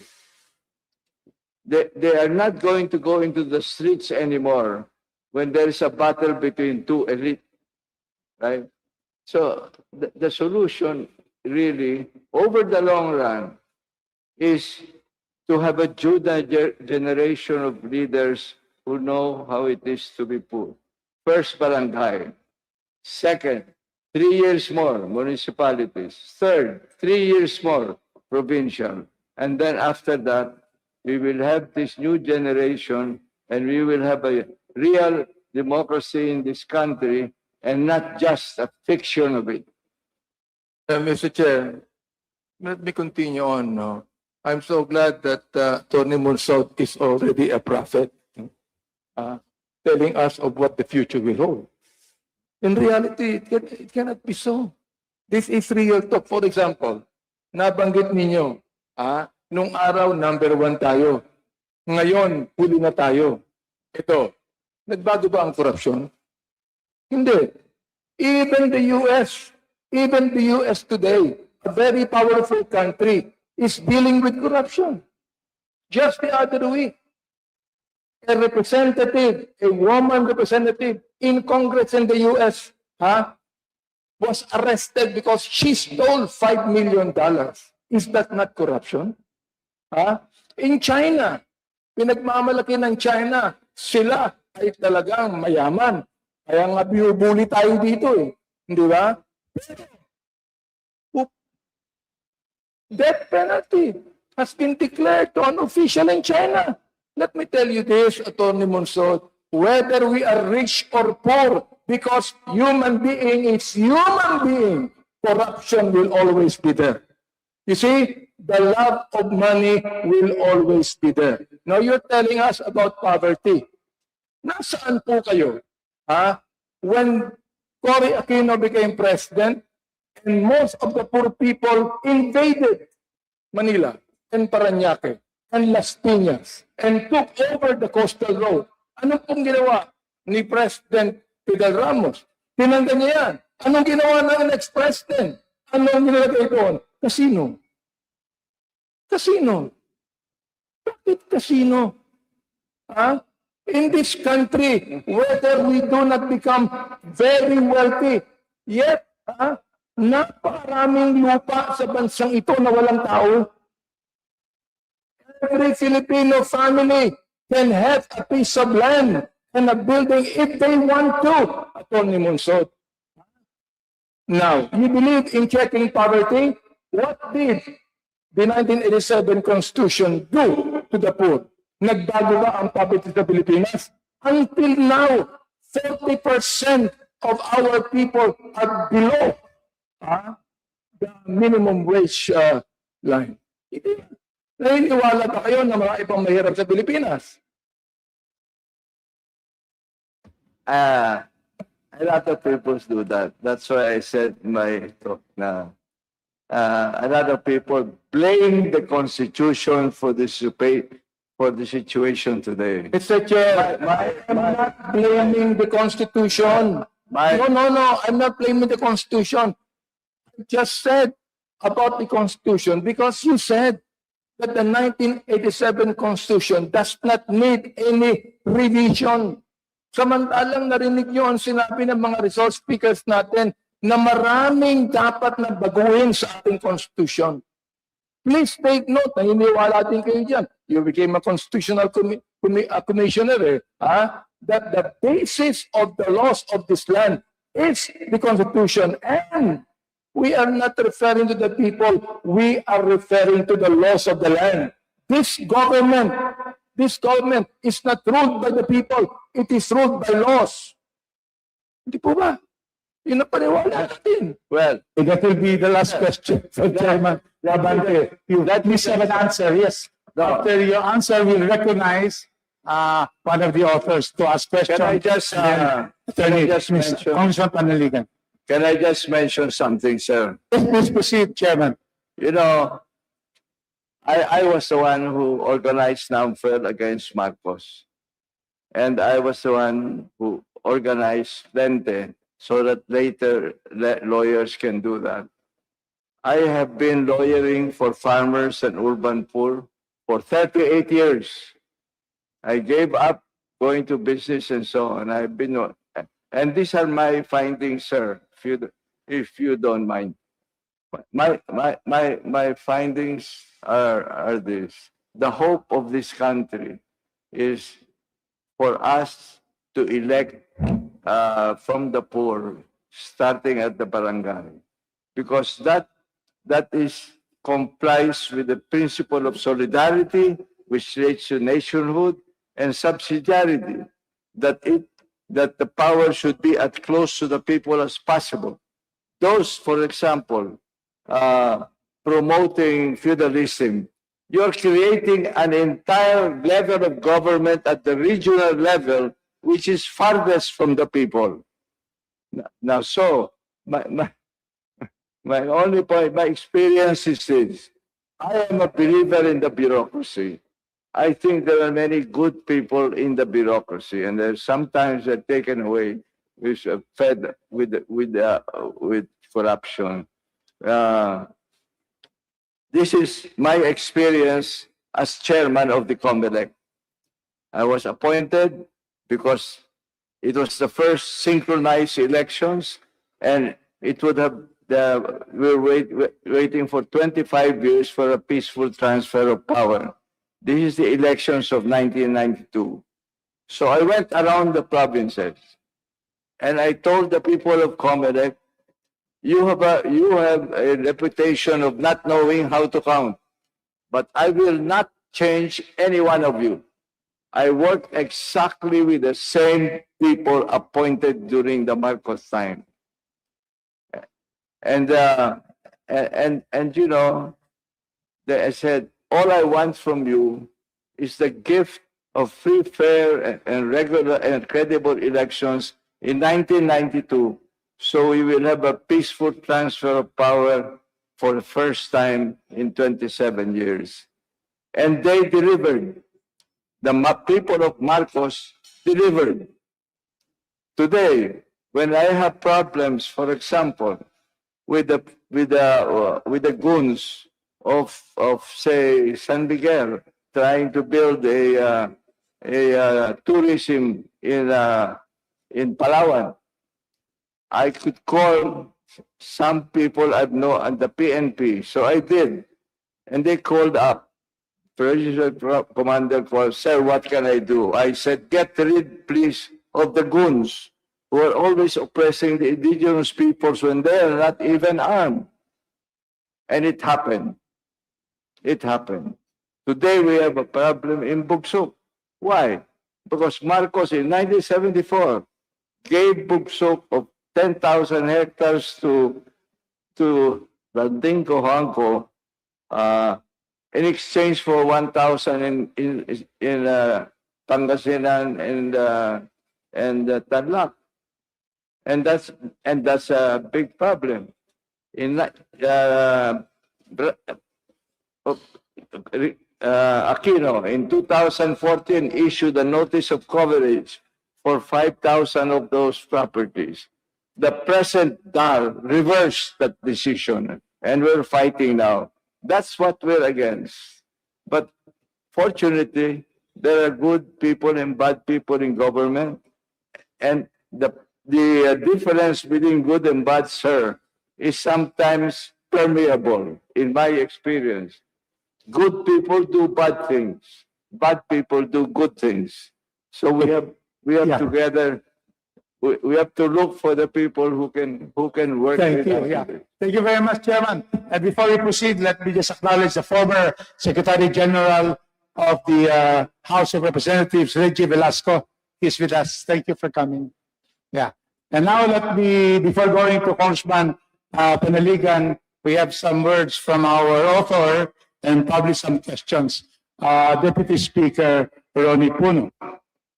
Just have some questions regarding the need for coming up with a competent convention if we are to have one. I address this question to Chairman Monsod. No? The 1987 Constitution was composed of very competent commissioners. I think that it is acknowledged that that assembly was one of the better assemblies, no, that have been convened in our country. This assembly was, I believe, appointed by the president. The prior constitutional conventions actually had delegates that were elected. So may I ask, Mr. Chairman, do you think that appointing members of a convention is advisable if we want to get really competent delegates to review our constitution. Sorry. The question is, would you recommend, would you agree that in the selection of delegates to in case you have a constitutional convention, that some may be appointed? That is the question. Because clearly there has to be elections, but there were also proposals this morning for some of the delegates to be appointed. What is your view on that? I think, sir, that first of all, that there is no need for a constitutional convention today. I like the proposals of Congressman Puno, in which he says we should clean it up. Of course, we don't have a perfect constitution, and it's a good idea, right? One of them, of course, is the question of separate or joint vote in the case of Section 1 of the amendments of the Constitution. We have already admitted that there was a fault on the part of the Constitutional Commission on this. However, there have been already talks since 10 or 14 years ago about this issue that was a mistake on the part of the Constitution.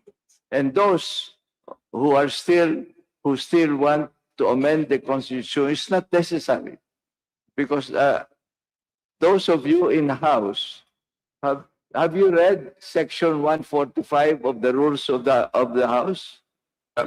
Mr. Chairman, may I put the question in a different way, no? Mr. Chairman, the members of the Constitutional Commission were appointed by President Aquino. That's correct, right? So my question, I guess, would be: do you believe that if a constitutional commission again were to be organized, that appointment is a better approach to bringing the members together than electing them? Yeah, I think appointments would be okay. But I think my point is, you don't have to go into a convention now. That's my point. And Yes, we understand that already, Mr. Chairman. I think that has been made very clear. But I just want to get the wisdom of the chairman, having been a member of the Constitutional Commission. And I think unlike the other bodies that reviewed the Constitution, this commission was completely appointed. So I just wanted to get a verification from Chairman Monsod whether he feels that this was the correct approach. yeah, well, Chairman Monsod? I have a little note here, for example. Of the 48 members of the Constitution, 6 were former senators, 5 were justices, 2 became chief justices. We had 3 Muslims. We have 1 from the indigenous people. We had 3 congressmen from the opposition. We have a Speaker of the House, Laurel. There were church people and evangelists. There were only 7 lawyers. There were 3 from media, 1 from cinema, Ria Broca, 1 general from the Armed Forces of the Philippines, 2 economists, 3 on labor, and 2 educators. Certainly, there may be ways to appoint in order to complete the balance of the members of the commission. But please think about amendments to the Constitution, because that's the advice to us. For example, when there were when the experts were invited here in 2016, they said it's better if you already have a constitution to just amend or change the honest errors there, but to totally change and a new constitution is not a solution. Thank you, Chairman. Now we'd like to recognize Congressman Panaligan for his comments. Well, thank you, Mr. Chair. This is just a reaction to the interesting exchange between Congressman Abante and Chairman Monsod. So, Chairman Monsod said that there is no need to write a new constitution, only to amend or perhaps revise the constitution. Okay? Well, of course, we leave that to the wisdom of the Constitutional Convention. If ever a CONCON will be convened, will be called, then the CONCON can either introduce amendments in certain provisions of the Constitution or revise some provisions or totally adopt a new charter, for the people. So, after all, that charter will be submitted to the people in a plebiscite. And since that sovereignty resides in the people, then it's up to them if they want an entirely new constitution. Chairman Monsod also said that we should develop new leaders, young leaders, rather than discarding the present constitution. I agree with him. And I believe that we have seen in the past, especially from the ranks of local governments, we have promising leaders, mayors, governors. But of course, it will take time, perhaps generations, to develop new leaders and to make them to be able to take over the entire government. It will take generations. So, but of course, our problems are urgent. Our problems now cry for immediate solutions. And also, even if we have young and promising leaders, bright leaders from the city halls, from the capitals, the question is, can they manage to win and national offices? Can they win in the Senate, for example? Can they win in other significant national positions, considering that I believe that our constitutional structures, our political system is not conducive for young leaders, but without privilege, without money, for example, without resources to gain political power.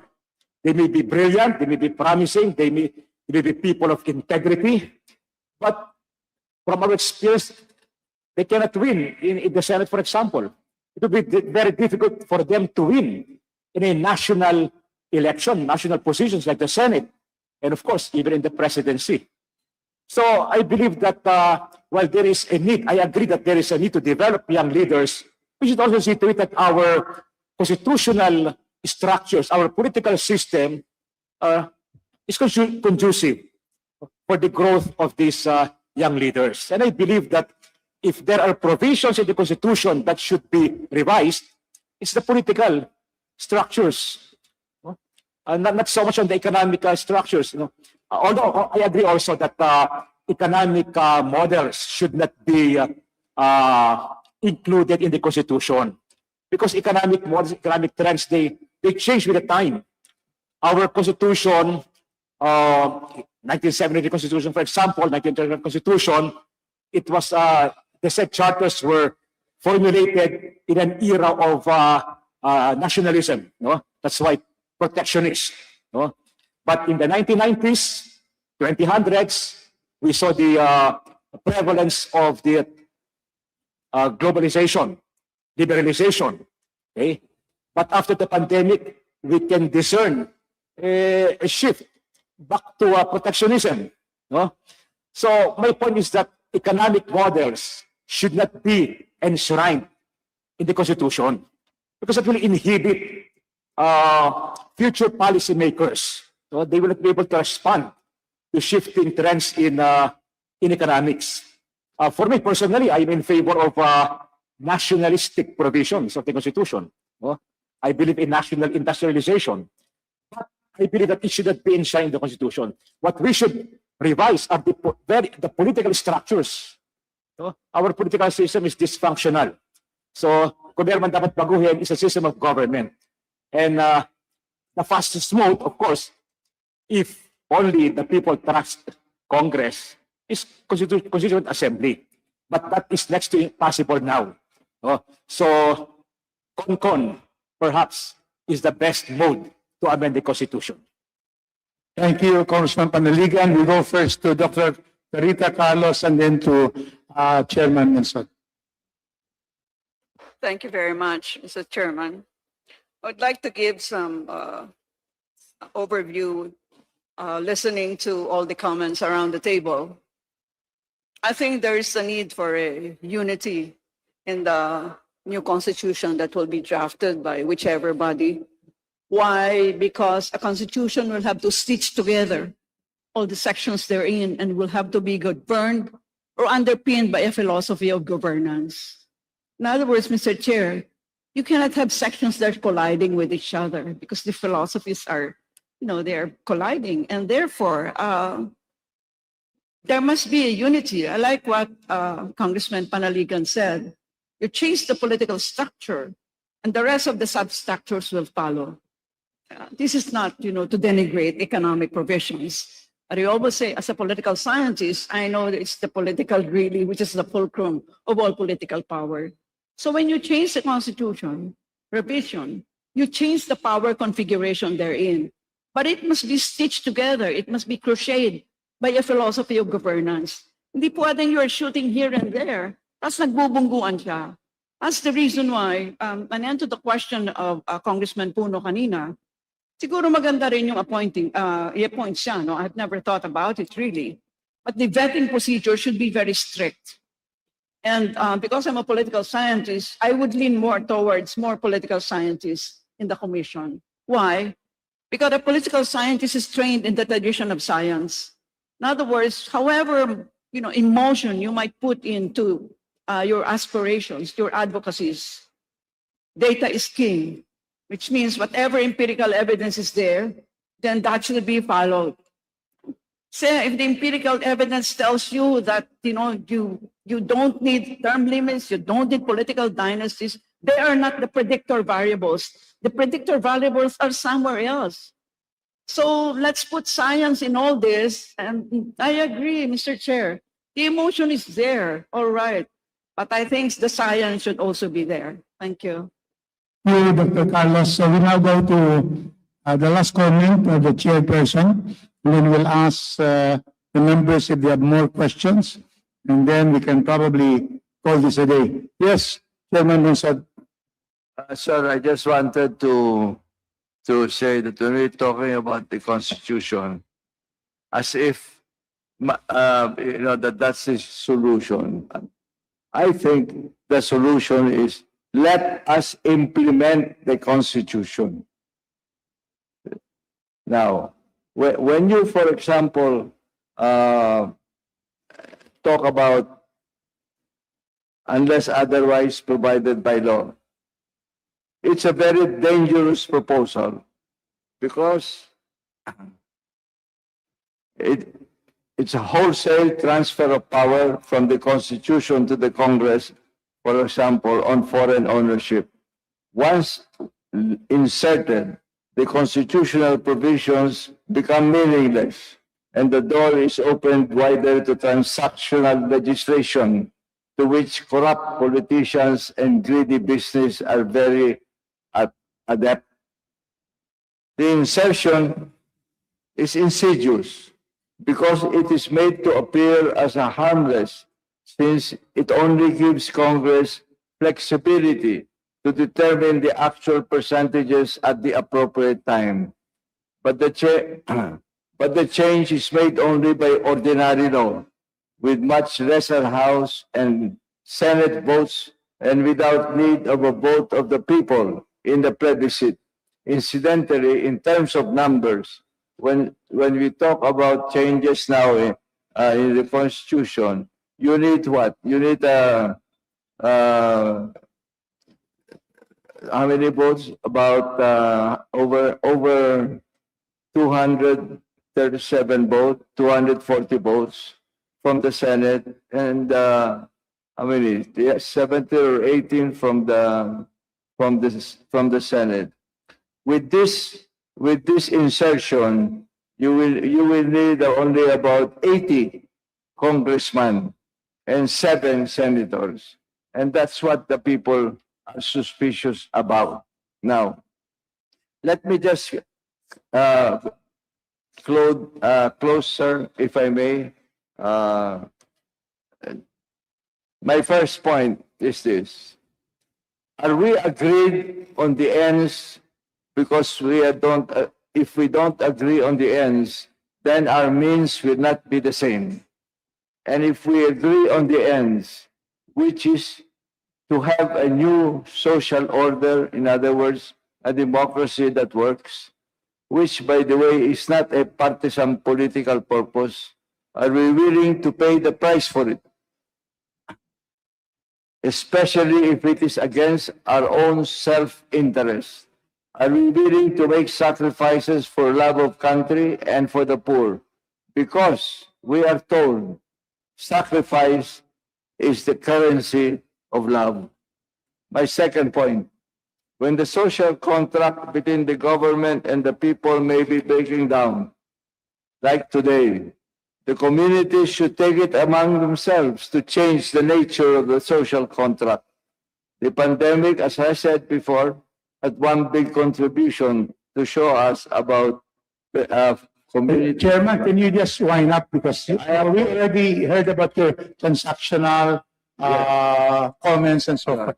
So, yes. I just want to give the example of Sineria, where in 500 municipalities, where barangay captains are helping parents educate the children. My third point is already said that I think the poor should exercise their power. My fourth point, democracy is about dialogue and compromise, and I already mentioned that there are good. Already mentioned that. And our country is in need of heroes today. Not the super heroism of Gandhi or Nelson Mandela or Ninoy Aquino, but as ordinary everyday heroes, described by author Philip Zimbardo as, quote, the courage to expose fraud when we see it or to say no to complicity in wrongdoing, or by the hardness to be different or difficult to do what is right when it's easier to conform. Thank you, Chairman. So we take note of what you have stated. The others, we can submit that and will be put in our meeting. So with that, Mr. Chair. a final, Mr. Chair, yes, I have one question. first from the Congressman, and then we'll have Dr. Carlos. I just would like to ask a question to Attorney Monsod. What he said a moment ago. Ang sabi niya kanina na hindi kinakailangan ng revision pero hindi kailangan ng bagong konstitusyon. Yun ang sabi niya. So I was wondering, sino mag-i-revise sa old constitution kung hindi ang Constitutional Convention? Sapagkat sabi niya, hindi kailangan ang Constitutional Convention. So ang tanong ko, sino mag-i-revise? Kung hindi kailangan ng new constitution, who will revise the old constitution? Sapagkat inamin niya He admitted that the 1987 constitution needs some revisions. With that, pagkatapos yung sagot nito, I also would like to ask Justice Carpio what he thinks of the statement said a moment ago by Attorney Monsod. Oo. Siya muna. That question to our former associate, senior associate justice. My question, What is the question first. to Justice Carpio? My question first to Attorney Monsod. If you do not believe that there should be a constitutional convention and that there is no need for a new constitution, but you believe the 1987 constitution must be revised, who will revise? Yun ang unang tanong ko kay Attorney Monsod. And I would like also to ask that same question to Justice Carpio if he agrees with that. But the question is, earlier, did you admit that there is a need to revise the Constitution? No or not?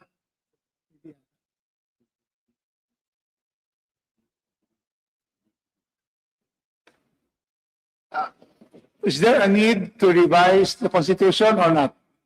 There are changes that can be done. I like the proposal of Secretary of Congressman Puno.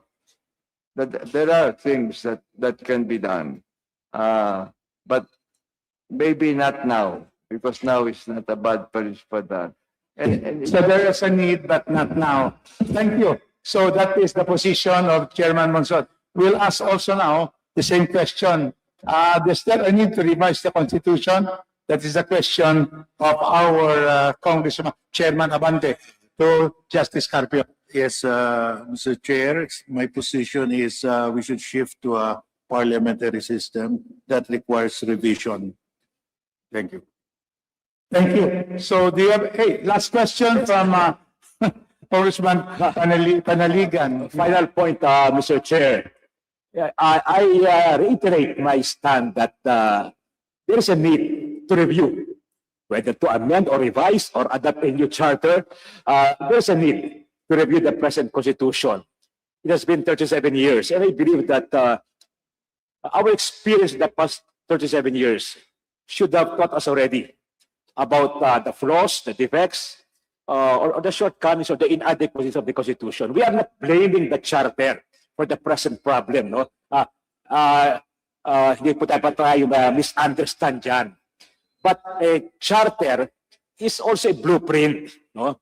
Nakaka-apekto po yan eh. Whether sa politika, sa economics, in our social life, may epekto yung ating basic charter. So, we should review that.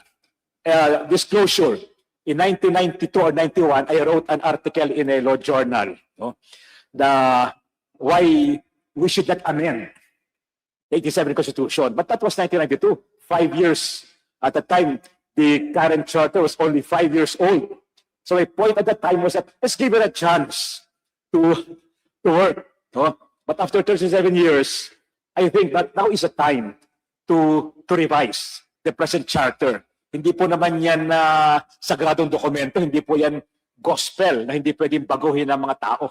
So now is the time, no, to amend the present charter. Sabi nga ni Roscoe Pound, the law must be stable but it cannot stand still. Kaya panahon na po natin pag-usapan without emotionalism and sentimentalism. Thank you very much, Congressman Aligan. For the last point, Dr. Carlos, and then we will thank everyone. Just a very brief point. Counterintuitively, the term unless otherwise provided by law is really a channel for change. Why are we putting so much negative connotation to that phrase? When in fact, when you have a constitution, you are not able to foresee what the future looks like. Suppose you have an article there on generative AI.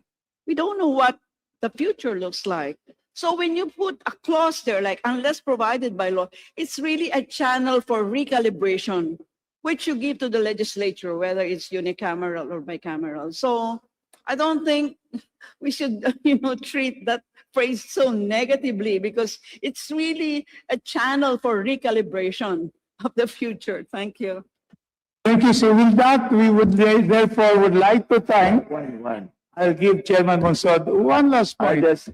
I just want to say, It's a contrary position of Dr. Carlos. One last point. I just want to say something. I think you can earn the trust of the people if you pass an anti-dynasty law and amend the party list system. If you do that, then you can do many things in changes in the Constitution. Well noted. So on that note, we would like to thank all our resource persons. It has been very enlightening. We have the experts here and we have everyone. So thank you so much for your presence, and please submit your position papers so that it will be placed in the matrix. Thank you, my distinguished colleagues. Thank you, our valued resource persons. Thank you very much. Can you have a group picture? Yeah, for this match. Thank you. We will go to the front for our picture taking. All right.